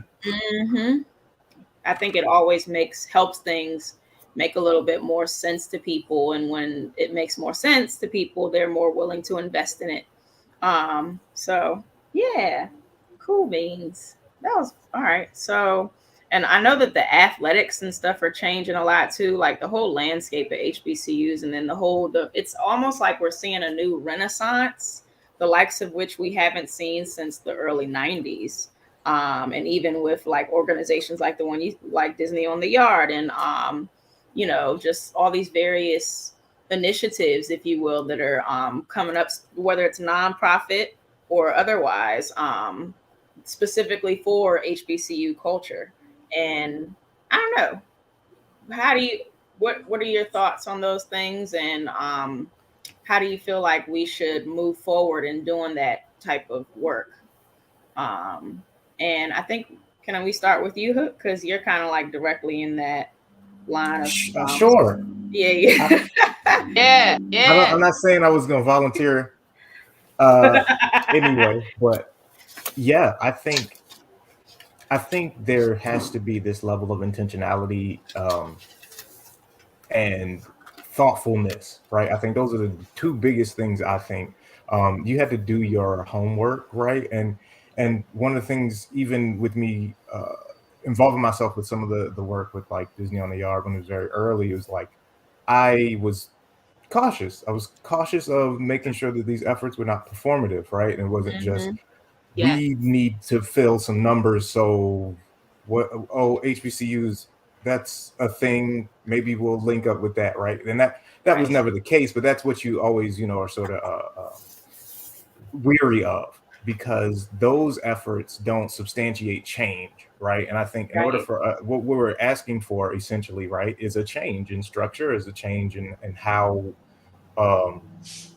things are currently, right? And in order to change effectively, we've got to systemize, right? It's got to be a systemic type of thing. And anything that's a system, it takes organization, it takes effort. Again, that's going back to that thought and intentionality, right? So I think those are the big pieces. If you're doing the homework and you know, okay, this community is underrepresented, and then you take it a step further and find out the why behind it, why it was underrepresented in areas like the creative spaces as far as leadership, right? Why we don't have a lot of Black film directors, why we don't have a lot of Black, directors of photography. We have a lot of actors, and there have been opportunities to get into those spaces compared to opportunities to get into leadership spaces. You look at the NFL and you go, why don't we have a lot of Black coaches? Well, it's easier for us to get on the field than it is to get behind it. And then you look at the why, and then you address, well, this is a understanding of our community issue, right? And so then we start to create better, more informed decisions, and connect with the people more too, right? And then, like you mentioned about like funding and everything too, I think that's a big piece. Recognizing that there isn't a lack of talent, right? If anything, you could say there's an increase in ingenuity, right? Right. And knowing that is poignant, right? Because I've seen it in a bunch of opportunities. More and more people get involved and connected with like students of HBCUs and the talent that they're able to sort of build, and just the tenacity and the way they're able to problem solve. I've heard it, from a number of people who have hired on folks, and like, oh my gosh, they're so good at doing this and that, and they're not really fazed by this and take care of that and that. And so, well, yeah, I mean, they're a product of having to make some stuff happen in spaces where there is no option to fail, right? There's no I know for me in particular, right, like I wasn't falling back on mommy and daddy's dollars. If I didn't have my scholarship, right, I was not going to be in school no more. So it was buckle down, get it done, but it was also that sort of that drive that helps you find solutions. And that's what a lot of places are looking for. They're looking for people to do those things. So again, once you are thoughtful, right, and intentional, and you put some resources behind it. And by resources, I do just mean money, like straight up. You have to put the dollars behind it. I don't think any of us going to disagree with you there. Right. Yeah, I mean, it just is what it is. And we look at any group that has had any type of form of injustice applied to it in the United States, and you've seen a restorative effort that included a dollar amount over time. That's just real compared to our folks, which I won't necessarily get into on this call because that's a long history lesson. I know it's but I'm trying to read the comment. That's a whole other story. Right. But I'll go ahead and say a little something on that, because like I said, when I'm early in my intro, I went to Coppin State College, which later became Coppin State University. Coppin State College didn't willingly become Coppin State University. Coppin State College became Coppin State University because it was finally given the money that the University of Maryland school system was not giving it.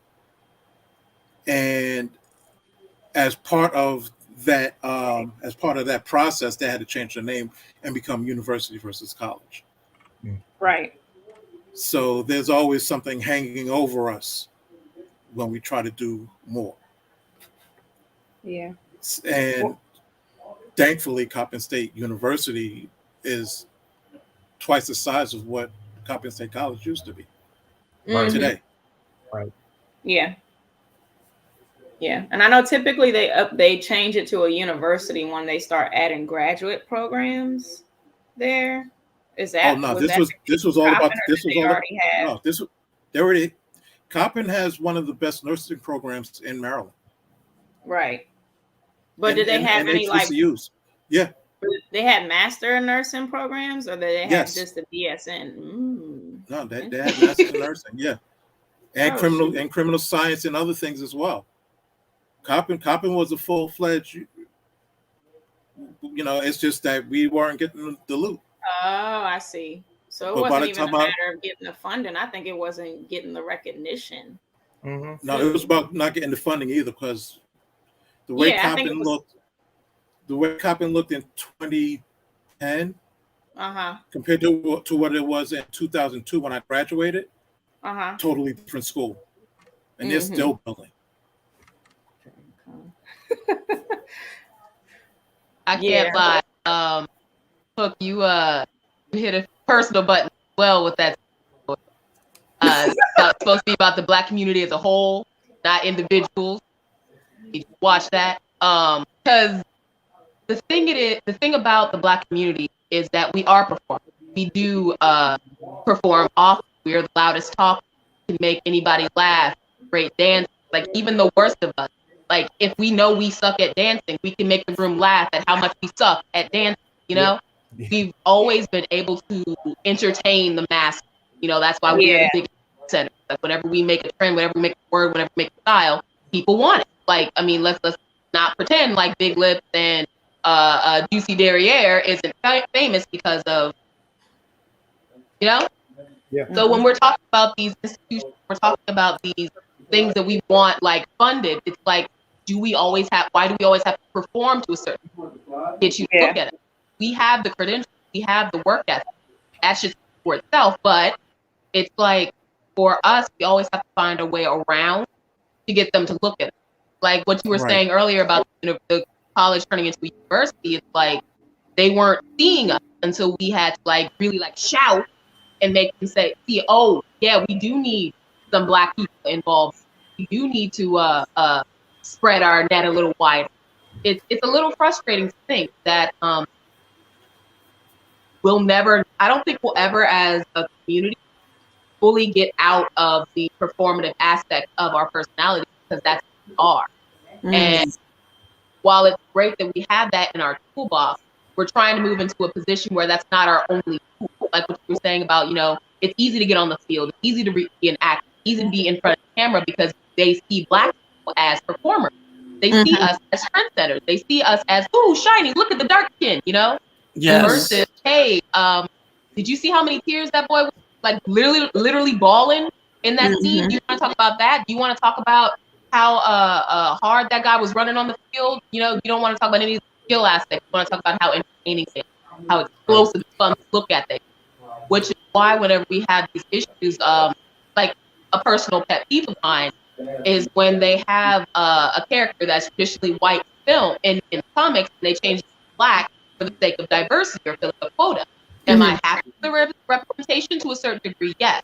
But it's also like, it would be nice if we could just get on the scene because we are people as well. Not just because you need to fill a quota, not just because you need to check off your box, you know? So in that sense, are you more an advocate of like highlighting Black characters that already exist? Whether they're like, you know, major comic or indie, or do you have a preference for one or the other? I want the characters that we have, because there are a lot that are swept under the rug or not given the spotlight of Black Panther. Like if you go to any random person and say, hey, name 10 Black superheroes, they'll be like, they might get to 4 or 5 and then stop. Which, you know, that's on one hand, okay, I get it. You know, these characters are not main, but on the other hand, we're not like pushing them out there. Not to mention, I just found out the other day that Black Panther only has 200 comics. Like 200. He's been out for a while, but we're not pushing them in the same vein that we're pushing everyone else, because everyone else gets a pass because they are of the Caucasian variety. They have money to push. They have backing in certain other areas that Black people lack. So it's like, I would love for our Black characters to get the spotlight. Like Miles has exploded, and Miles isn't a new character, so to speak. Like Miles has been for a decent amount of time. And while I'm happy that Miles is getting the shine and it's great, it's like we need more. I'm sorry, I've been waiting for Static Shock. I want to touch on that a little bit too. Go ahead. Just because opened up. No, because in my head I always go, why not both? I think one of the things that I saw on Black Panther that was so relevant for me was the fact that you got more than one Black woman. And when you get more than the one, right? We get more than the token. It's at that point, it's I like that. almost impossible for you to have the stereotype of the tokenism, right? Because you can't say, okay, this is the representation of how all Black people are, right? Like you can look at South Park and see the token Black kid because there's only one, right? His name, this token, right? But the minute you bring in a second character, you then now have dichotomy of how these people are influenced. So I always I think about that piece, and I think about, you know, does it make sense to write a what if story, or does it make sense to turn, you know, have a Sam Wilson take on the reins of Captain America? Does it make sense? Sure. Yeah. And it makes sense to talk about Luke Cage, right? And it Yeah. makes sense to bring in a Misty, you know, Yep. and it makes sense to, you know, and the reason why I say that is because there's space, and what people tend to think outside of these conversations, or people who look at this pyramid type structure that we have sort of created and that we kind of live under in a society, don't realize is that the people at the top can always create more table. Like they have the resources to just make the table longer and add more chairs. Like Right. there's another table in the closet. They're just choosing not to go get that table, and then and in our heads we're going, oh well, if we don't get there, and then we're backbiting and fighting each other to try to scratch and claw to get to that one seat, when it's like, no, they can just pull up the lawn chair that you There are brought more with you. chairs. Whatever, like there's more chairs. I've got a better one for you. How about the fact, and this is something that I'm glad I've been seeing over the past 2 days, in in different conversations on all the platforms. Folks act. I'm not even going to say forget. Folks don't know that there was Black Spider Woman, and that she was actually the first Spider Woman. And then folks don't remember or know that there was actually a Black Batwoman as well in the comics and on cartoon and in video games, but nobody hears about her. So a lot of these characters have existed for years. Nubia has existed for almost 40 plus years, and people are just getting on to her now. And I'm like, and but one of those, it doesn't, one of those things doesn't make any sense. One of those things that lends itself to is something that I heard, and I kept with me forever, is this term called phantom statistics. And it's the statistic that is hearsay.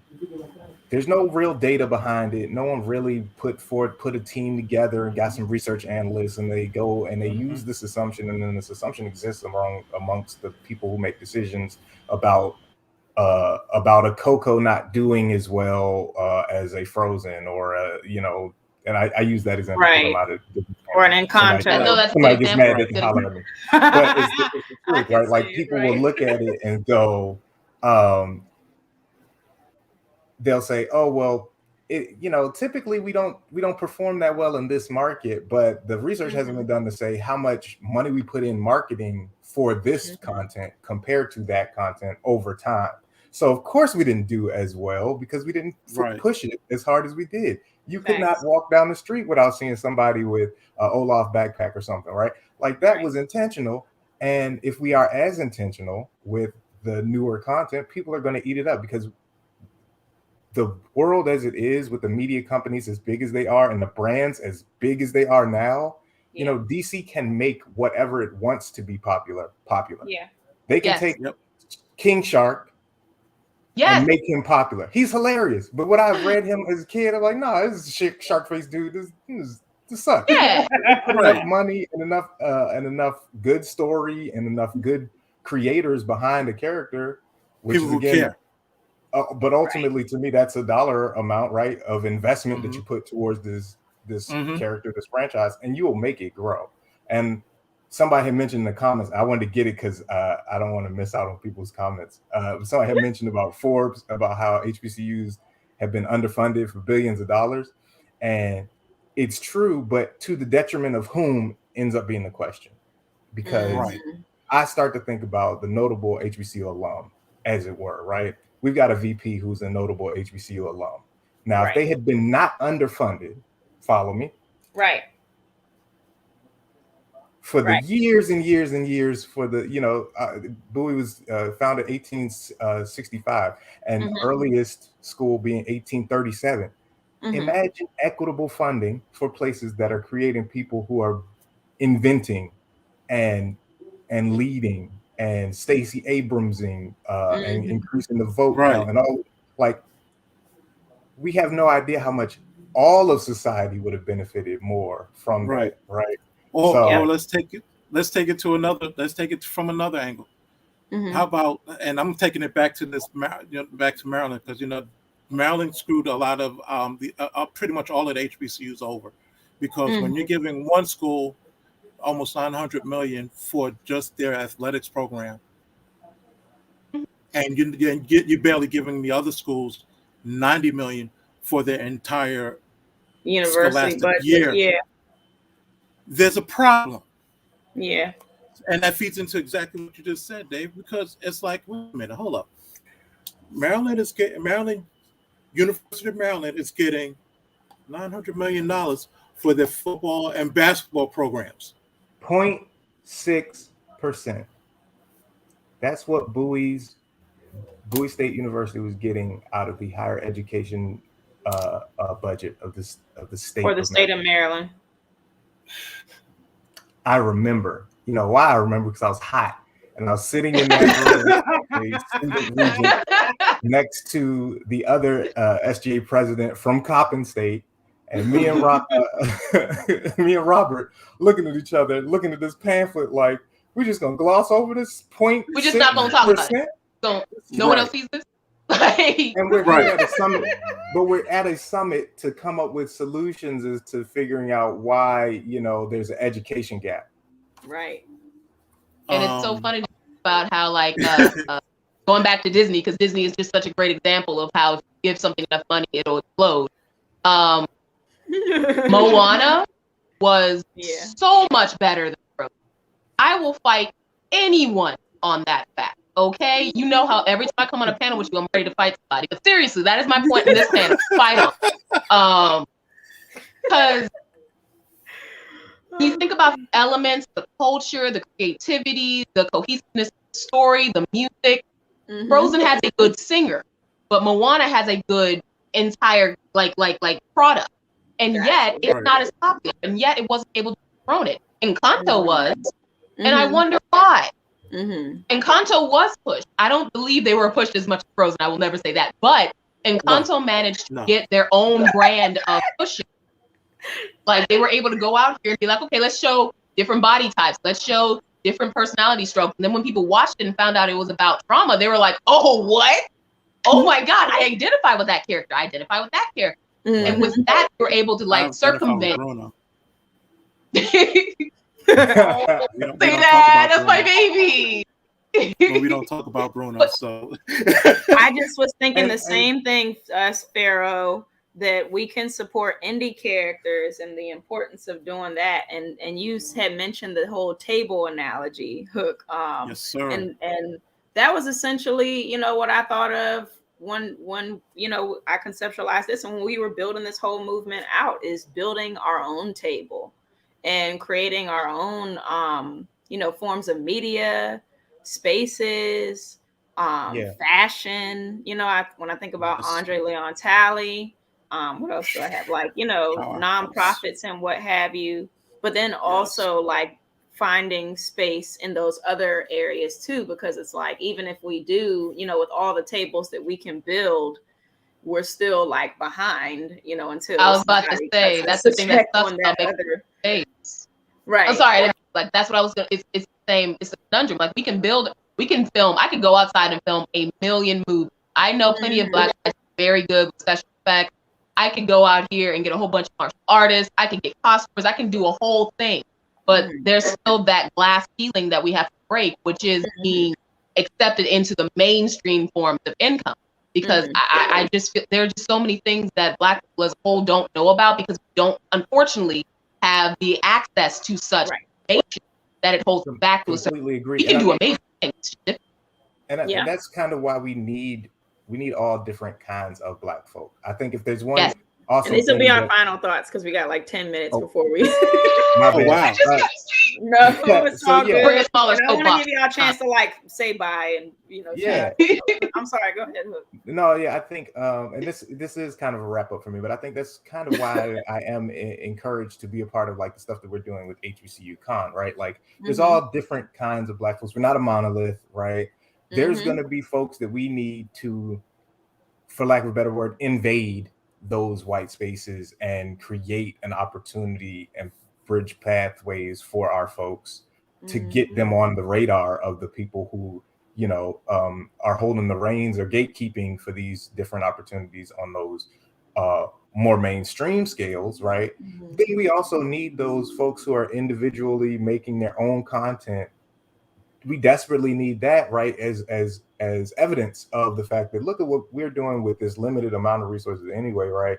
And so that we have someone, you know, those folks who are climbing those corporate ladders, if you will, have someone to look at and say, look, here's the group that you're missing. You're talking about, you know, buying Black or Black-owned businesses. These are the Black businesses that you're not connecting with that are also potentially serving and creating this growth, right? So like, it does go back to that sort of table analogy to me, because I think we need all different avenues traveled as people, and we need not to discourage anybody's chosen avenue, right? And I think with HBC UConn, I appreciate it because the spirit of you just being yourself and whatever lane that you're in, if we can support you and grow that and make sure that you're able to flourish in that lane, that's dope to me. And I think that that's what we're gonna need, right, moving forward, which is why I'm happy and excited to do the work in this space, right? Because seeing that is like, I mean, that's it. I want to see folks get to points where no one's questioning the validity of bringing a Black person in these spaces or to these tables or anything like that. If anything, so what you're saying is that we need to hydra corporate America. I mean, because I'm down. Hey, I they did it right for a reason. I have a response to I that. cosplay villains for a reason. You cosplaying them too? Let's do it. I cosplay villains for a reason. I mean, hey, I'm about that. But also going into more into what Cook is saying, especially because of us cosplayers, namely you and I, Cree, and actually CC as well. That's why I cosplay a lot of the characters that I do, because not too many folks outside of our community will watch something like Jingle Jangle, but they see a live version of Veronica's Jangle walking around. They're like, wait, who is he? Where's he from? Or in the case of like the stuff that I dropped yesterday, folks may or may not have watched Carnival Row. And they may or may not have paid any attention to Agrayes, but now they will, because they're going to see him walking live and direct, and be like, okay, where's he from? Who are the creators? What's his background? And just keep rolling it like that. It becomes a beautiful thing, because those creators wind up seeing your work and they reach out to you and say, hey, thank you for helping get my work out there. They're appreciative. If more of us do that as well, I mean, hey, the world is our oyster. We just got to shuck and eat it. Yes, indeed. Yeah. I've had a lot of I've had a lot of conversation with Greg, and like anytime him and Marcus, when they see somebody cosplay and the Tuskegee airs, and they're like, it's the best feeling in the world. You know what I mean? Even like when we were at the Ranger Stop and Pop last summer, tabling, and it was like a couple of, was it YG cosplay? No, it was Mahogany Wings who cosplayed. She had like this different world type look, school days thing going on. She had the glasses and the vest and the hair and everything, and just seeing them, her cosplay that, like trying to capture that essence of the that was Saturday. Yeah, that was really cool to see. It was like, oh, you did this, I mean, it was fun to see as well. Yeah, it was really fun. But yeah, I definitely want us to continue this conversation. We are going to be continuing this conversation at Virtuous Con next week on Sunday at 11 a.m. Eastern time, I believe. So hopefully all of you will be able to rejoin us. And thanks again, Dedrin. I do want to give everybody a chance to shout out their socials real quick, because I know that was a question that we got. Yes, it was. Definitely check us out. Well, of course, follow SUBSUME and SUBSUME ATL on Instagram. Follow HBCUCon at HBCUCon on Instagram and Facebook, at Con and HBCU. Kickstarter as well. Yes, definitely support our Kickstarter campaign. It is live right now. We got 16 days left with, I believe we're just over half our goal. We got a little more than halfway to go. So a little less than halfway to go. So Yes. Definitely check that out. And you can look at the link in our Instagram bio. It's also up on our Facebook page. It's a pinned post. And worst case scenario, you can always go to Kickstarter.com and just search HBCUCon. It'll pop right up. Right. So and we're yeah, and we're also, don't forget, we're also one of the projects to watch as well. Yeah, we got a project we love. So we got the right. approval. So I mean, there's way to find us. And if you can reach out and support, we love it. If you can actually show up and say hi in April, that'll be even better. True. Because we would love to see you. We love seeing faces. Yeah, definitely check out the rewards, and you can get passes and stuff too, depending on which tier you select. So yeah, definitely check that out. Follow me, CC the Geek. Scorp King, and everybody else, please shout out your socials real quick, because I know we got another panel like 3 minutes. Yeah. Okay, you can find me everywhere at Brown Sugar Outlaw. My name should be somewhere down here. Brown Sugar Outlaws, Facebook, Instagram, Twitter, Tickety Talk, all the stuff. Tickety Talk. I changed my name on here at Hooktastic. Those are zeros, 800K Tastic. That's for Twitter, Instagram, all that good stuff. And then if you're trying to connect on LinkedIn, you just look for Dane Hooker Disney. That'll be the easiest way to find me. And yeah, open to conversing with a lot more folks. Thank you, Dedrin, for having us, putting us on. Yeah, that's fun. And my socials are actually in my name as well. The big smooth is actually together on IG, so it's on IG it's BIGSMU, and then the Scorp King Costuming is scorpking.costuming on IG and Facebook. Appreciate you. Yep.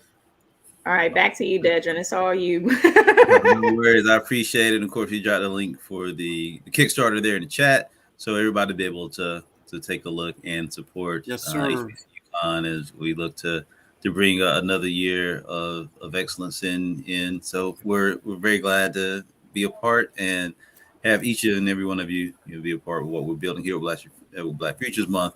And obviously, a lot of cool collaborations to come. So thank you all so very much. Yeah. Thank you. And thank you so much for partnering with us and helping provide our virtual space last year and this year. It really means a lot to us, Dedrin. It really does. Yes, indeed. Yeah, no worries. So no, it all on the family. So I appreciate it. Yeah. Thank you all so very much. So again, this has been a different world with HBCUCon, and we're so thankful for their time and attention to give us the great experience, HBCU and beyond. So with that, we are right at about the top of the hour, and so we'll go ahead and give a quick reset that we can go ahead and bring in our next fantastic panel as we get ready to make a brief run for the towards the conclusion of a second day for us here at Black Futures Month 2022. So again, my name is Dane Sneed, and I thank y'all so very much for your time and attention to us as we celebrate Black innovation and the fantastic tomorrows that we have based on the people that you're getting a chance to talk and connect with today. And so in honor of Black History Month, we have Black Futures Month in a space where we can find ourselves in a shared future together. So with that, we're going to just take one quick moment to reset, and then we're going to go right into our next panel with Blackness and Artificial Intelligence. Thank you so very much. This is SUBSUME in Black Futures Month 22.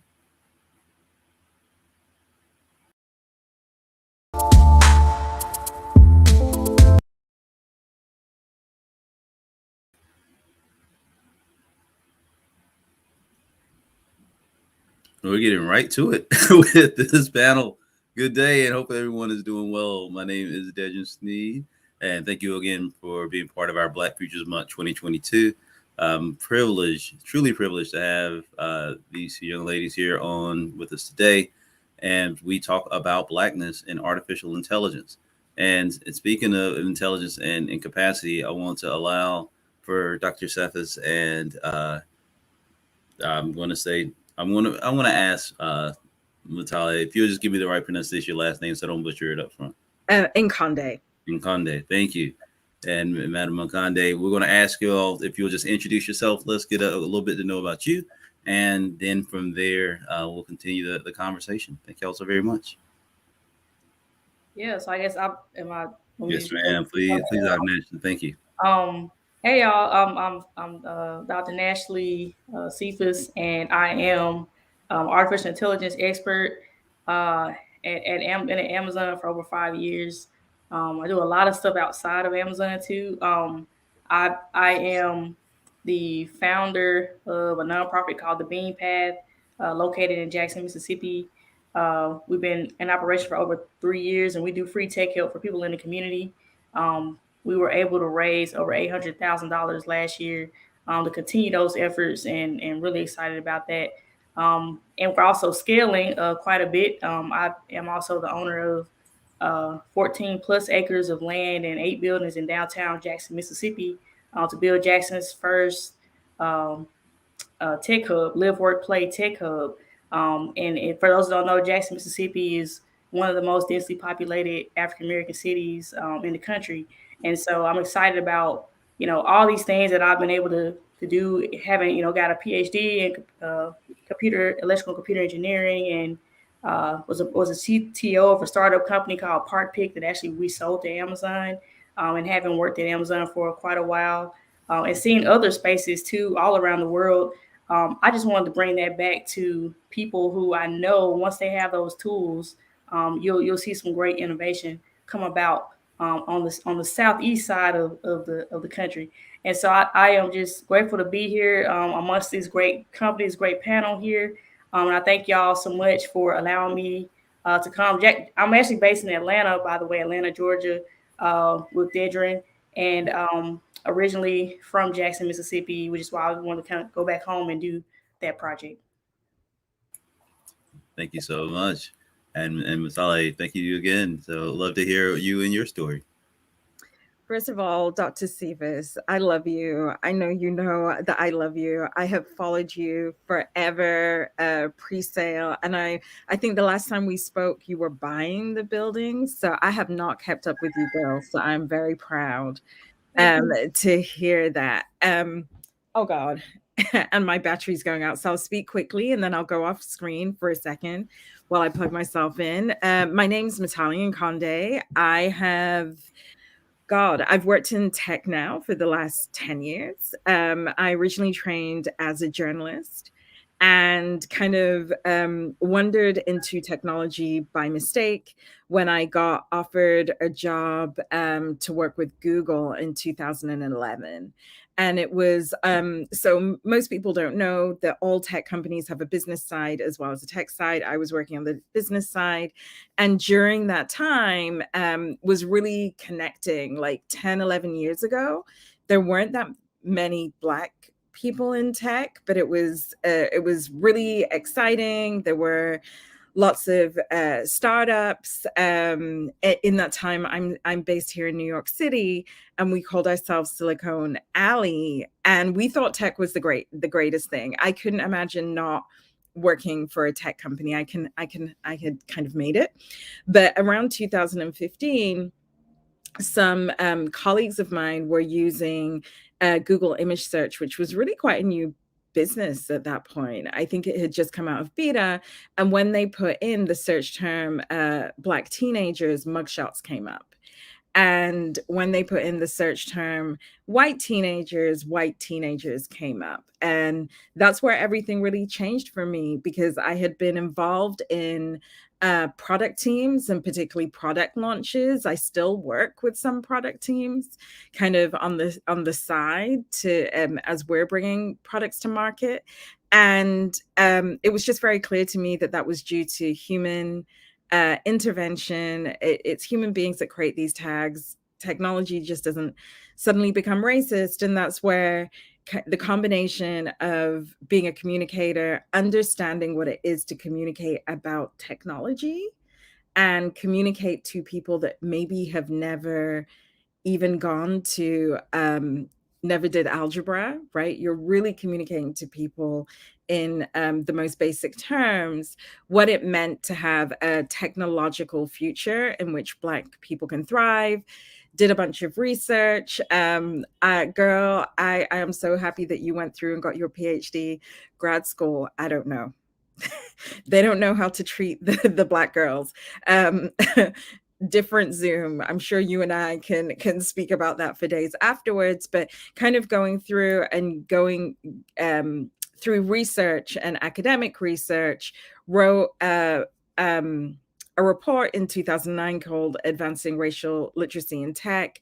The ideas attracted money, much like you, Dr. Cephas, have been able to raise like a huge amount of money around this idea that technology shouldn't be racist, and currently run AI for the People, which is a communications firm that really does the work of reshaping conversations around technology and empowering people to think about how can we build systems that are not tagged in the way that I described Google image being tagged, that are not discriminatory in their outputs. And we're doing a lot of work in the metaverse. I have some stuff coming out in the next couple of weeks that's looking at Blackness in the metaverse.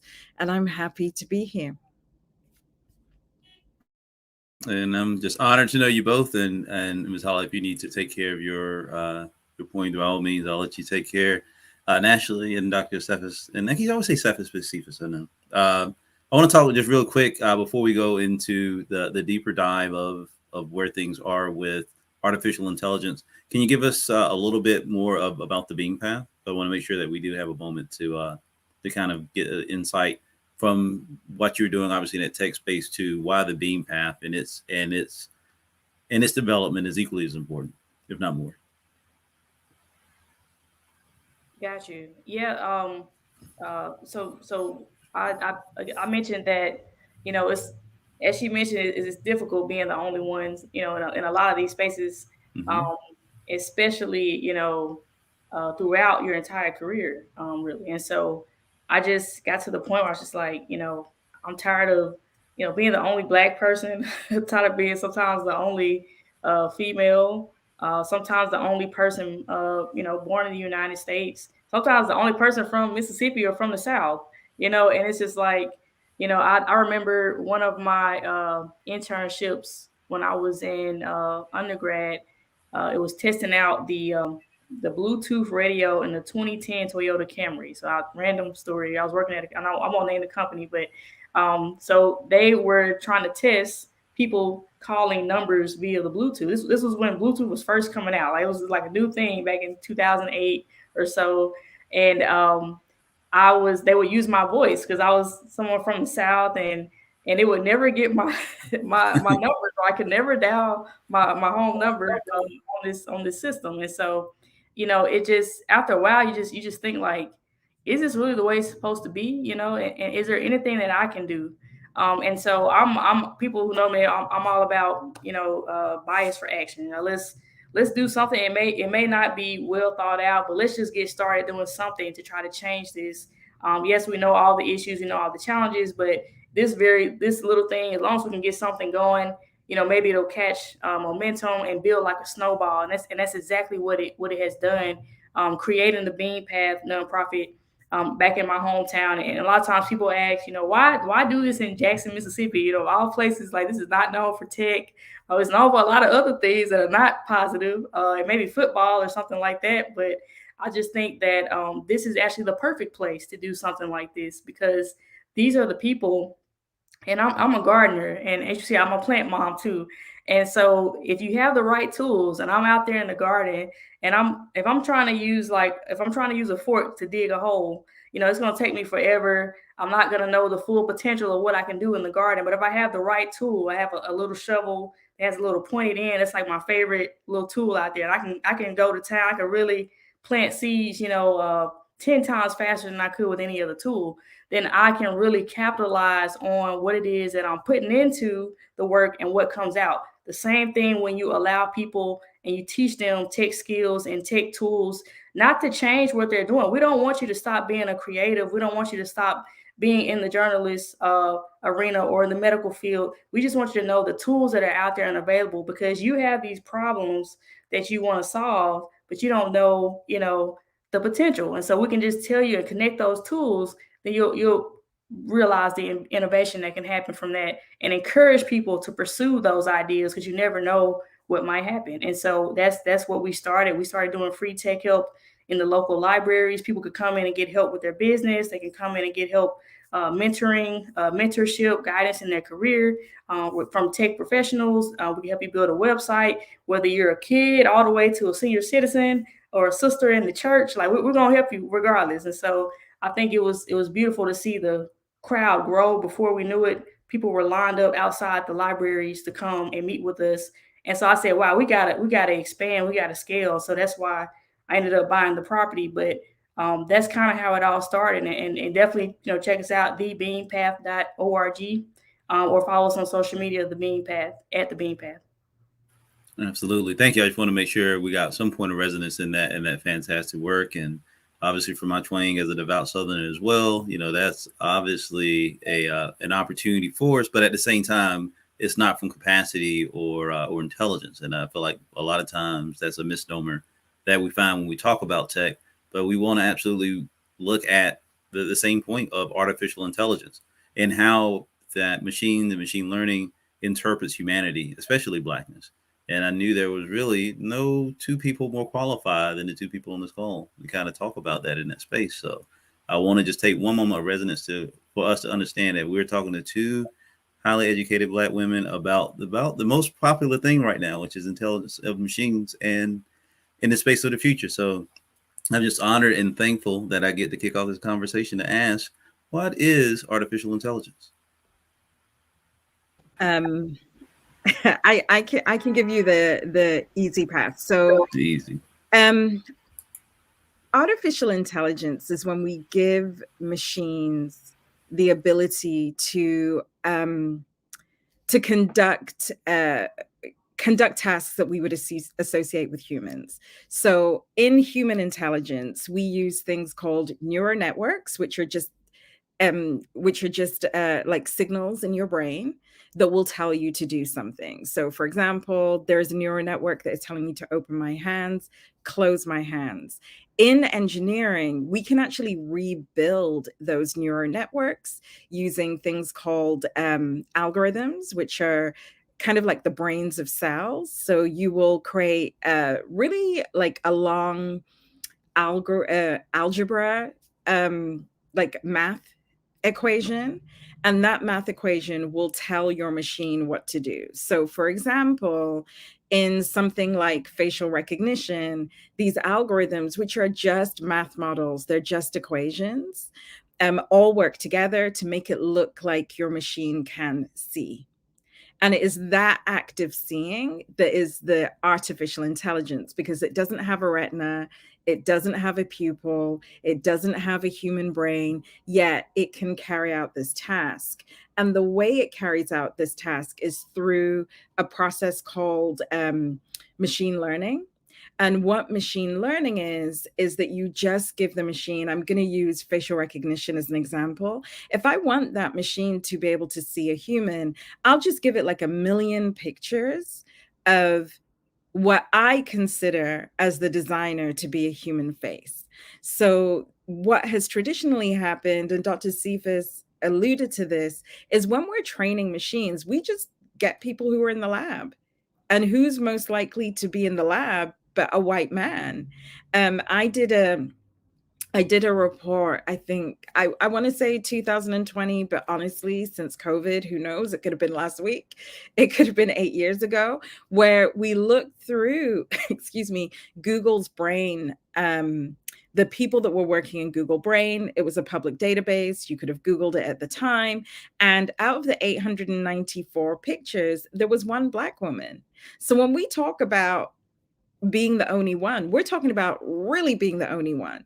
And then when we click through to her profile, she was an intern. So this was a low level PhD student who was doing, I think she was studying in computer science within this unit.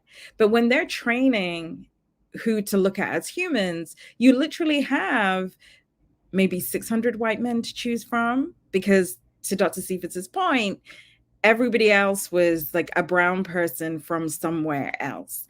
And I'm not unusual. I'm somebody who was born in Zambia, grew up in the UK, lives in the US. As a Black person in tech, you are much more likely to find somebody like me than someone who comes from Jackson, Mississippi, which is a whole different conversation, but it's true.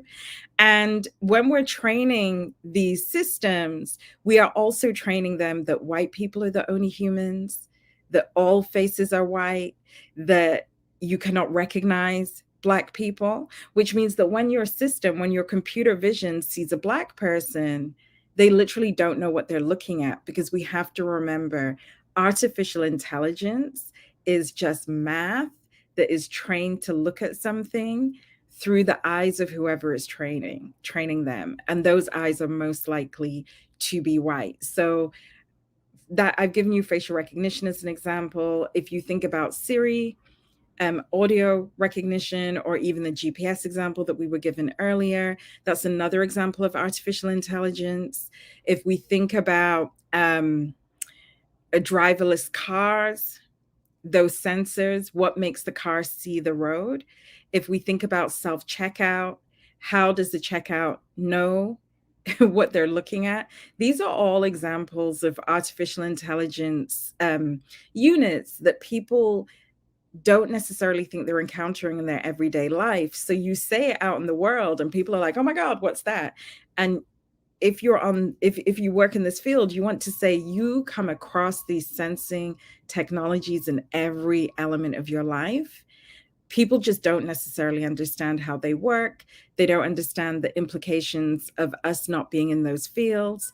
And then they don't understand that, from my perspective, as a communicator, the people that communicate and market these things are not thinking about us. They're not thinking about justice. They're not thinking about liberation. So I hope that was easy to follow.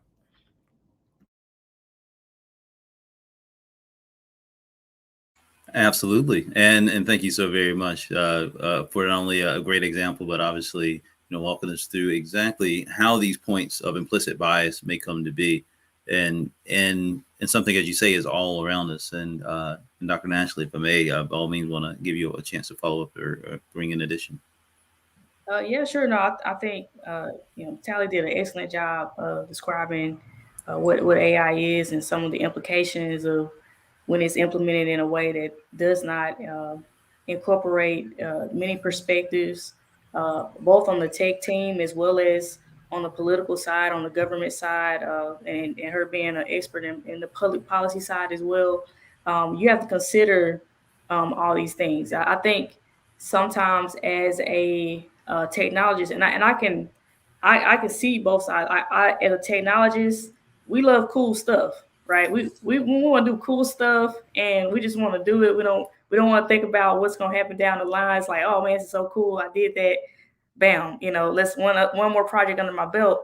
But a lot of these things, they have implications that can potentially harm people, or you want to be sure at least that no one's put it in danger, and you've at least thought through all the possible situations. The only way to do that is to get diverse perspectives and consider what the impact is on the actual end user, which is a lot of times the human computer interaction. Like, what exactly is the worst case thing that can happen?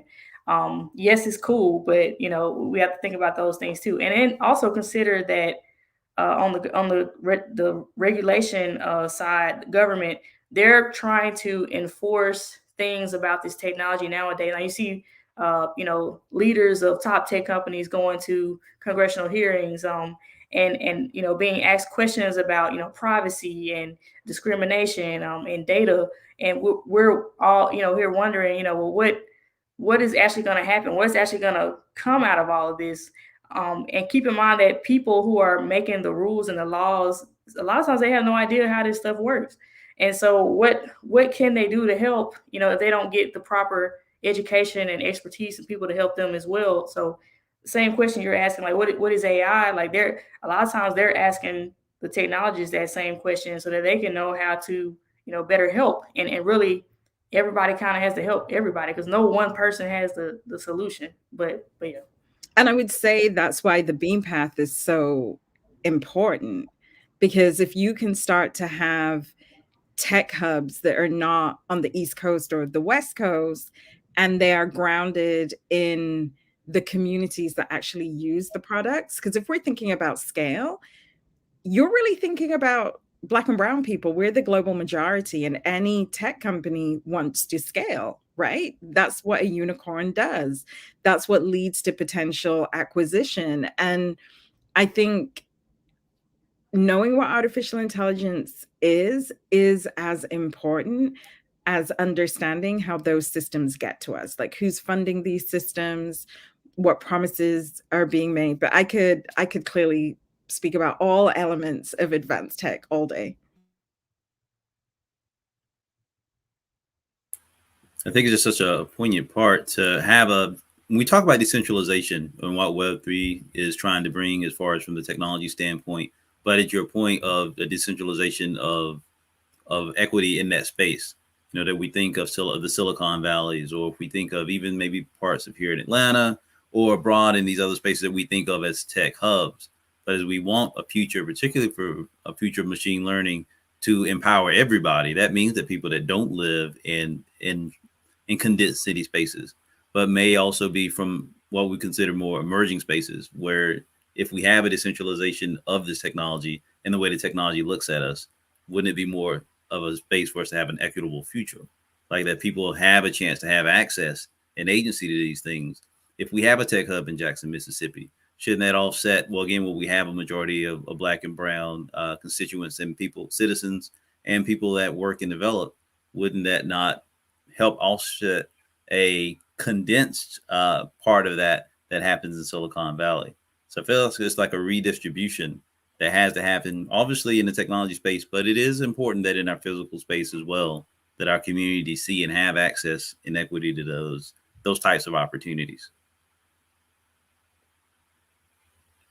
Absolutely. I'll just say that we don't want to scare people away. We're talking about some things here, but it's really not anything to be intimidated by for those who aren't necessarily in the artificial intelligence or tech space.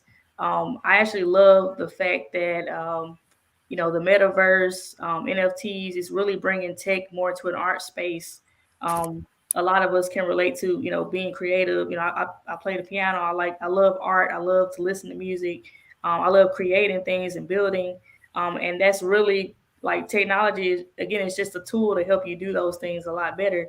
And so, I just want to be sure people aren't, being afraid to enter or even have these type of conversations, because we need you. We need your buy-in. We need you to understand these topics and know how to use them to your benefit, but also to help the current technologies and just to make it a better way of life for all of us. And again, it's not necessarily coding.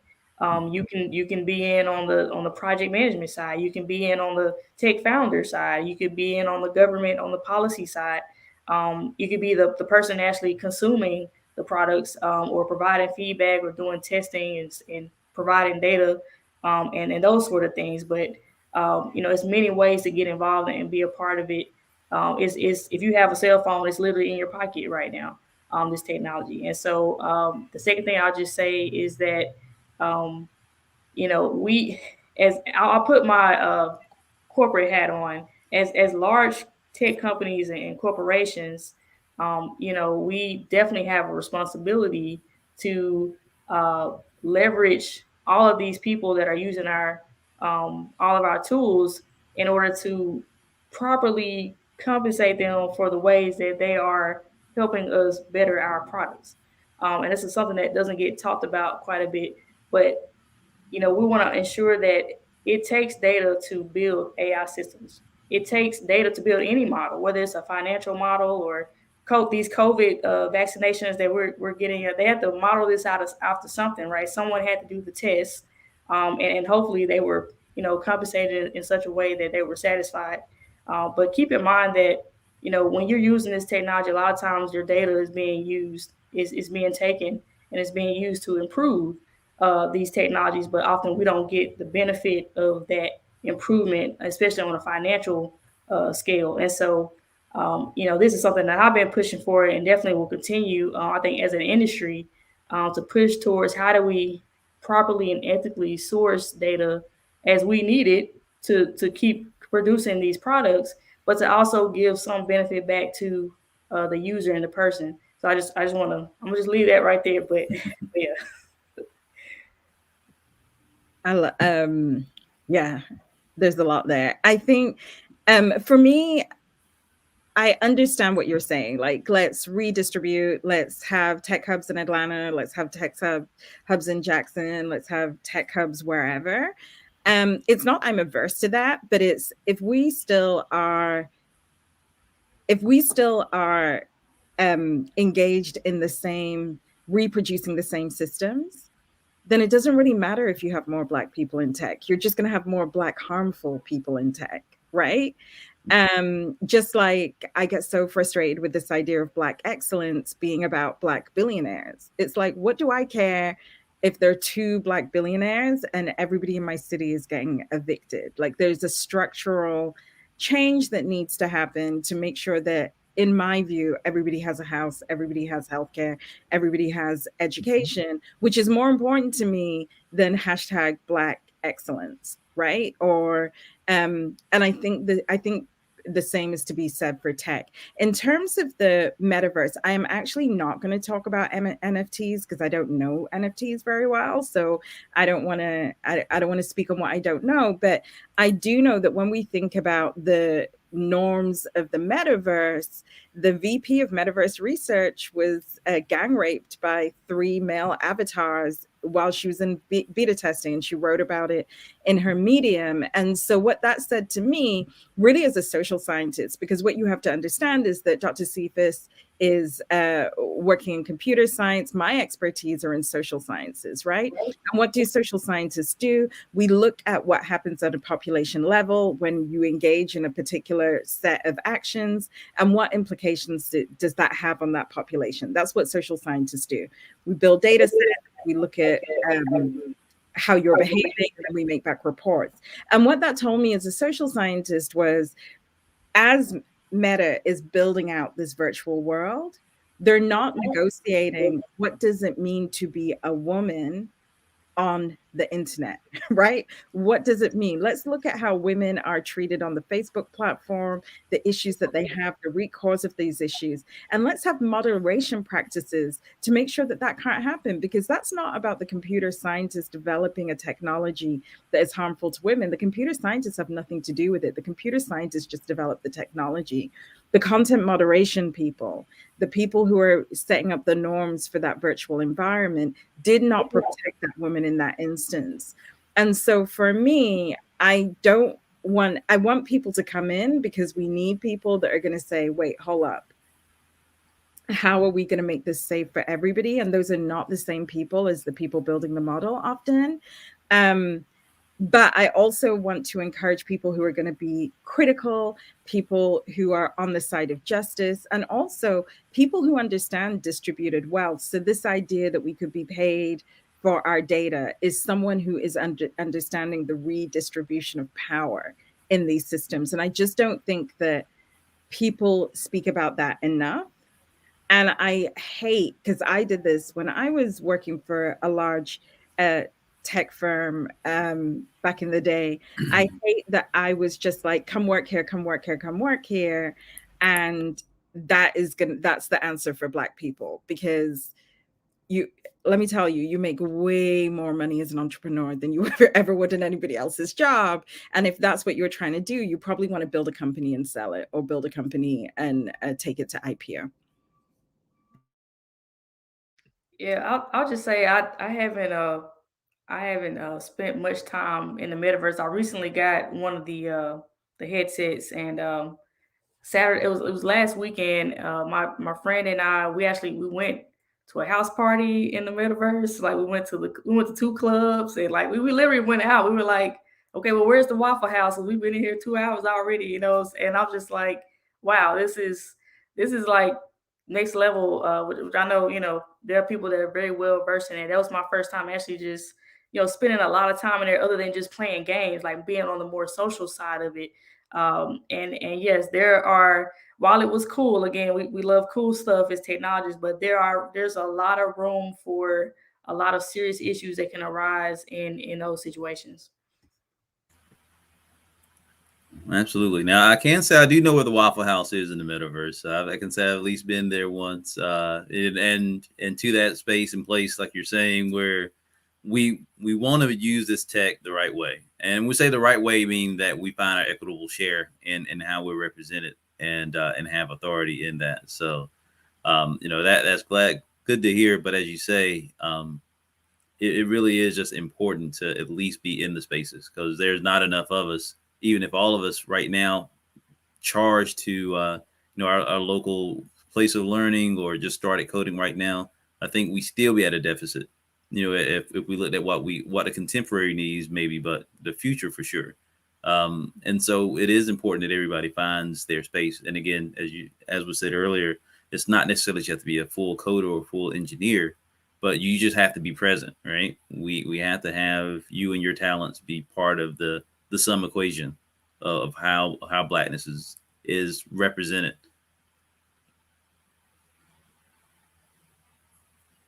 So to that, I want to want to ask Matali, if I may. I know obviously we talked about the Beam Path, and I would also like to talk about your endeavor of AI for the people, and kind of for folks that may not be aware of that program. Please, can you enlighten us? Yeah, sure. So, if any of you have heard of Google Creative, or Amazon has the same thing, Microsoft has the same thing. They are in-house units within technology companies that really think about the story that they're telling about the company or the product or the services, and what's the future of that. So within those environments, you might be forecasting what will people be saying in 10 years time, 5 years time, 15 years time, 50 years time. And what we do with AI for the people is exactly the same thing, but we're thinking about the future of racial justice. So we start with the assumption that we are going to be living in a technologically advanced society based on where we are now. And then we start to think out, and I've seen like a couple of like notices come up while we've been speaking, where people are like, oh, I didn't think about the ethical concerns about this. So AI for the people are doing it, so don't worry. And we think about, because I'm a social scientist, I'm also a filmmaker, we start to think about, well, where's the natural end for this? What if we do get everybody on the metaverse? What does it really mean to have photoprotons in your eyes to stimulate sight, or for auditory stimulation to simulate sound, or tactile stimulation to simulate? Longitudinally, what is going to happen to human beings, how we react to each other in real life, how the kinds of instances that we have in those spaces, and we create content around this. And so I love pop culture.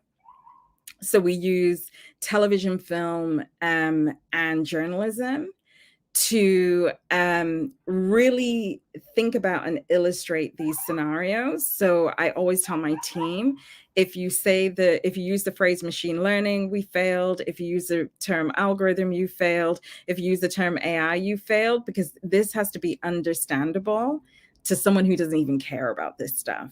So we're doing 3 projects right now. We're doing some Hollywood-facing work, which I can't announce yet because we're still signing contracts, which is actually based in the South. So that's going to be really, really exciting, because we do think that the future of Blackness is below the Mason-Dixie line for, if you look at demographic shifts. So come through the South. We're doing another project, which is up and running with journalists. So I sit on the national board of the National Association of Black Journalists, and they don't necessarily understand how algorithmic recommendation systems impact democracy. So we really let folks know that what you're seeing on your feeds isn't just your friends. There's a reason that you're seeing that those particular messages. This is how it's being decided. And thanks to the Facebook papers, we now know Meta or Facebook ignored a lot of their own internal research about how that platform could be harmful. And we've just started an overarching campaign called Black in 2042. And we're thinking about what stories do we have to tell, what policies do we have to enact, what advocacy do we need to engage in. So Dr. Cephas, I would love to speak to you about Black in 2042 and forecast out what Jackson, Mississippi could look like in 20 years. And the reason that we chose that date in the near future was we'd been doing a lot of work around surveillance and policing. And when we were in a team meeting, we realized that the Patriot Act, which was passed in 2001 after 9/11, really changed legal norms about surveillance. So for people that don't know the Patriot Act, it really stopped the US government from just being able to surveil a device, so your phone, for example, and being able to surveil the person. And it's that surveillance of people that we now see as part of how tech products are built, right? The product is all about getting your data, seeing how you behave so that it can sell you a better product. And that norm took about 20 years to develop. So how can we undo those types of harmful practices in the next 20? And we just released a film which we, along with the Smithsonian Museum, called Blackness Unbound, that is like the first, I would say that's the first sentence in this larger 20-year conversation. And we start with just talking about Afrofuturism. Like, what is it? Where does it show up? How can we use it? And that's going through the festival circuit right now. We just got our second acceptance. And so we're very excited about that. And we're taking that, we did an activation with the Smithsonian. We're going to be showing it here tomorrow. My colleague Brian, that's doing our Atlanta-based work, is going to be doing that. And we're supposed to show it at Carnegie Hall. I haven't heard from them, so I don't know. But we're showing it around the country, and people love it. Like, I'm affiliated with Stanford, showed it to the people over there, because I think for us, what AI for the People is saying is that they're Black people in the future, and we're going to be safe, and we're going to be liberated, and we're going to be driving these conversations and growing this wealth, not just victims of it, because it feels like something comes out, then Black people are like, yay. And then Black people are like, oh, it's racist. And we want to break that.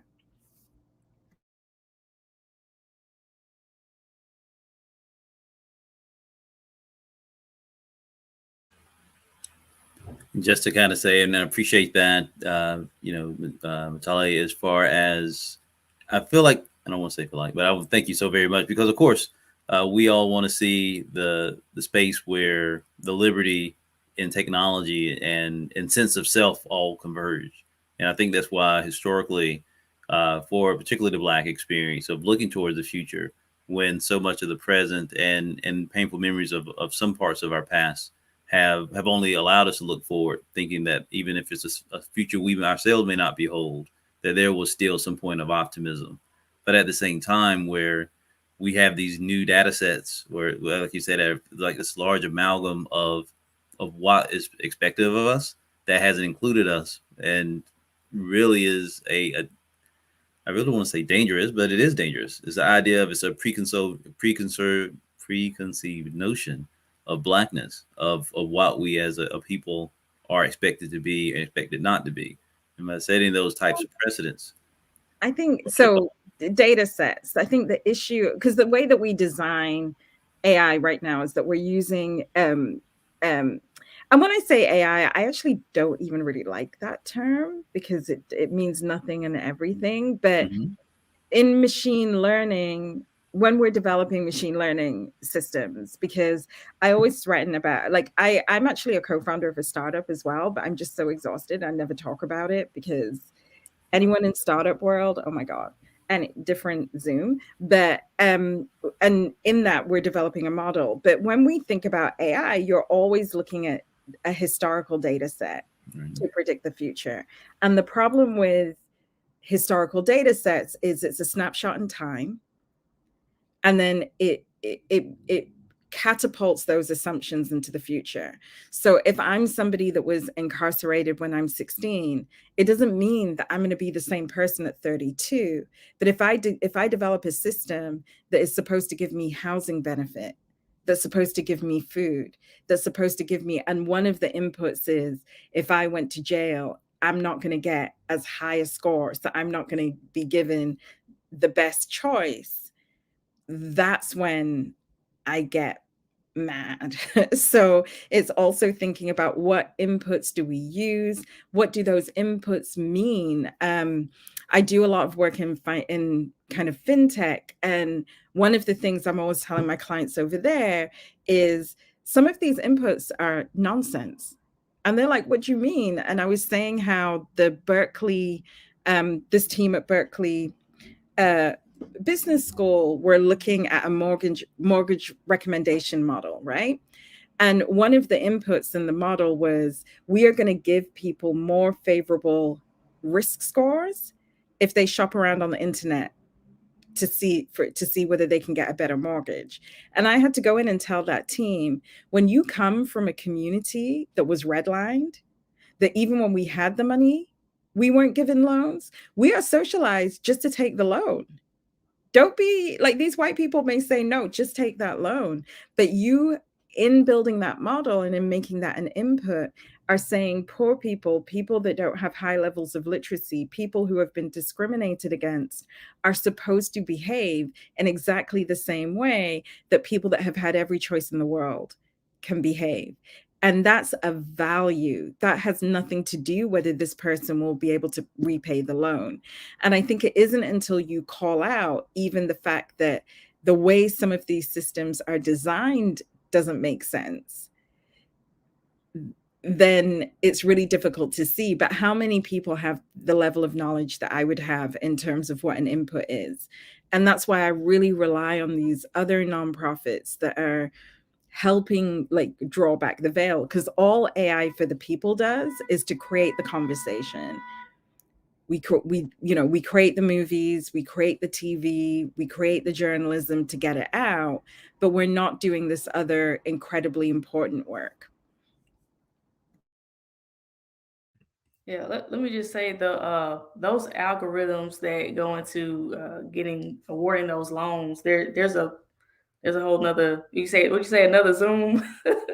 That's a whole nother talk on that one. But I will say just briefly, as I get into developing the Jackson Tech District, for example, a real estate development project. I've been traditionally in tech majority of my career, and now as I see, getting into the real estate development industry, and just wondering why aren't there other Black real estate developers, and why, and finally having gone through this whole process and raising funds and building and getting permits, I know every single reason why there are not any people who look like me hardly doing this sort of thing, especially on this type of scale. I was joking with my friend the other day. I said, why do we always have to be the first to do stuff? Like, can we just like learn from somebody that's been doing it? And can it just be the norm for a change? Can we just do something that's regular and normal, that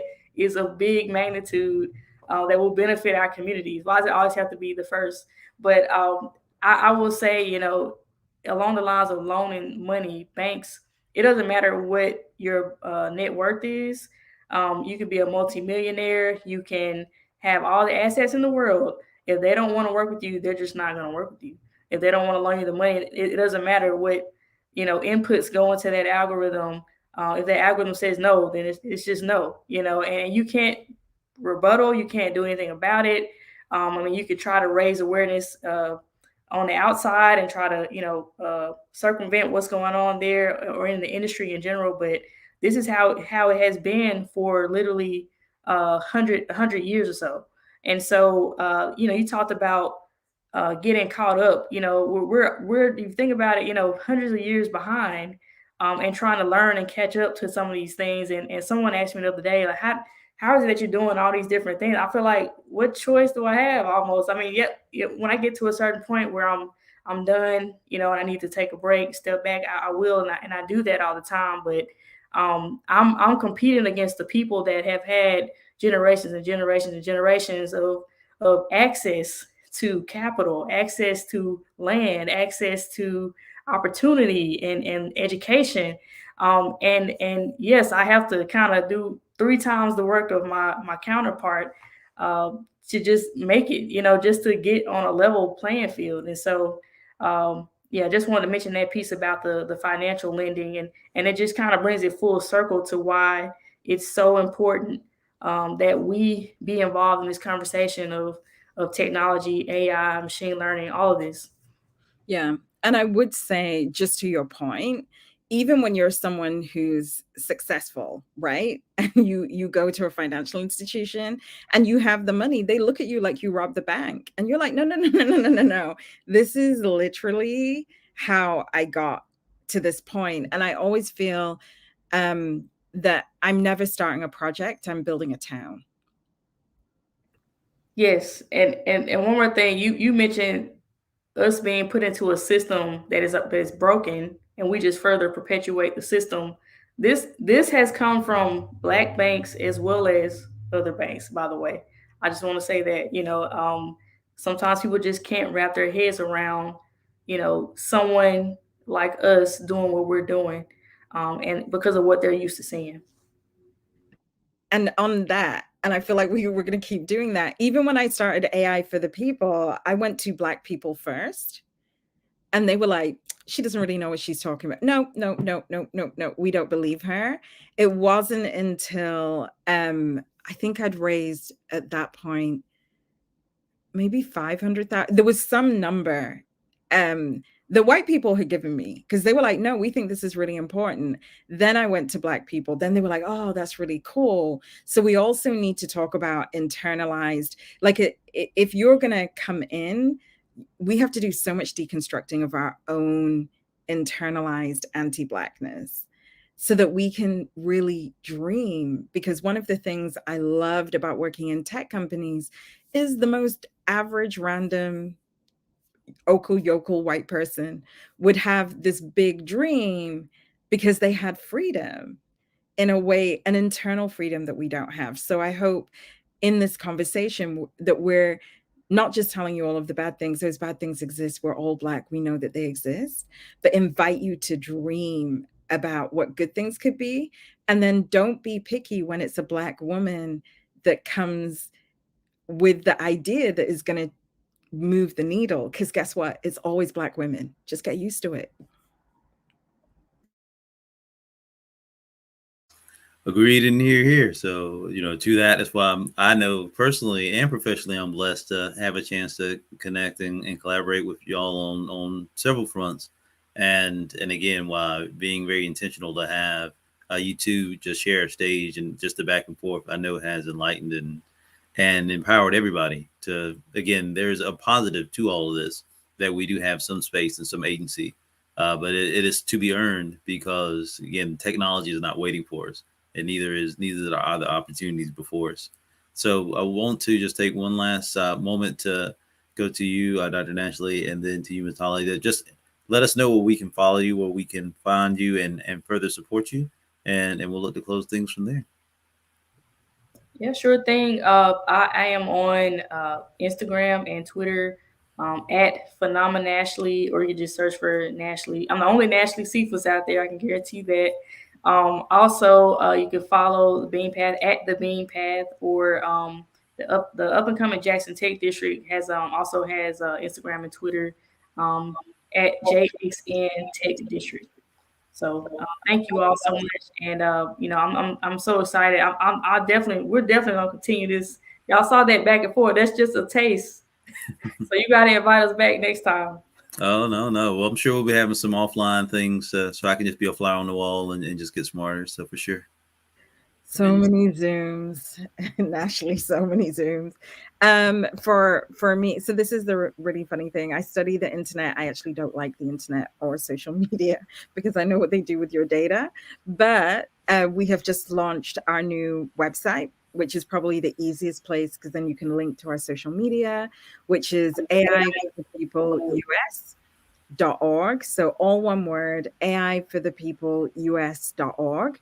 We are all our social media handles are on there. You can learn more about what we do, and then as we roll out Blackness Unbound, we will be putting stuff up there. We have some really exciting partners. Nothing is signed, but you will definitely be hearing a lot from us this year. Fantastic and appreciative to my GoFo mate, which I guess to say for the Guild of Future Architects, Matali and I are members and get a chance to connect on other things there as well. But also want to just highlight that we will be showcasing an exclusive look at your first release here tomorrow, and we'll have that updated and make sure that everybody gets a chance to get this exclusive look, which you want to thank yourself and AI for the people for blessing us with that. And Dr. Ashley, as always, from that first time, I've known of you here in Atlanta for a while, and to get an invitation to connect with you at Kit Labs, and again see your example, and not only just my career stuff, but in just your example again, just really honored, and just knew that two of you together was going to be a treat for everybody. So I'm just glad to see this and just know and know that we have such a fantastic vanguard of talent like yourselves that are pioneering this space. So the future, the Black future of AI or machine learning, I feel is being led by our best. So thank y'all both for so very much. All right, and with that, what we'll do is we'll conclude this first part of our, I guess, let's go into the tail end of Black Futures Month 2022 with myself as Deja Sneed here with SUBSUME. And we want to again thank Dr. Nashley Safas and Matali Nkonde for being part of our show. Just a couple of minutes and we'll get ready to set up for our next special guest, Mr. Orlando Jones, to talk about the future of storytelling.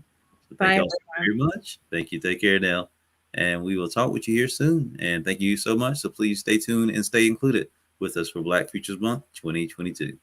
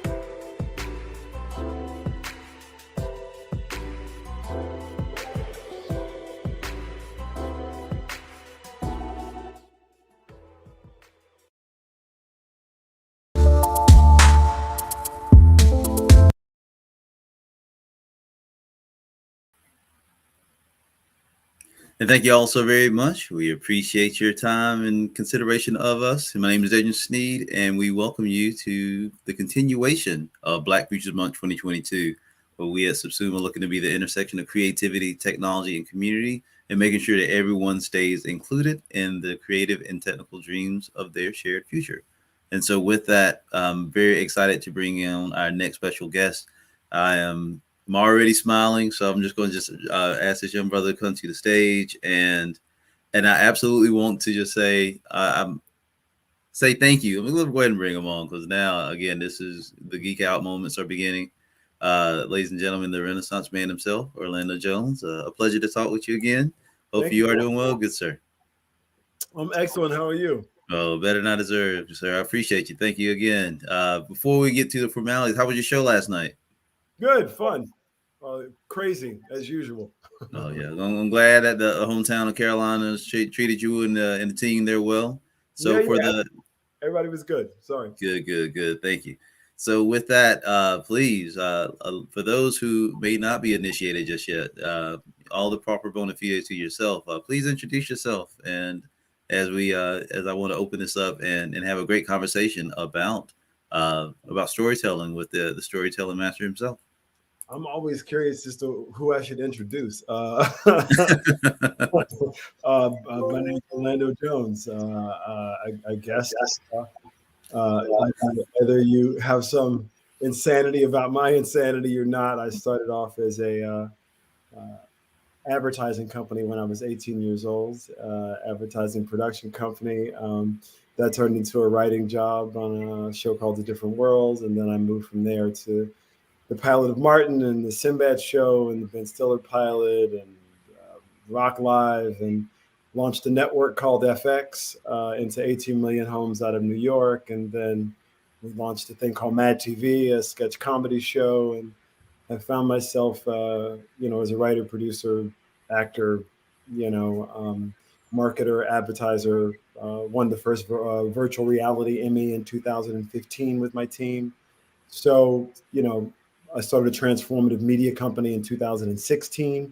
So I've been storytelling across, multiple mediums now since 2005, 2006. And if something hits my fancy, I go act in it. And otherwise, I keep pushing down the road and telling stories in the various mediums where you can tell stories these days.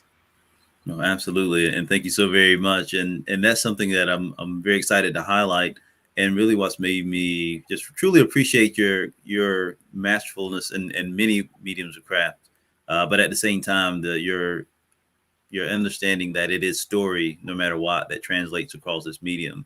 And as we talk about transmedia and the stories and spaces that now intersect in a space called the metaverse, it still comes down to story.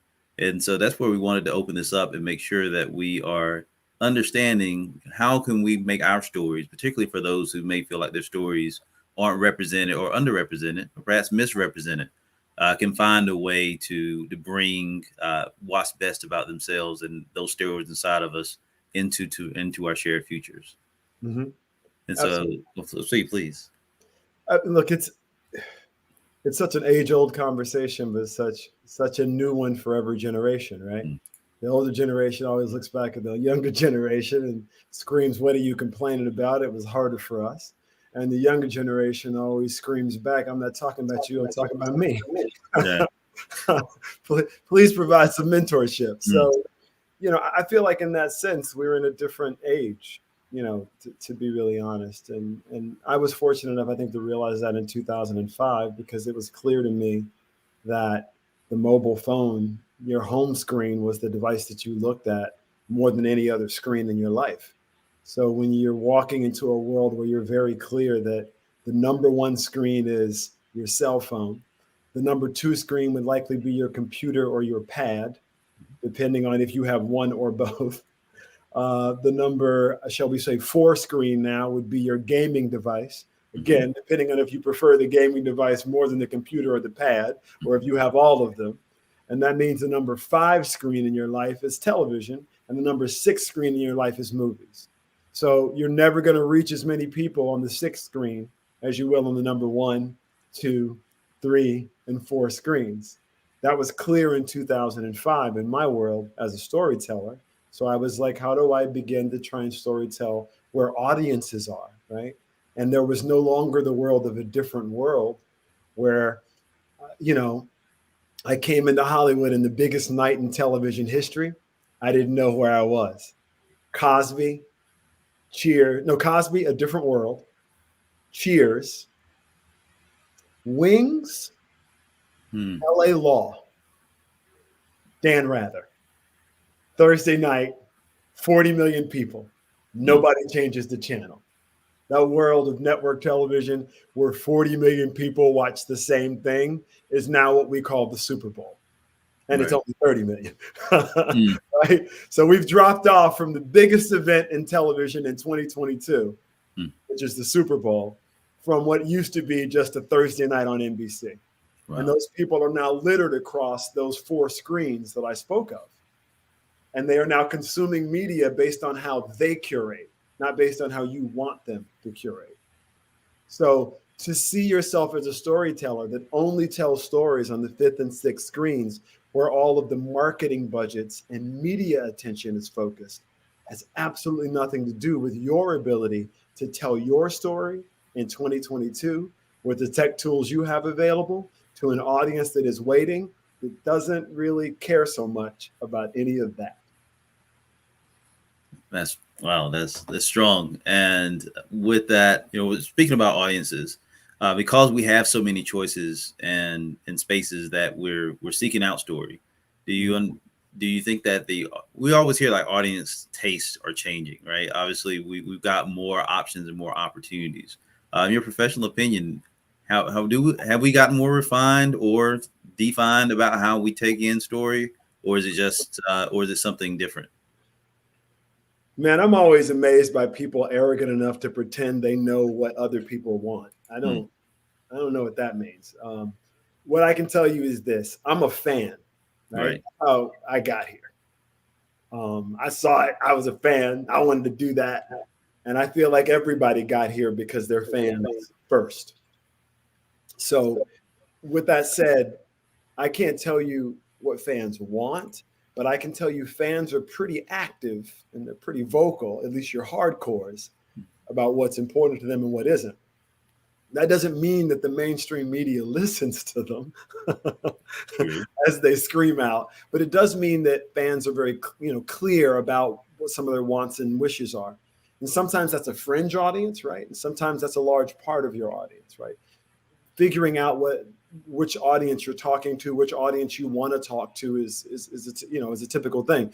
But this idea that all things are for all people, this idea of mass market, 40 million people consuming one thing with no other choices is no longer where we are in the world. So it doesn't really matter how you feel about it.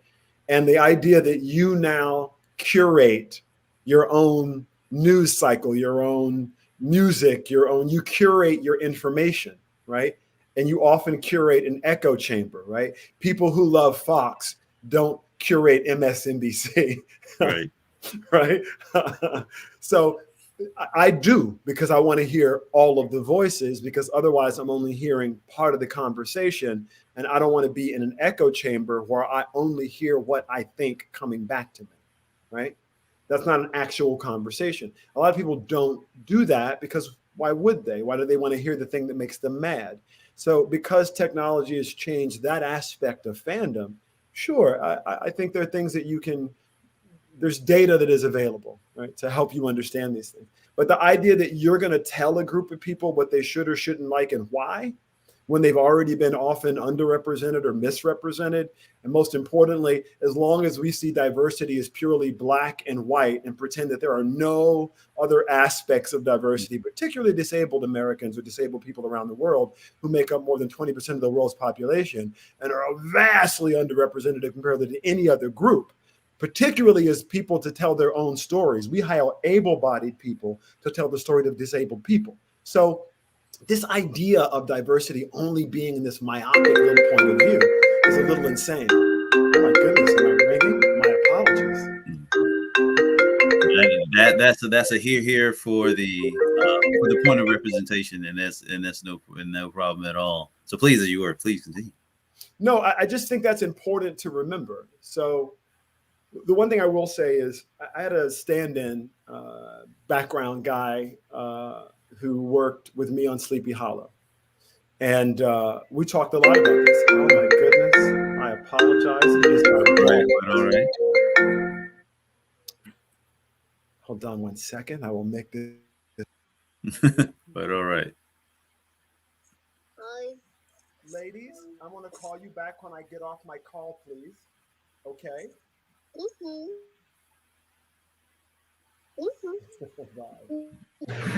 So I had a stand-in named Lily Williams.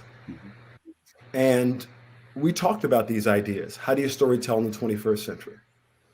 So Lily went and got a job, still wanted to be a storyteller. And he did something kind of interesting. He went and started a network. It's called King Network TV. It's available over Roku or Apple devices. You can go subscribe to his content. He is global in the sense of his reach. The Roku Amazon team are the people that sell the marketing, the shall we say the marketing team, right? So he didn't have that cost. And at the end of the day, he now has his own network. In 2014, he was my stand-in. That technology is not exclusively available to Mr. Williams. It's available to anyone. So your ability to create content and distribute it globally with a network infrastructure at no cost to you, be it on YouTube, be it on Roku, where you want to really brand your own thing, be it on TikTok. Those are the tools available to you in 2022. 10,000 hardcore fans is a business. Yeah, that is. And to ask on that, with all this necessity for story, like if we consider, as you were saying earlier, like you don't want to live in an echo chamber of just a singular point of all of your stories. Why do you feel it's so hard to see diversity in these spaces when we all seem to agree that bringing in diverse stories a lot of times brings in a larger, it makes not only good business sense, but it makes more, it just brings in more people, have more of an audience. But it seems like we still have to fight for, in some spaces, we still have to fight for representation in those. That's something we either should be paying attention to, should we be making our own spaces, as you talked about with the King Network. What's your perspective of why it seems to be a harder push or push back maybe about diverse stories and storytellers? Well, I think there are a number of reasons that really have a lot to do with infrastructure, right? And secondly, with perception. So first, let's talk about infrastructure.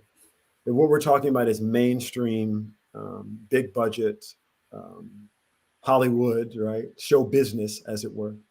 Then that means something a little different, because in order to participate in that business, you need to be a member of Screen Actors Guild if you wish to act, Screen Actors Guild AFTRA, Directors Guild if you wish to direct, Producers Guild if you're going to be a producer. You need a credentialed producer's license in order to be handed the money to actually execute a production, something very few people have. Or you need to be, if you're not a union member, you're not eligible to do those jobs. Those unions were built during a different time. So their memberships are naturally going to be out of balance in the same way that equity is out of balance in the world. So they're overwhelmingly white and they're overwhelmingly male. They're not exclusively white and male. I'm a member of those unions, but I understand that I'm a minority as a member of those unions, right? So how then can you tell more diverse stories when you as a business, as Hollywood, must operate with inside the confines of the memberships of unions that you don't control? The only way you can do that is to create more union members. The only way you can do that is to make more bets on completely unproven things. And that is entirely against your business model. Your business model is to look within the top earners within the guilds and to give them the money to tell more things, because they're the ones that made you the money, and your corporate structure and your shareholders push that narrative. What worked before, let's do that again, right? And all of those things systemically work against diversity, no matter what color you are, no matter how many women or LGBTQ plus members you hire, no matter how many African Americans or Latinos, it doesn't matter what box you check in diversity. Those guilds memberships are what they are. The mandates are what they are. The corporate structure is what it is. And that's the fight. I think the more important question to ask is, in the advent of big producers who are African American, look at how they have even struggled, even in Black-owned studio structures, when having a relationship with the big machine to push out content. I mean, it took, the Queen, Oprah, many, many years to get her network to be profitable. And she only did so after profiting with Tyler Perry. I mean, after, partnering, with Tyler Perry, right? Tyler has his own studio, but he hasn't gotten to the stage now where he's making 8 movies a year and empowering this young Black director or this young Black female director. That's not what's happening at Hollywood's Black-owned studio, right? Nor is there the need if the number one screen is a phone. What difference does that make to you on a phone? The nature of storytelling, the customer is different, right? So your ability to reach them, everything is different. So it's important to think about, if I have a story to tell and I want to get started, do I need all of that? I don't know that you do. I think if you can figure it out with a phone or a computer, you have created the pilot, the first step of what you're going to do. I mean, if we really look at Robert Rodriguez as a storyteller, and we really look at El Mariachi as a movie, then what are we saying? We're saying a guy was like, look, I'm going to go into a situation where I'm going to go into quarantine and let them test drugs on me. And while I'm doing that for 6 weeks, I'm going to write a screenplay. I have access to a bus, I think a shopping cart. My buddy has like a cool gun thing, and I got a guitar case, and I'm going to write a movie about that. That's what he did. He made it for $7,000, and he remade that movie again as a big Hollywood feature for $4 million. We called it El Desperado. He began with the tools he had in his hand, with the ability to tell the story that he wanted to tell. If he can do that and have no money to the point that he went into medical testing to cover his overhead, he figured it out, right? And whether you have all the money in the world or no money, telling stories is about fighting to tell your story. It's about figuring it out. That's what it is. If that's not what you signed up for, if you think the idea is to be amongst the very privileged where people hand them money and say, go ahead, tell it, we can't wait. You're living in a pipe dream, my friend. That's likely not to work out that way.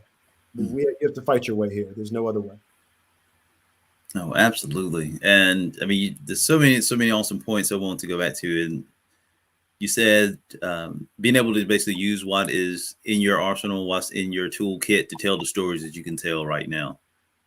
Particularly with technology, when we see all these parts here, there's always there's a traditional hesitation for mass adoption to start off with.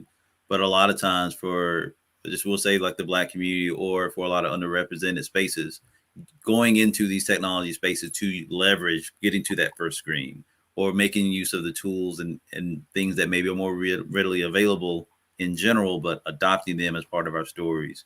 What would you say to, again, the things that are laying around to us in a technological standpoint to get to that first screen? I can't stress enough that this train left the station already. This toothpaste is already out of the tube. There's no way to take the tube and and stick it on the toothpaste and pull it and it'll suck it back. That's not going to happen here. To be fair to young Black kids who want to story tell on TikTok through dance, pretty sure they already did that. Pretty sure they already made that platform, caused Facebook to have its largest shareholder drop in the history of the company. I call that Black kids on TikTok doing dances. That's their form of storytelling. That is a way in which the trends in storytelling is working on that particular platform. They have proven that they can make grandmas, great grandmas, presidential candidates, anybody, not only adapt to their story, find a way to their story, and embrace their story. Problem, they're not being monetized are paid properly for what they are creating. But in terms of them making content, pushing their story out and having their story impact mainstream culture, is that not what the music business is? Have not African Americans controlled what was hot in pop culture since the beginning of time? I mean, do I need to take you back to Moms Mabley, or do we want to go Marvin Gaye or Sam Cooke? I mean, honestly, which direction do you really we want to go in? I mean, which era of the entertainment business populated by who? You want to talk about Beyonce now? Like, what? I mean, seriously, we talk about Oprah. Like, what do we really want? We're talking about Jay-Z. What do we want to talk about? Biggie, Diddy. How long do I need to stand here and run through names to lay out the decades of artists that have populated culture and mainstream, who are pushing essentially what is Black American culture, or culture of I would say, in some cases, someone who is coming from a diversified or an oppressed background. If you really want to look at LGBTQ plus culture, it must give its nod to Black women. I don't see anyone trying to copy Susie Cream Cheese. They're copying Black women, hunty. Okay. So again, that is Black women pushing their how they say things, how they do things, right? Being, I don't mean co-opted in a way that is negative, right? That's obviously not coming from that place, but it doesn't stop the fact that it is an emulation, and that Black women are not the ones receiving the bulk of the revenue from that creation. So when they look at them and their children and they scream, "This isn't equal," because we're struggling to try and get our kids into good schools and take care of them and keep them off the street and after school programs and whatnot, then you can see a clear break in that, right? And you see an attempt, hopefully, to try and rectify that. But what I don't see is a plethora of Black female storytellers coming forward, because their stories are complicated and often misunderstood by others in a structure that is highly male and still more beneficial to Black men than to Black women. So with that said, if we don't use these new technologies to tell stories and force change, we are creating our own issues as far as I'm concerned. And it is our issue to push forward our story. It is not our job to ask for permission, and it's not our job to fix a thing that we never started. That's strong. And with that, I want to segue to something you said at the very beginning of what it takes for, in all these stories that you get presented with, what moves you to want to take more of an active role in the stories that you hear? Like, for example, obviously, you work in a lot of these mediums, particularly in acting, I think would probably be a good focal point. What are you looking for in the stories that you hear or the stories that are presented to you? Because I'm going to presume you get, you're showered with a lot of different stories from people from all different backgrounds. What is it in the story that you're looking for that makes you act, that gets you excited, or makes you take that next step to be a part of? I think there are a number of factors, right? I feel like you got to decide who you want to go to war with, and you got to be careful about who you go to war with. And I call it war because it takes just as much energy on the stuff that people say is crap as it does on the stuff that people say is amazing. So it's not less work, right? I feel like more than anything, I was inspired as a young kid, probably because it was what was put in front of me by the Nina Simones and James Baldwins of the world. And for them, art fell into a particular category. It was really about communication and communicating the human condition from your point of view. As a Black kid from the Deep South, I don't know that as a child I believed what my mom said when my mom was freaking out that some cop was going to kill me, because I went to private Catholic school and I thought that old lady was just talking crazy. So to find myself with my two daughters and to see that now populating the news cycle was not something that I saw coming or expected. But now I have to prepare these two young ladies for a world that I just described to you, that exists amongst the most elite and privileged individuals, of which I am a member. Right. To be very clear, I am privileged. So I look at those aspects and say, I would like for, I've already starred in the blockbusters, right? I already did all that, right?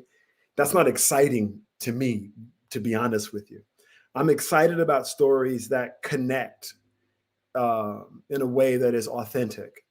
And I'm excited about characters that I haven't done before, that push and challenge me, and that okay, I got to figure this out. As an actor, I look for risk because I'm still growing as an artist. I don't think I've hit my plateau. I think I'm still working through it. So the earlier parts of my career where I was doing comedy, most of my fans don't even know I did all those comedies, right? They really know me from Sleepy Hollow forward, and more genre as a dramatic actor. Most people don't know anything about the writing, producing, or VR, or AR, or blockchain, or any of that madness on the technology side. So I've always felt like I do this for me, to tell the stories that I can tell that reflect a Black man that you are told does not exist. But I'm here, and I'm not alone, and there are others with me, and others coming up behind me, yourself included. And so I'm here to say we're here, and I'm here to tell stories that I believe can be inclusive of everyone without having them be devoid of my culture, devoid of my Blackness, but to not project me forth into the world as a victim, but to project me forth into the world as what I am. Birthed of a queen, a force of nature, built to be so by a group of people who loved and cared for me and taught me that I had a story, something to tell, something worth hearing, something to say, pay that forward, tell stories that help others pay that forward. It's kind of what it's about for me.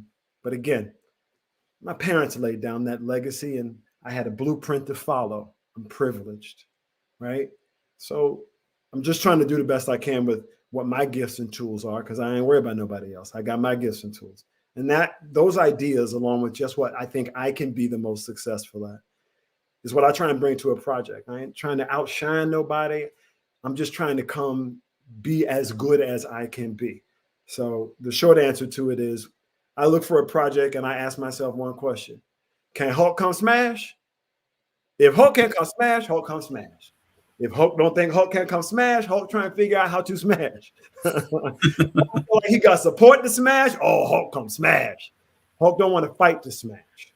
And so in that sense, I try and step forth if I feel like, hey, if I'm not what you want, or pushing the envelope, or being provocative in the ways that I've tended to want to be provocative, or not of interest to you, then, I think everybody has the right to tell their story their way. So for me, it's not combative.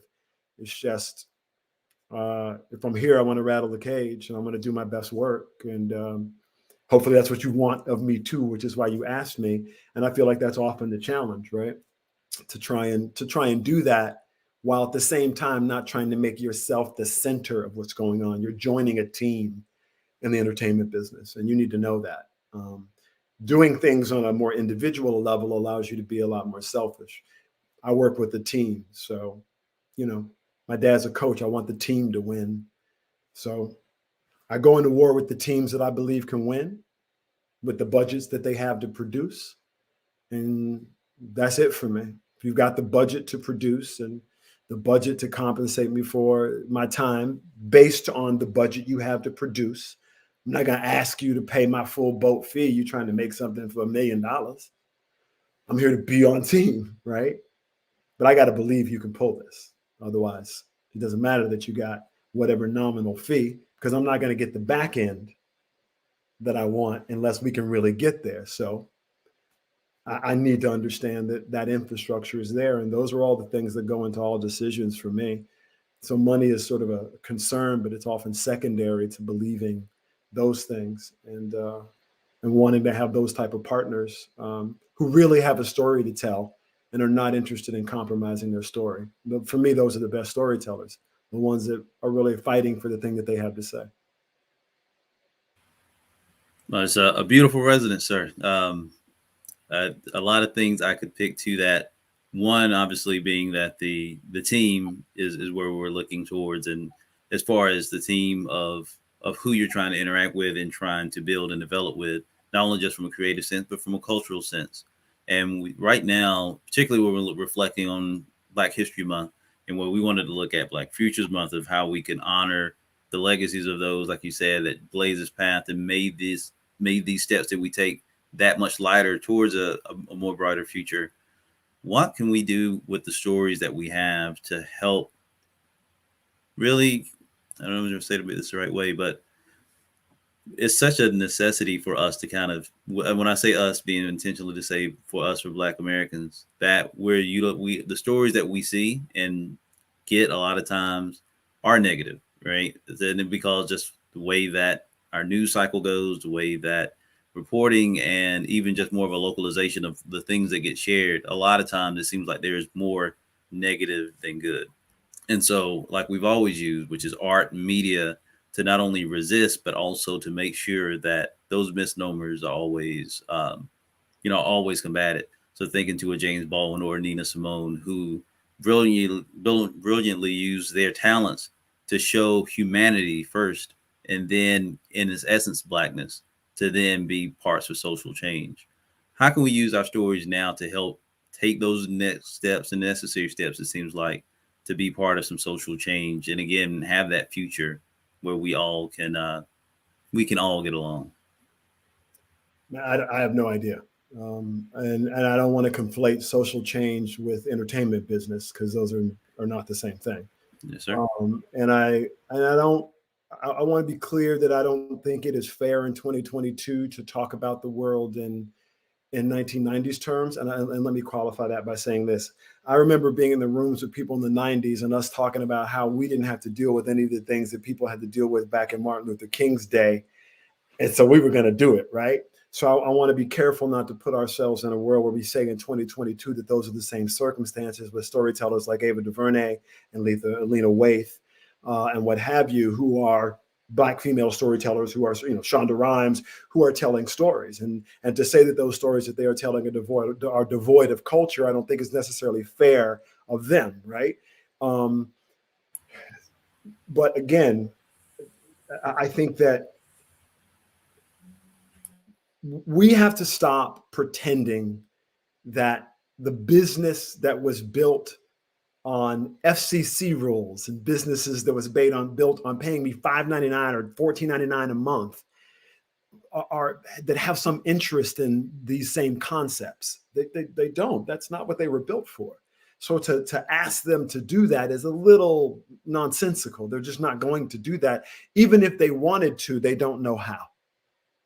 So with the tools available to you, I say that question you asked is a mirror question, right? So people are picking up the phone, people are making beats on a computer and shooting videos let's be honest. If TikToks is breaking music stars and they're making lots of money, then I don't know why anybody cares what Hollywood is or is not doing, right? They'll catch up or they won't catch up. They'll either stay a successful medium or they will go the way of, AM radio, right? These things will sort themselves out. I kind of don't concern myself there. I really try and put that focus back on what tools do you have? Go tell your story. What's going on over there has nothing to do with you. What difference does that make? Trust me, if you start generating interest, they'll show up and looking for you.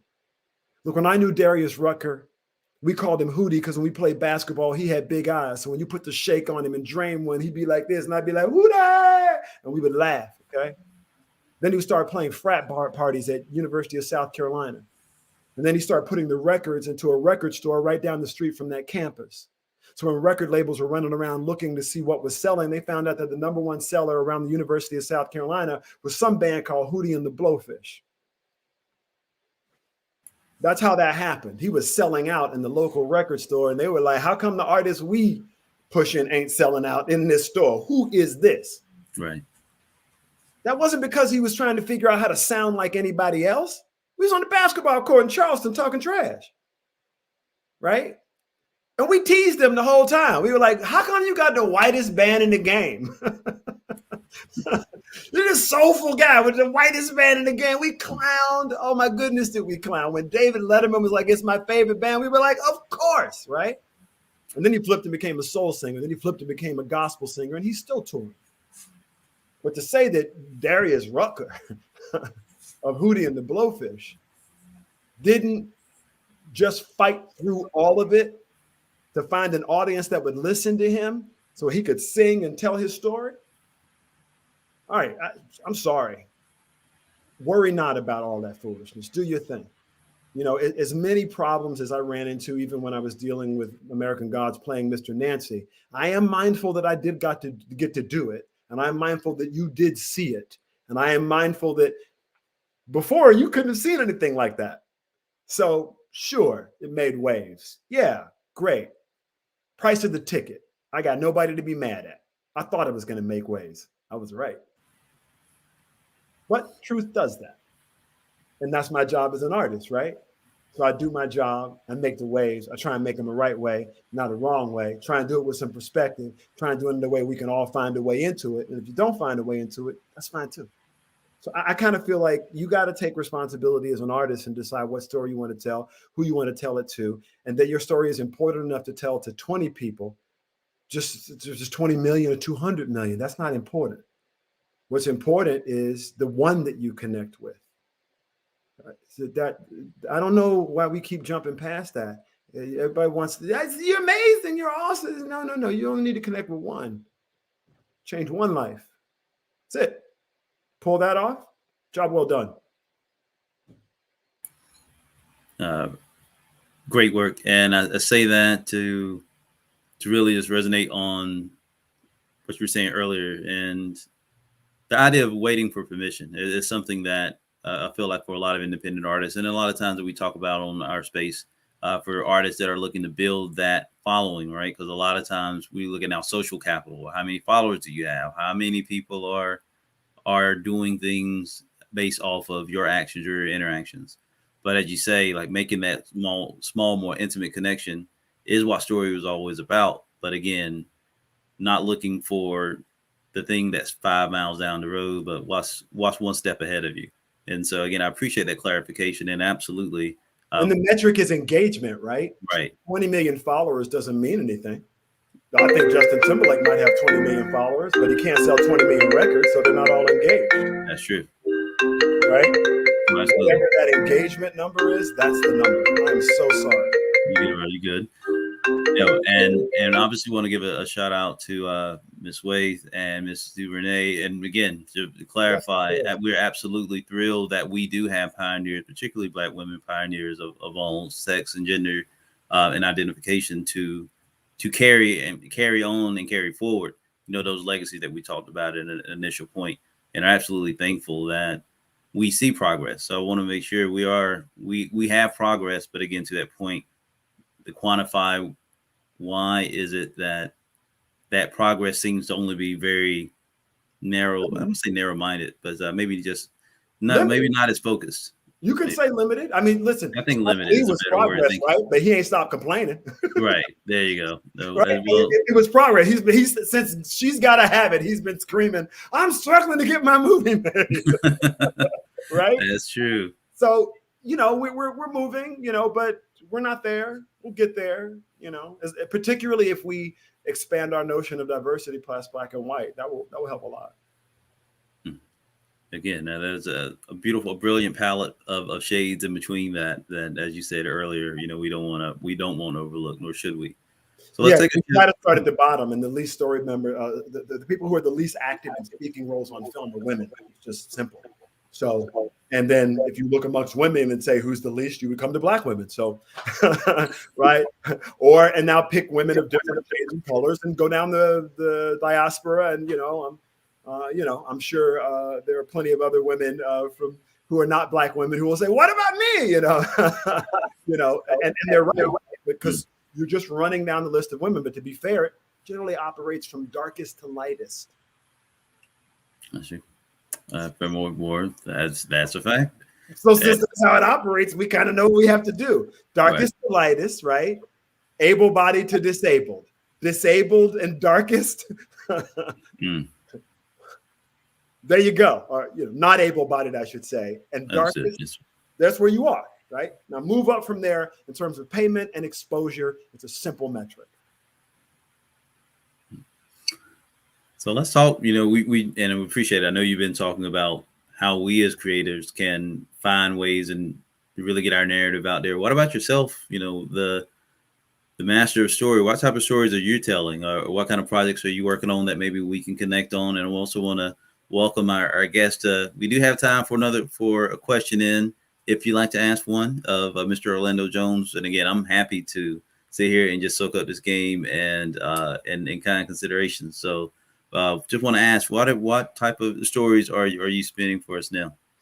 I would say at the moment, I mean, I've written a bunch of stuff. Obviously, I often work as a writer for hire. Some of those things I can talk about, some of those things I can't.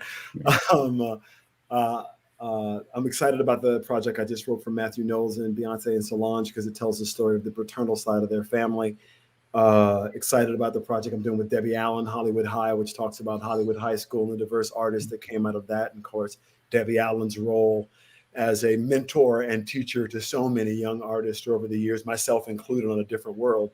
So those are two that I'm sort of excited about for now, but I'm probably more interested in hearing the questions, because I've talked a lot and I'd rather talk more specifically to folk. And my daughters are going to lose their mind if I don't call them back. So Fair enough. So, I know we had a note here about rolling with the punches and pivoting when needed. Is there a sixth sense to that as a writer, and particularly as a multi-hyphenated creative? When do you know when you've got to pivot? Look, the politics are always difficult, man. Look, it's hard when you're fighting for your story and you're up against tricky forces, right? And most of the things you're trying to get are nebulous, right? Often I feel like it's about living to fight another day. And also, often I remind myself it's just entertainment, right? I'm not going to get it all in this one. This one, I'm going to get this. Exposure and relationships are really important. And I think the pivot is about agreeing to disagree, maintaining a respectful relationship that hopefully has honest discourse is the trick, right? But keeping it, I think, respectful is the key. And often, even in the face of being disrespected, you kind of pivot around. Me personally, I do what I do because of who I am, not because of who you are.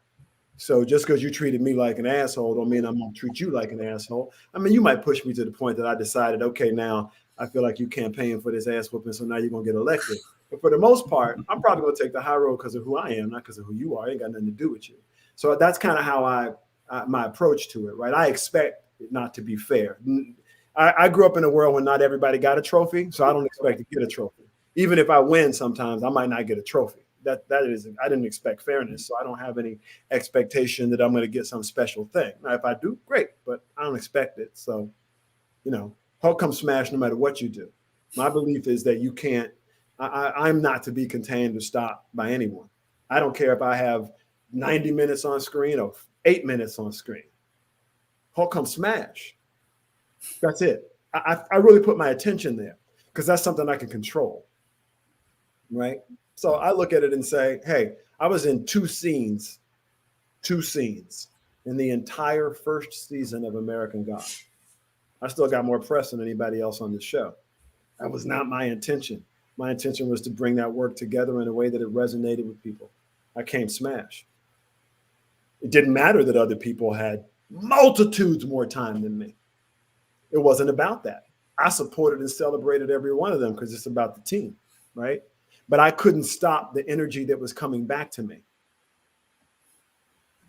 It's such a beautiful thing for me because it really connects me with fans in a way that's real. It's not about ego worship. It's about them saying, yo, I felt that. That was real. Thank you, right? And me saying, thank you. I tried to give it to you in a way that's real. Now I move to the next thing. I'm not here to celebrate. I don't know. I think those things, for me, those things are important. That's how I move forward. That's how I look at stuff. I just try and keep myself in a humble place and try and put my work down. That's really what I care a lot about, and pushing forward an example for my kids based on what I do and not what I say, because they don't give two shits about what I say. So that's really it. I think that pivoting thing is an important thing. It's a tough thing, right? Because it's a tough fight. Oh, absolutely. I've got time for one more question. DB, I appreciate your question. I'm just going to jump here to Ron. How are you hoping interactivity will add to your stories in the future? I think it'll allow you to reach different audiences that might not come to the mainstream thing, but will come to the other thing. So I think that being able to pivot your story is an interesting thing. I always think of a show like Modern Family, right? Which is kind of this big, funny show. But I also think about, man, what would that story be like if it was other just regular modern families, people who came together and became a family and supported each other? What does that brand look like online, right? So for me as a storyteller, I would have taken Modern Family, the show, and as a storyteller, I would have wanted to put it online and hear other people tell me about what their Modern Family was, to open up that thing to everyone. As a storyteller, that's where technology and those little things get me excited, because it opens the doors for fans to contribute in a way where they can not only see themselves in the story, but be represented in the story. And for me, that type of representation is really what's powerful about the mainstream game. But it has to open itself up first to the magic and the power of its most important intellectual property, fans. It is about the fan, and it is about the way that stories connect with those fans in our communities. And you have given us so much to think on and be actionable about, as far as not waiting for permission. And as you share, using the tools around us to tell our stories no matter what. So if anything, sir, you've done us a great service in on that. Please let us know how we can follow you, keep up with you, and support you in your work. And it's very exciting for what to come. That is me. At The Orlando Jones is pretty much everywhere. They give you the stupid blue check mark, which supposedly means I'm me. And or orlandojones.com. You can always go there and, of course, provide links to where I am in my madness. Oh, absolutely. But brother, again, I'm so thrilled. Geeked out with you yesterday and learned so much today, and can't wait for the next opportunity to connect and collaborate with you. More to come, and again, just honored by your time that you share with us here for SUBSUME. Back at you, man. Thank you so much for inviting me to speak to this platform, and also congrats to you and your team for the work you guys are doing. I'm over here with my pom-poms. Hey. All right. Thank you so much. Thank you so much. We will catch up. Ladies and gentlemen, the storyteller, Mr. Orlando Jones. Thank you. Got nothing but great work ahead. And thank you again for your time and your example, brother. Thank you, sir. Thank you, man. Thank you, brother. All right. Family, say hello. Yes, sir. All right. And with that, excited to have a special guest such as Mr. Orlando Jones grace our time with us here at Black Futures Month 2022. Again, looking at the intersection of creativity, technology, and community, and how we can all be together and share our dreams and stories, as well as our culture with each other for a shared future. So we're going to just take a couple of minutes of break to reset the room and the vibe here for our keynote speaker, Ms. Sydney Clifton of Clifton House. And very excited to conclude a fantastic day of looking forward to the way that we can be included together with one of our best. And again, thank you so much for being part of our show, being part of our community, and again, helping us stay included. This is Dejan Sneed with SUBSUME. We'll be right back.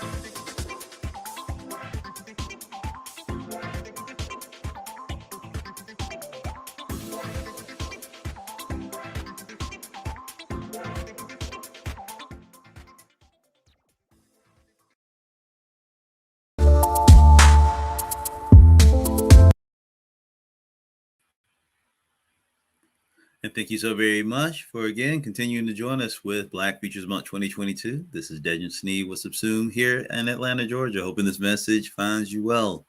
Just to share again that we are coming to a strong conclusion for day 2 of our Black Futures Month celebration, which is our homage to not only the legacy and the history of Black History Month, but also where we are in our present sense of self and to the brilliant future of innovation and success that we see with the people that are gracing our stage here today. And so we're very thankful to have you as part of the conversation. We appreciate the interactivity, the camaraderie, and absolutely the family and fellowship that we felt throughout all of these panels so far. So we've kicked this off this morning with a brilliant invocation of Black history for the future. Now we're getting ready to set the stage for the Black tomorrow. And so what we're looking at, and to kind of give a little bit of background to why we're looking at the Black tomorrow, I think it's very intentional, of course, with our program for Black Futures Month, that we do want to show not only just Black stories, but also Black agency, Black success, and Black opportunity in all its forms. For all people of all stripes and in the way that they qualify and see themselves as part of this diaspora of talent and of hope. And so when we think of the future, a lot of times we think of things that are to be. But right now we were just in an unprecedented time and space where the future is on fast forward. Things, as soon as we make them or believe in them or see them or they impact our lives, we're seeing that there's a shift, there's a pivot. So what does the Black tomorrow look like? And how do we use the simple term of transmedia, which on its ear, meaning a multitude of spaces and places that media and story exist? How do we make sure that these spaces include us as we are in our authentic selves? So we're very honored to be at the top of the hour, bringing on Miss Sydney Clifton of the Clifton House to not only introduce her story and her fantastic legacy, but how will we see ourselves in this fantastic space in the years to come. So with that, we're going to get ready to bring on just a shining example of when we're talking about people who are building a brilliant future, not only for themselves and for the people around them, but for the communities that they're serving.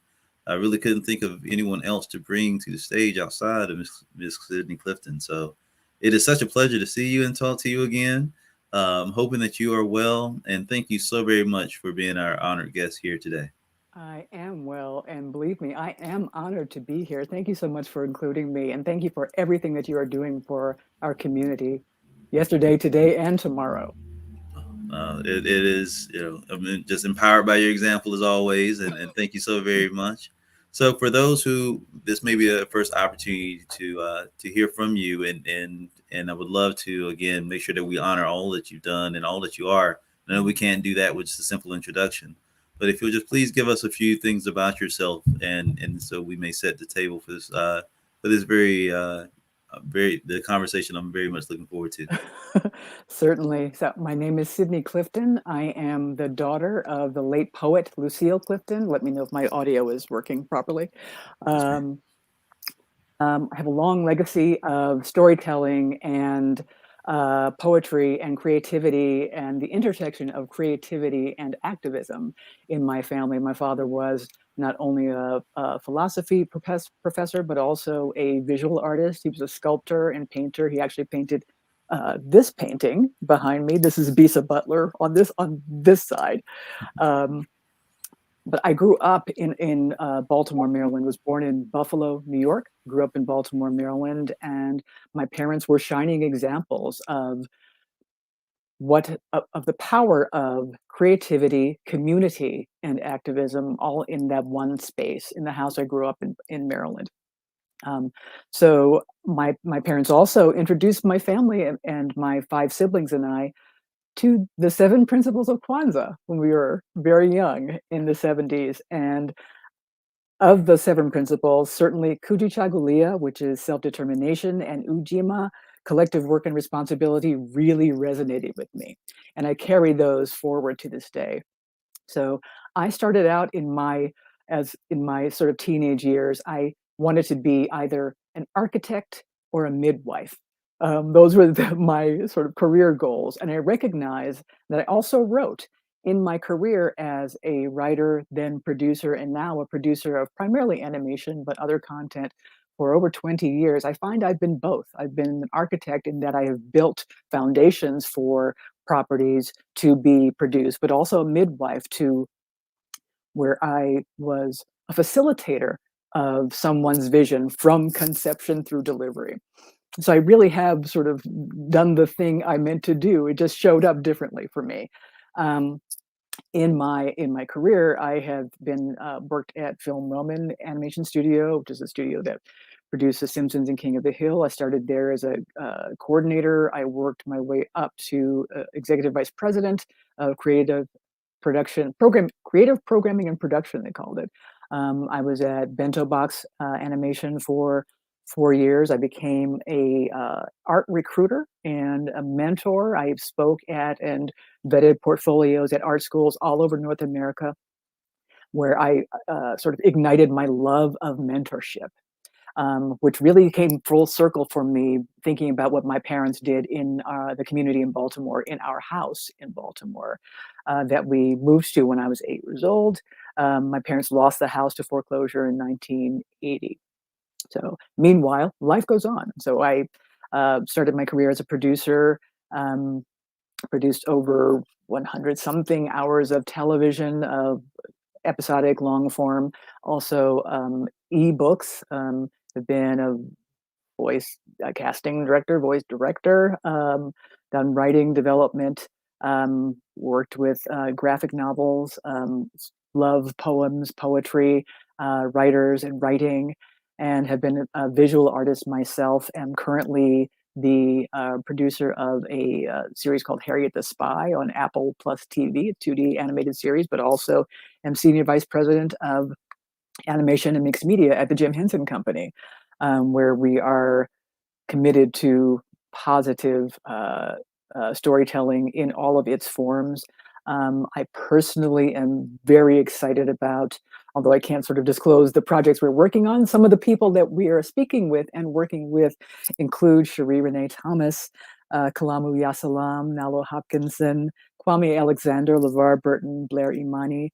There are many projects on our slate, and I have been extremely fortunate and grateful and impressed with the Jim Henson Company's commitment to legacy, certainly there, but also commitment to diversity and inclusion in the content space.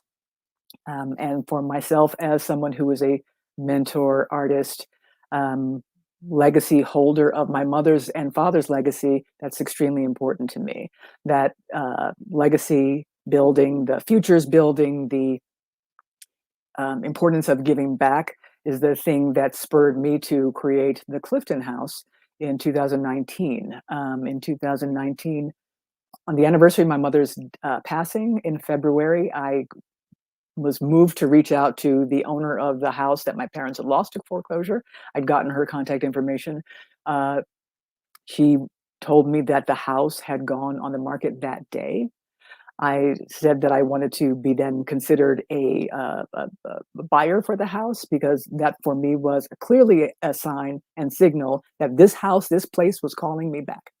And so the long story short is I bought the house, and I am now developing and working on programming for the project that we're calling the Clifton House, which is a workshop and artist residency space in the house in which I grew up in Baltimore, where we will nurture and train young poets, writers, visual artists in their craft, but also in the what it takes to build a life as an artist going forward. So this is how you do the thing. This is not only how you level up your craft. This is how you walk in the world. This is how you walk in the room. This is how you value your voice. This is where you can go to monetize your voice, because these are businesses, but also wanting to take a look at how we redefine success. In the entertainment industry, certainly we recognize that this is a business, that it's a machine that has been certainly been cranking along with certain kinds of values and such for multiple years. But do these values serve us? And we really want to take time to explore what success means in the larger, in financially, certainly we understand that part, but there are elements of that success that can be challenging and unhealthy, and we want to continue to sort of bang the drum for, we cannot buy into completely an industry that values profit over our physical and mental health. It values profit over authenticity at times, values profit over all else. And I think in redefining and joining hands worldwide through technology, as in community, large and small, local and global, I think a revolution of that redefinition of success will also, I think, bolster what tomorrow looks like and how we show up in it.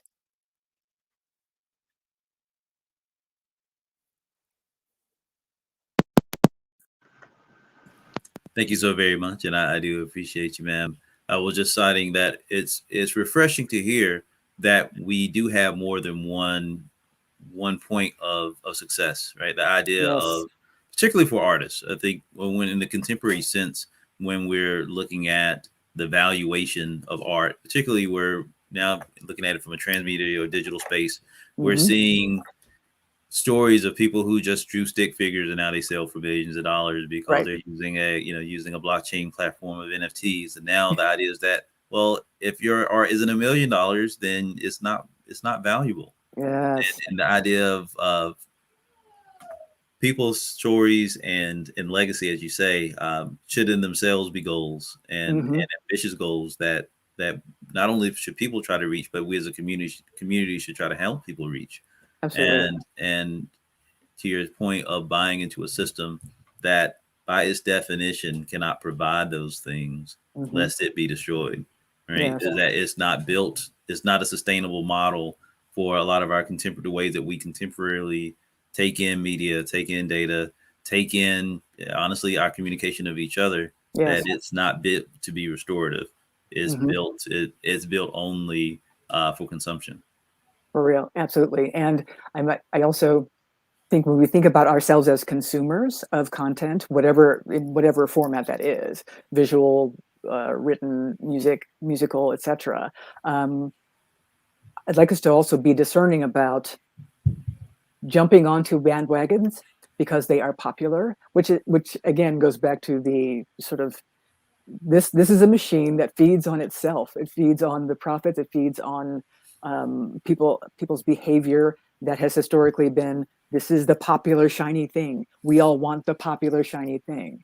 And perhaps we need to stand back and ask ourselves, is this really shiny to us? Do we believe this? Do we really value what we are being told to value? And I would like us to continue to have that conversation about what is valuable to us. I mean, at the end of the day, I was taught, and I truly believe that what is valuable for us as a people, wherever we are, in whatever shape we're showing up, our story, we want the way we want it, and it being understood. Not everyone will understand it, but saying what you want to say, the way you want to say it, where you want to say it, and to an audience of folk who can truly hear and appreciate and understand. And we have to create those. We have to be that audience. We have to be those consumers, and recognize that it doesn't, that it can be shiny, it cannot. I don't think we should completely reject the machine. We understand it, but understand put it in its place, give it perspective. That is not, in my opinion, that is not the goal. What we're doing right here is extremely valuable. What you're doing locally in Atlanta is extremely valuable. What we'll be doing in Baltimore, extremely valuable. Showing people what possibilities exist for them as storytellers, as artists, etc. But also there are folk like you who look like you all over the world, all over the planet. You have access to them now, and that access is really opening that door. And I'm excited about the possibility of people seeing, and young people especially, seeing themselves, but also in seeing the elders who came before us. The idea of connecting folks, to our history, which I think is vitally important to then crafting a future that includes them too. It's not our in entertainment. Certainly, the sort of the newest, best, brightest, youngest seems to be what has the most value. And our tradition is not that. Our tradition is that we revere our elders and recognize them for their gifts and their service. So I also like to sort of ground my work in entertainment and in art and legacy as a service. I feel like it's the dues you pay to be here and continue to inspire and continue to be inspired. Again, back to my parents. That's what they showed us, and I hope to walk that walk. Oh, you absolutely do, and again, you're a beacon for the rest of us to the way again to that you open up your familiar home to be a nurturing space, not as it was for you and your family, to be for a new family of artists and for a new legacy of creators who then themselves can be a restorative point, from Baltimore and beyond. So again, the legacy of the Clifton House is already cemented in excellence, and I just know, and I'm excited to share part of that with our audience here today, and just want to acknowledge, as you said, that because particularly in the Black communities, especially the African American experience of legacy and what our ancestors, particularly our ancestors here in the Americas, had to endure, even from the transatlantic slave trade forward, and even those that still draw breath among us. Our paths are softer because their times were harder, right? We all understand that, with civil rights, that wasn't a switch that just made equality a thing. Likewise, we're seeing now, even with technology, and that's been a lot of this summit here today is focusing on, even with technology, especially the technology to come being more equally accessible, that still does not itself beget equity. It still doesn't bring agency.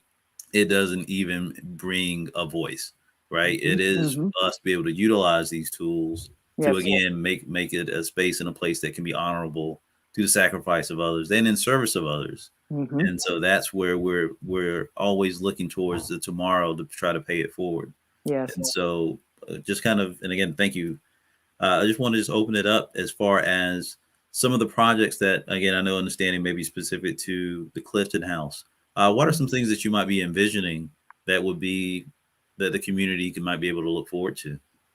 Well, we have already had virtual poetry workshops.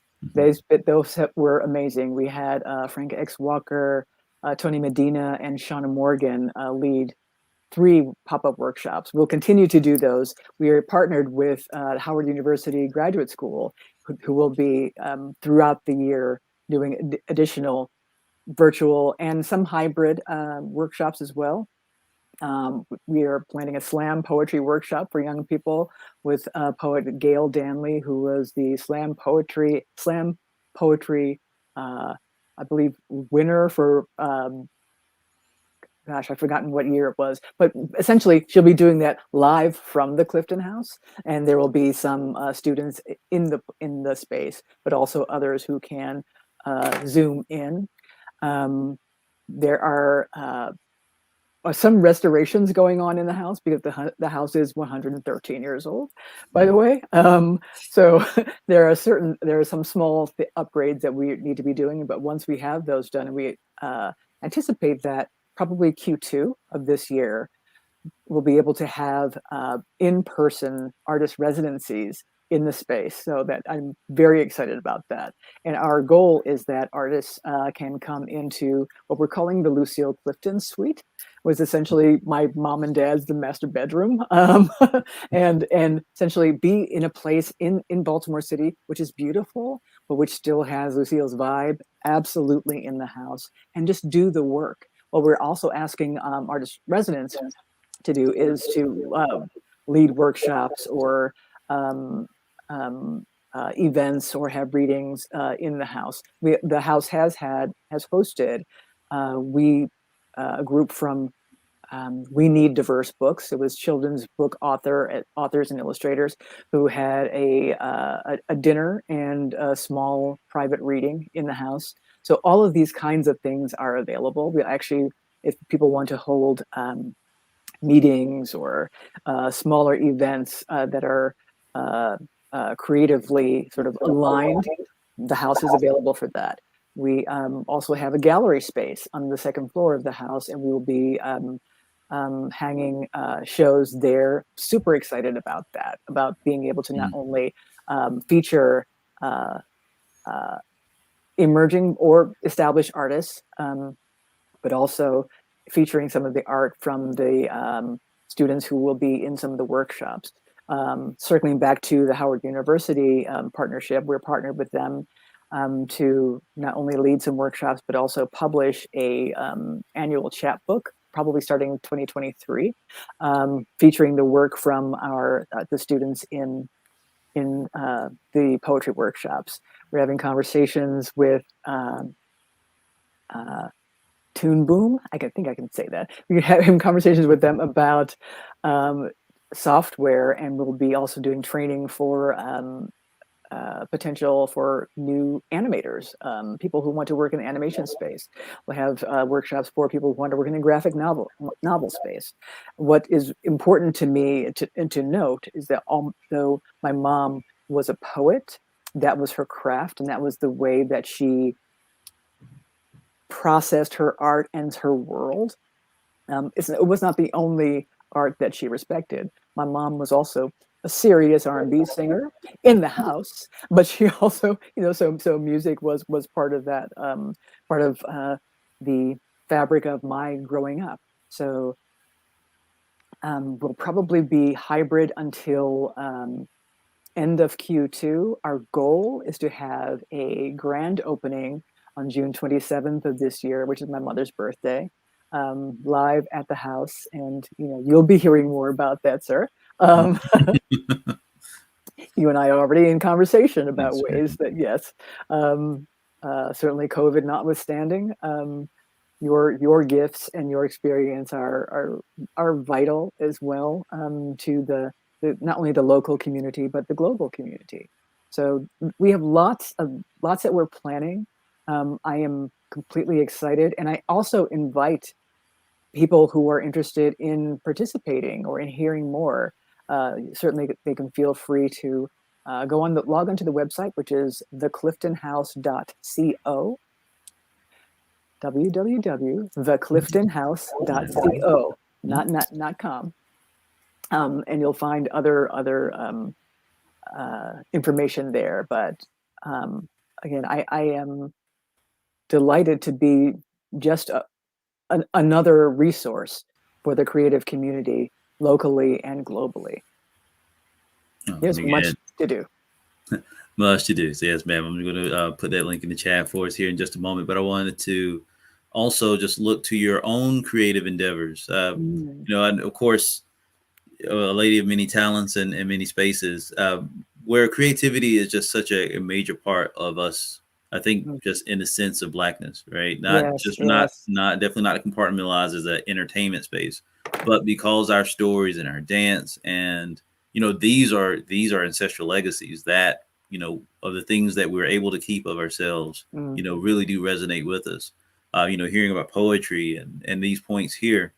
How important is it from your perspective of the Clifton House and your own personal endeavors to ensure that creativity in the space still has a home?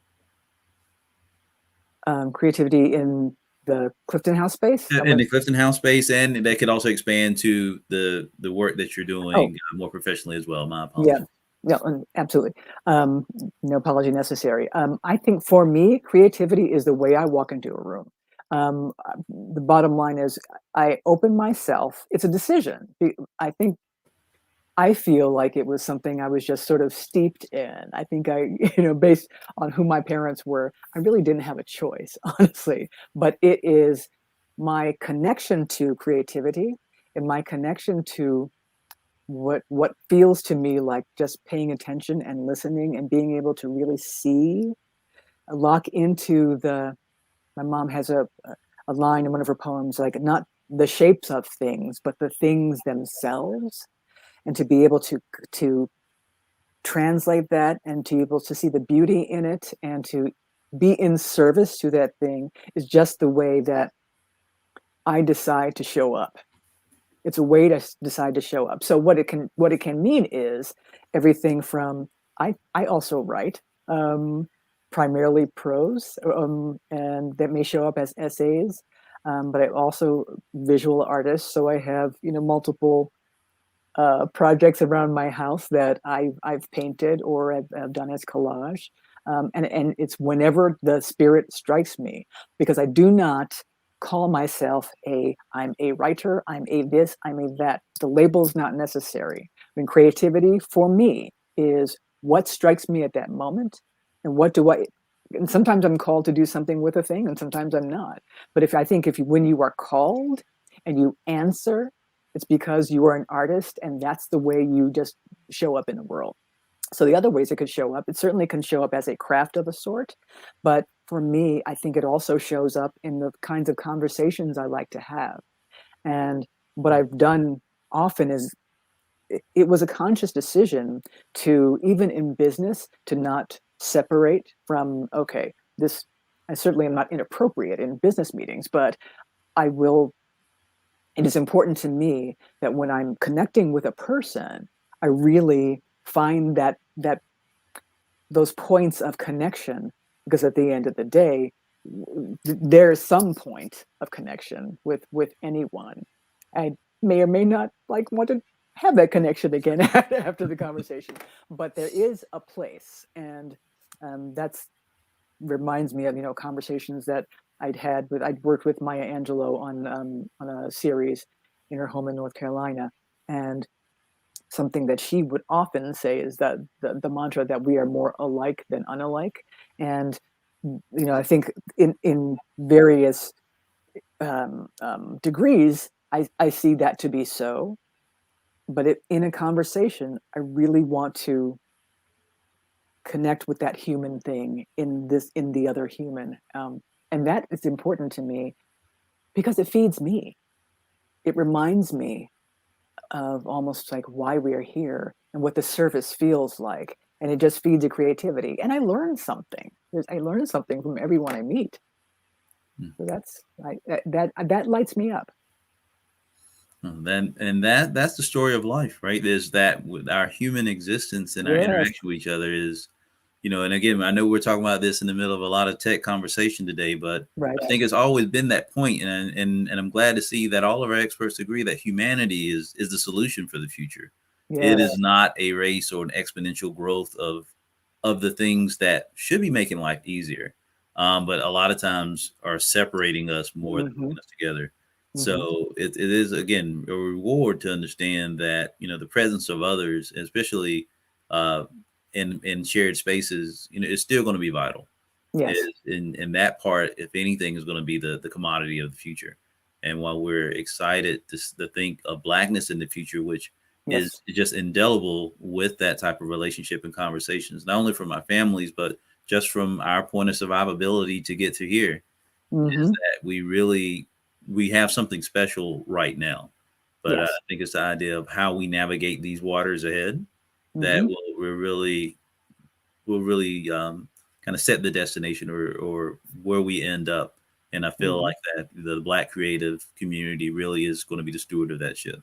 And sort of back to what you said, and I just want to co-sign to, we were talking about the tools of technology, and as long as we remember that they are tools, and there will be more of them, then I think that sort of, again, keeps the perspective that we as the humans will use the tools, we will drive the way they're used, we will respond to them according to our needs, and I guess whatever's necessary to create what it is we want to create.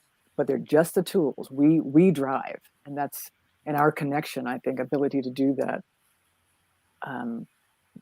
will help navigate that direction. I mean, we have to remind each other, I think, remind ourselves and each other that it's not about the technology, it's about us and how do we use that. It's what's so exciting about what's to come. And to that, again, with a lot of your purviews, and now to maybe speak to animation, right?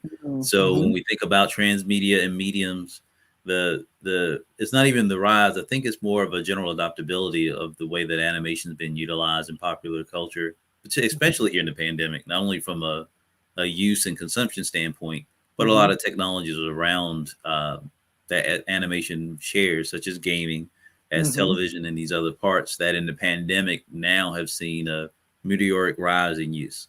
And so now we see where animation touches a lot more spaces than it ever has. And in that sense has brought in a lot more people. What's the purview of diverse stories in animation? Because we obviously get that a lot as animators here at SUBSUME, right? Is that, we're trying to build and develop those diverse stories in that medium. And it seems like there's always an intent to be in that particular medium. Now, obviously, your relationship and good work with the Henson Company comes with a legacy of transmedia, or mixed media, where technology and traditional art are intersecting. And so, how do we balance something that is so valued with the idea of trying to bring valuable stories in connection with them?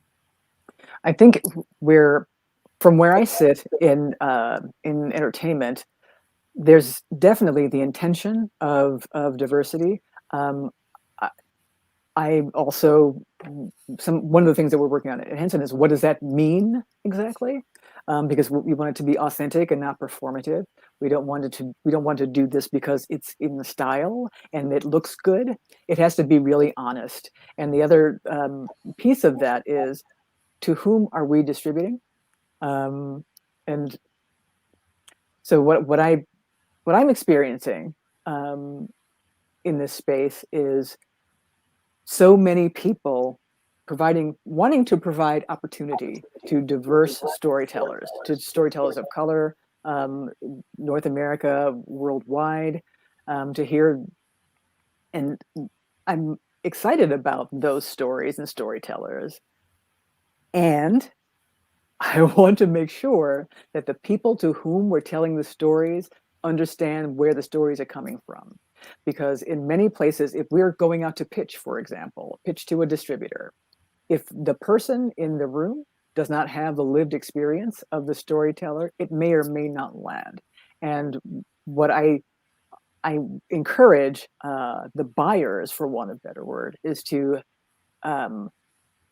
start staffing folk who have the lived experience of these diverse storytellers to whom you are who are pitching a content to you. And if you don't have them on staff, ask somebody. There are many resources to to tap, so that people can vet these stories authentically from the right space, and not from just the, again, this is going back to the, but is this a thing that is profitable space? That for me has been the bit of the bottleneck. The conversations, are often, we have a project with a Black character in it, so that the conversation should not stop there. So at least in entertainment, on the provider side, on the seller side, on the content development side, and on the artist side, there's a plethora of stories and storytellers. But we got to crack open the bottleneck of distribution, and who's buying, and who's monetizing, and who's seeing the value in these stories. So it's a process still. I'm really excited about, at least people are starting to have the conversations, and people are having difficult conversations, because there are some places where we have our diversity person, and that person's giving us these guidelines and this or that, and some of them are performative, some of them are primarily about data. This many characters, this many writers, this many people on a production staff. But understanding why this is important, I think, is the harder conversation, and we need more allies and advocates on that side of the pipeline. I think we're getting there, but we've got to get brave. We've got to get brave about what we do well and what still needs some work in entertainment. Because the bottleneck is still there, because the folks who can breaking it down very, basically, the people who are signing the checks aren't necessarily concerned with that, the things that are of concern to us as storytellers. So we've got to create the cultural revolution and have hard conversations. Well continually. Said. Right. It's that continuation. So as we try to build that, I don't want to say build, but I think realize our value in that creative capital, particularly for underrepresented stories, where we're seeing, and we keep it to animation, but it can be to pretty much any genre, that we're seeing that when diversity comes into the room, that success normally follows, right? And what is it that makes it seem, what makes it seem that those lessons aren't learned? I know you said earlier, like the people that write the checks aren't maybe as concerned, but it seems like we always get pushback when the word diversity or inclusion come into spaces of entertainment, particularly when a lot of times the entertainers are diverse themselves, or the audience, which normally again has obviously a point of diversity. But it seems that, at least from the creative side, particularly for the independent creative side, that there's still a lot of pushback to get of what we would all presume that to be, if it was ever going to be a time to have things with diverse characters, diverse storytellers, and diverse industries, that is still, that bottleneck still exists. Outside of that, is there any other insights that you from your purview you might share? I would say to the first part, very often the success is considered an anomaly, and I've been in the industry long enough for there have been multiple times where, like, here's the thing that's going to make it different, and it's never been the case. What has made it different is we as storytellers finding other avenues. Why is there still a bottleneck? I think because the mindset still exists that, if I'm going to be profitable and successful, and successful means profit, and success means how many people are clicking on, you know, this thing on the streaming platform. I'm going to hedge my bets and do what I know and believe works, which means very often the easy thing. Folks are, and because of the streamers, folks have become risk averse where it comes to content. So, you know, people aren't really necessarily taking chances. The folks who are taking chances are the independents. So it feels to me that if we can recognize, you can move forward on two fronts. Here's the machine that we know is wonky and, you know, needs to be dismantled, but we're not going to use, you know, you can't dismantle the master's house using the master's tools, as Audre Lorde said. So I would say working concurrently in this space and the independent space and finding our own avenues and you know, getting support and encouragement and feeling passionate about the work we're doing independently, knowing that it's not going to be as profitable as this machine over here yet, you know, and it may take some time. It feels to me like we have to just acknowledge and recognize that balance. At the end of the day, what is it worth to you? Is it, you know, what is it you want? And also, can you be strategic? Can you as a creator, if you have a thing that you know, like, okay, this is something that people will understand, people, and I'm just going to say it, white people won't be afraid of, and you know, can be, it ticks all the boxes for entertainment industry success. You know, it's fun, it's funny, it's beautiful, it looks innovative. It has some legs and longevity and can play overseas. Make that. And then your passion project, that may, and if this is successful, that may open the door for you because that's the way that works. But then your passion project then follows behind that. And now you have leverage to say, okay, this was successful. Now I'm doing this. Still might not happen through that old machine, but you may also have the attention of financiers, independents who also love your audacity and see your vision. Because having those kind of allies and advocates who recognize and support your vision and have the relationships with distribution in some way or form or fashion is useful. It may not happen in North America. The success might happen elsewhere in the world. And now with, technology, it could be just a different path. But I think I'm excited about the different ways of doing things. You don't have to go in the front door or back door or kick in a window. You can make another window, find another, create something else. And I think that looping back to where we were talking about technology, at least we do have that ability now. Yes. A lot more accessible as the master's tools that when they're not looking to try to utilize to, is absolutely, I think, a better parallel. So I'm excited for at least that sense of when we're looking at transmedia and the way that we can leverage different ways and spaces to tell our story. It still comes down to the story itself. And as you say, us wanting to be intentional and keeping the integrity of those stories, even if we have to wait. Yes. And I think that's something definitely for myself is to say in my creative journey, I've had to learn. And you said something earlier about, your dream project's not going to be your first project. But at the same time, being able to find the successes in making the human connection, right? Yes. I want to see that we have a space that can really and truly allow for stories to just be told and to get directly to the people that we're hoping to reach, or people that want to discover something outside of themselves, maybe outside of their space, that we'll want to take a look at it from there. Yes. I love what you're saying about having to wait. That's also, especially with the technology the way it is, and with, everything being at our fingertips and immediate and all of that. I think that's a hard one for some of our young folk to understand or accept.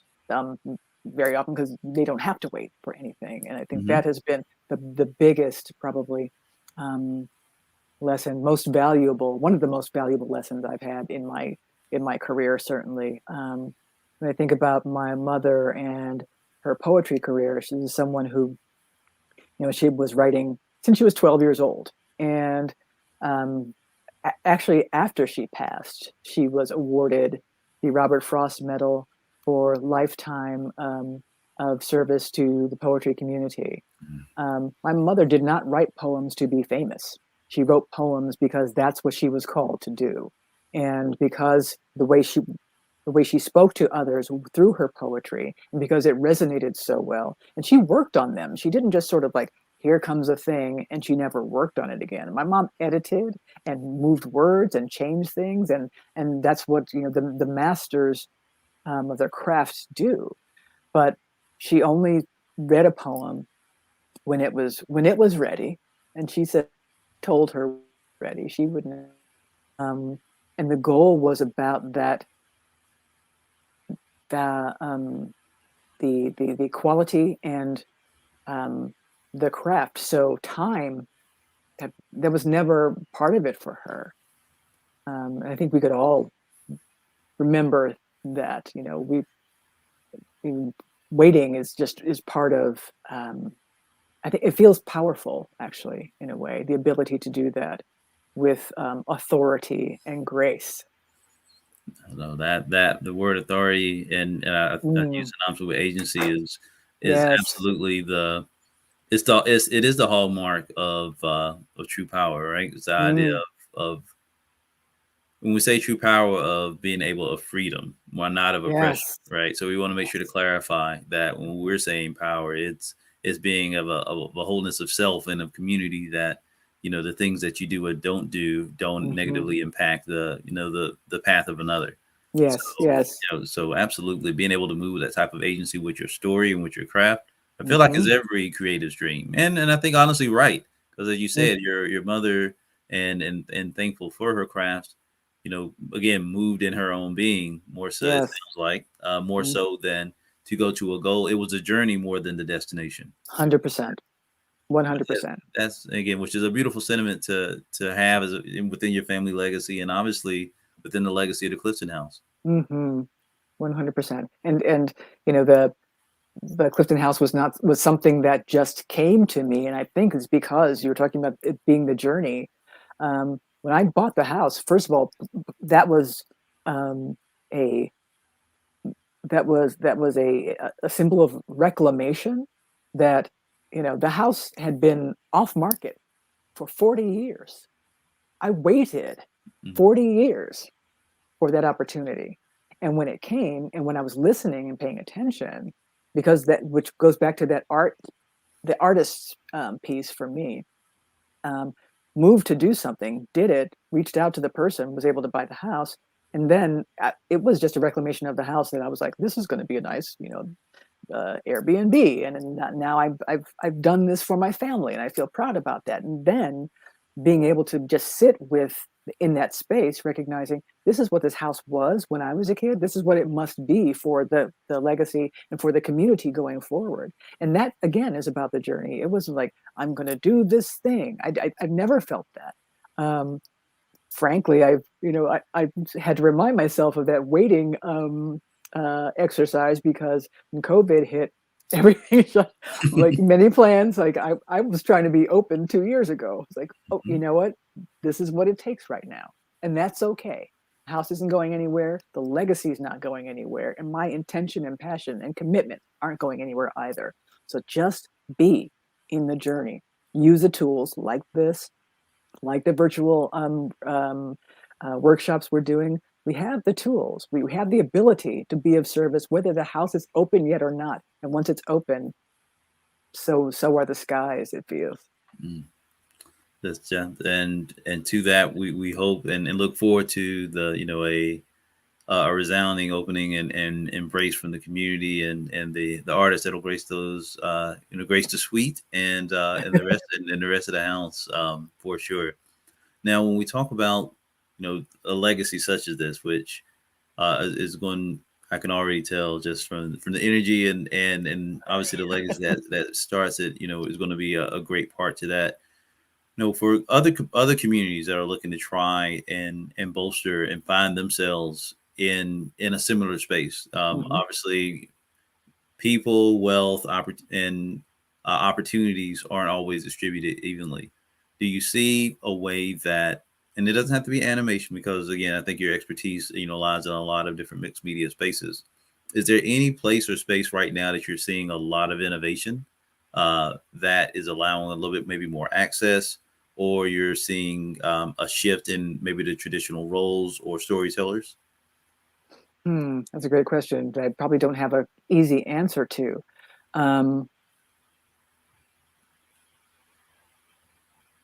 Honestly, it feels more like a blanket shift. I think it feels like technology and access to technology is the shift itself. Innovation, some in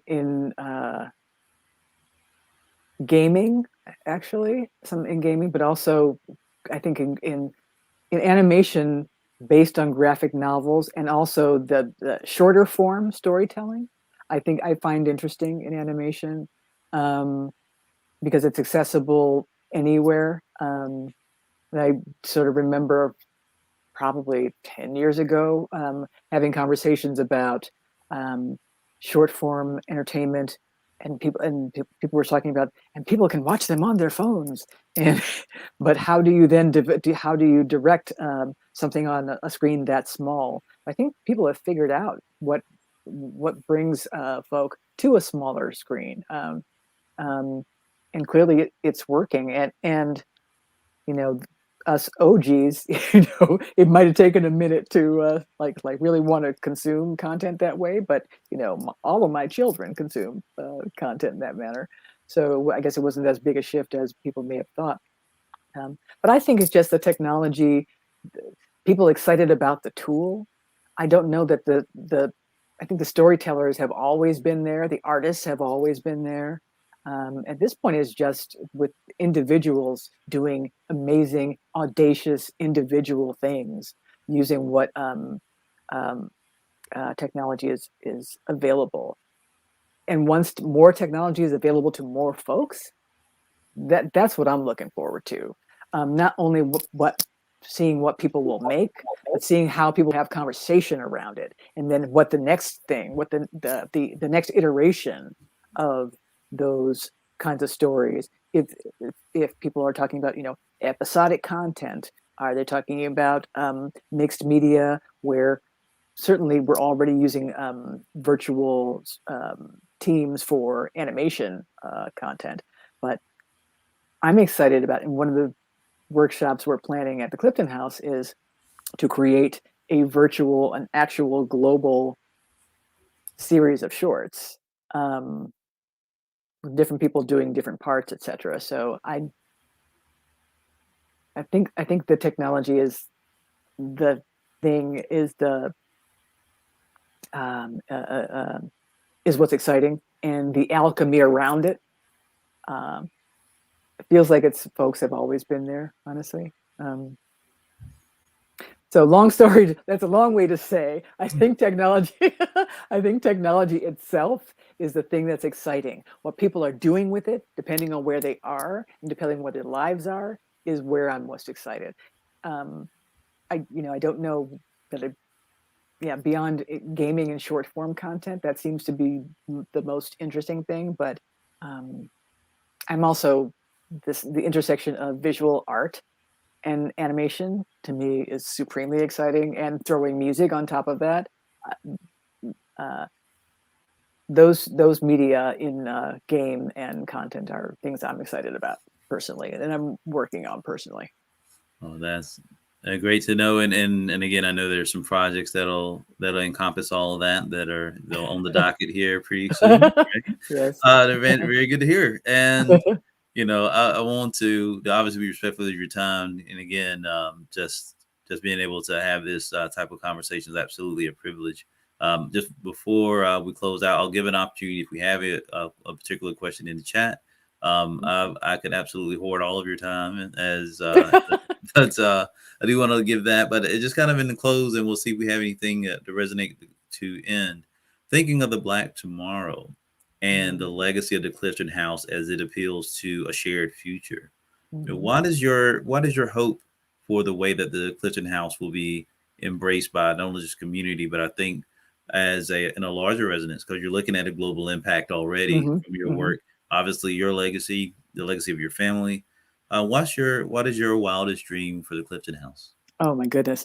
First of all, that it lasts forever. But also that people really see it as a resource, as a home. I want people when they walk into the room, into the space, to feel welcome home.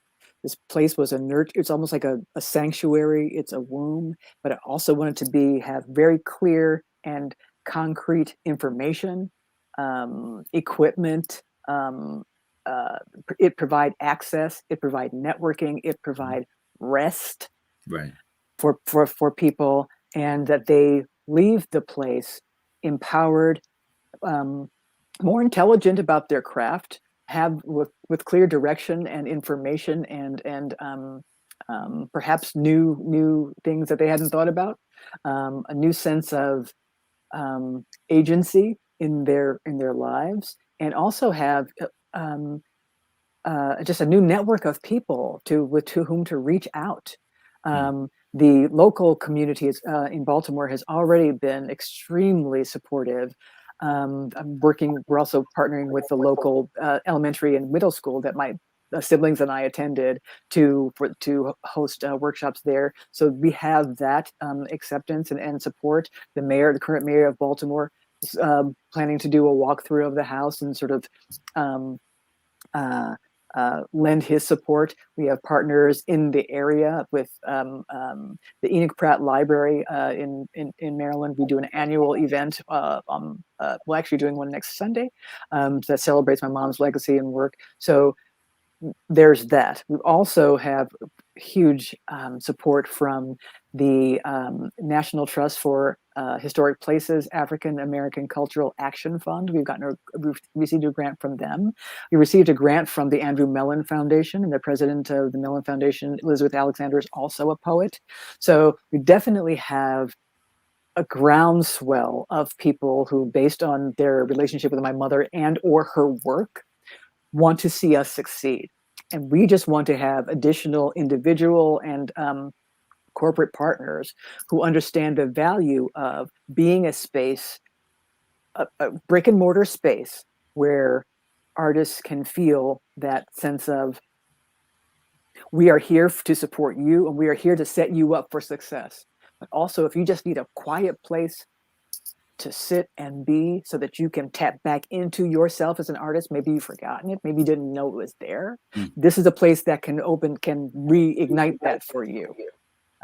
It needs to be like a lighthouse for artists of all ilks, and you can learn there, you can teach there, and basically, celebrate yourselves and our future 100%. Oh, that's a perfect sentiment, and I think something where I think we should just close on that note that resonates so well with not only this conversation, I think with Black Futures Month in and of itself, where we just simply see ourselves at our best, in a place and time in our future. So, absolutely just a wealth of not only knowledge, but I think just inspiration. So I'm so happy to be able to share what I've been able to get from our conversations and our partnership, and share a bit of that today with our audience here at SUBSUME. So again, I'm very honored and appreciate you and your time. So with that, Ms. Clifton, how can we follow you, support you, and your endeavors? Oh, thank you. Well, again, the website, the Clifton House, is thecliftonhouse.co. You can follow Clifton House Baltimore on Instagram. I myself are on Twitter, Sydney C323. There's a Lucille Clifton Legacy and Clifton House web Facebook page. So all of those places are places where you can find more information and engage. and I'm happy to answer questions, meet people, be a resource, all of those things. We are here to serve, and that's the most important thing. Thank you.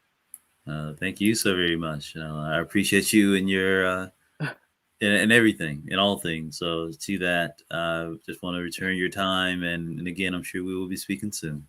Oh, we will. Thank you. Thank you so much, Kedron. This has been wonderful. All right. Again, you honor me, and thank you so very much for your example. Again, ladies and gentlemen, Sydney Clifton of the Clifton House, our keynote speaker here for day 2 of Black Futures Month 2022, here with SUBSUME. Thank you again. Thank you. Thank you, everyone. All right. So with that, we're going to take a couple of minutes to refresh, and we will be right back at the top of the hour at 7 o'clock to conclude with a quick conversation for Black Futures Month 2022 as we look towards a fantastic day of programming for day 3. Stay tuned and stay included.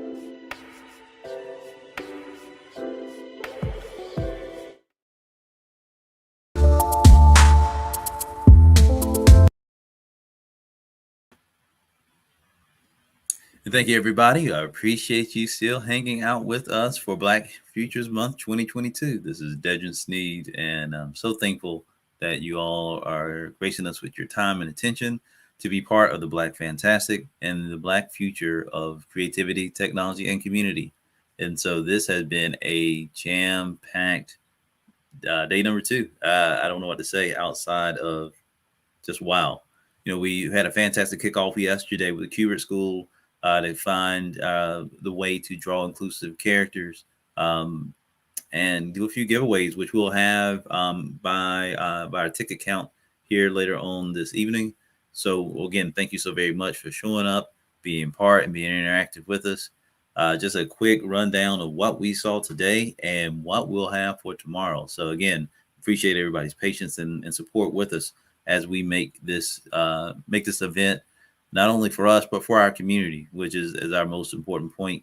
We're here to serve and to share in our stories, our legacy, and our culture. And by doing that through comic books, video games, technology, your voice, however you come and whatever you bring with you, know that you can and will be included with our share tomorrow. So we thank you so very much for that. So we kicked it off. We had some amazing opening vibes. We had our program with the Schomburg with the Black history, the future, the Black history for the future. I was meant to get tongue tied on that. Then we had Generation Code talking to Ian. I did not get a chance to do my Black history in comics. I'll get to that in just a moment. But then because we wanted to make sure we made way for Mr. Jay Francis, Vice President over at Disney for animation and current series of TV, to give us a great insight into the works over there. Then we went and talked about name, image, likeness with Mr. Davis. And then Black fantasy role-playing games online and the tabletop. So that was right to my core. I was thankful for that. After that, we had I know that was a historic run with Metaverse and Wild Black. So ambitious and poignant at the same time. HBC UConn came through, showed up and showed out as they always do. Please make sure to support their Kickstarter. We'll be dropping that link yet again, talking about a different world, but the similarities of how the HBCU experience grows and develops, not only the culture, but the people within. We had a talkness about Blackness and artificial intelligence with 2 of the smartest folks on that subject in the planet. And then from there, we had a special guest, Mr. Orlando Jones, talk to us about the future of storytelling. With that, we were able to conclude with a brilliant and really heartfelt conversation with Miss Sydney Clifton of the Clifton House to talk about the way that transmedia and Black tomorrow will coexist together. So what else can we do? We could be doing more, and we will.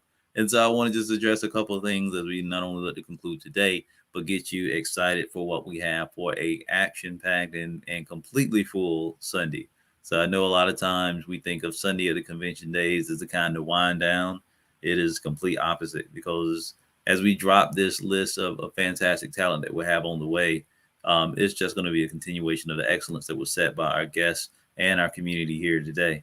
So we are going to we're going to be building that in real time here tonight. So I appreciate everyone's patience as we try to rearrange a couple of points based on our schedule and our community availability.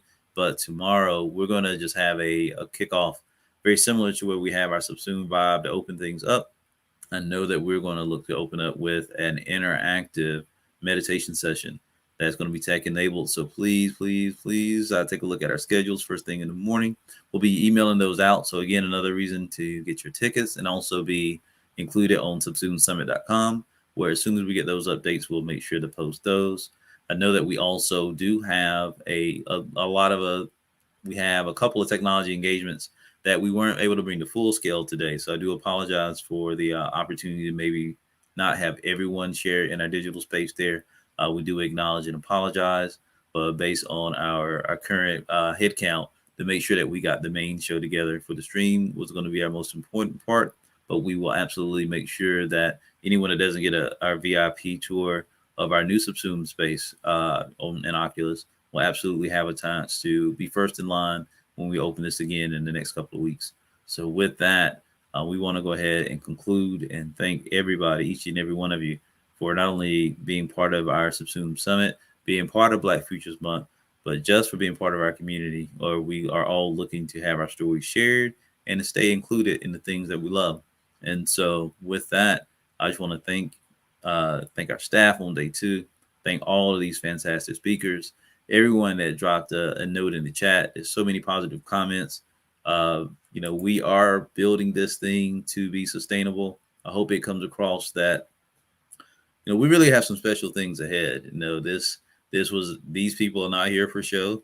They are not here by themselves or of themselves. They're here to serve and serve a greater purpose of story. And again, the rallying cry that if we all need to be together, particularly in the Black community, to understand and appreciate the time and talents that surround us within our friends and our families, also in our ancestral legacy, as well as the things that are yet to come. So while all are welcome and everything's appreciated, we want to be intentional in saying that we are here to support and be supportive of all things Black narrative and everything within our diaspora of talent.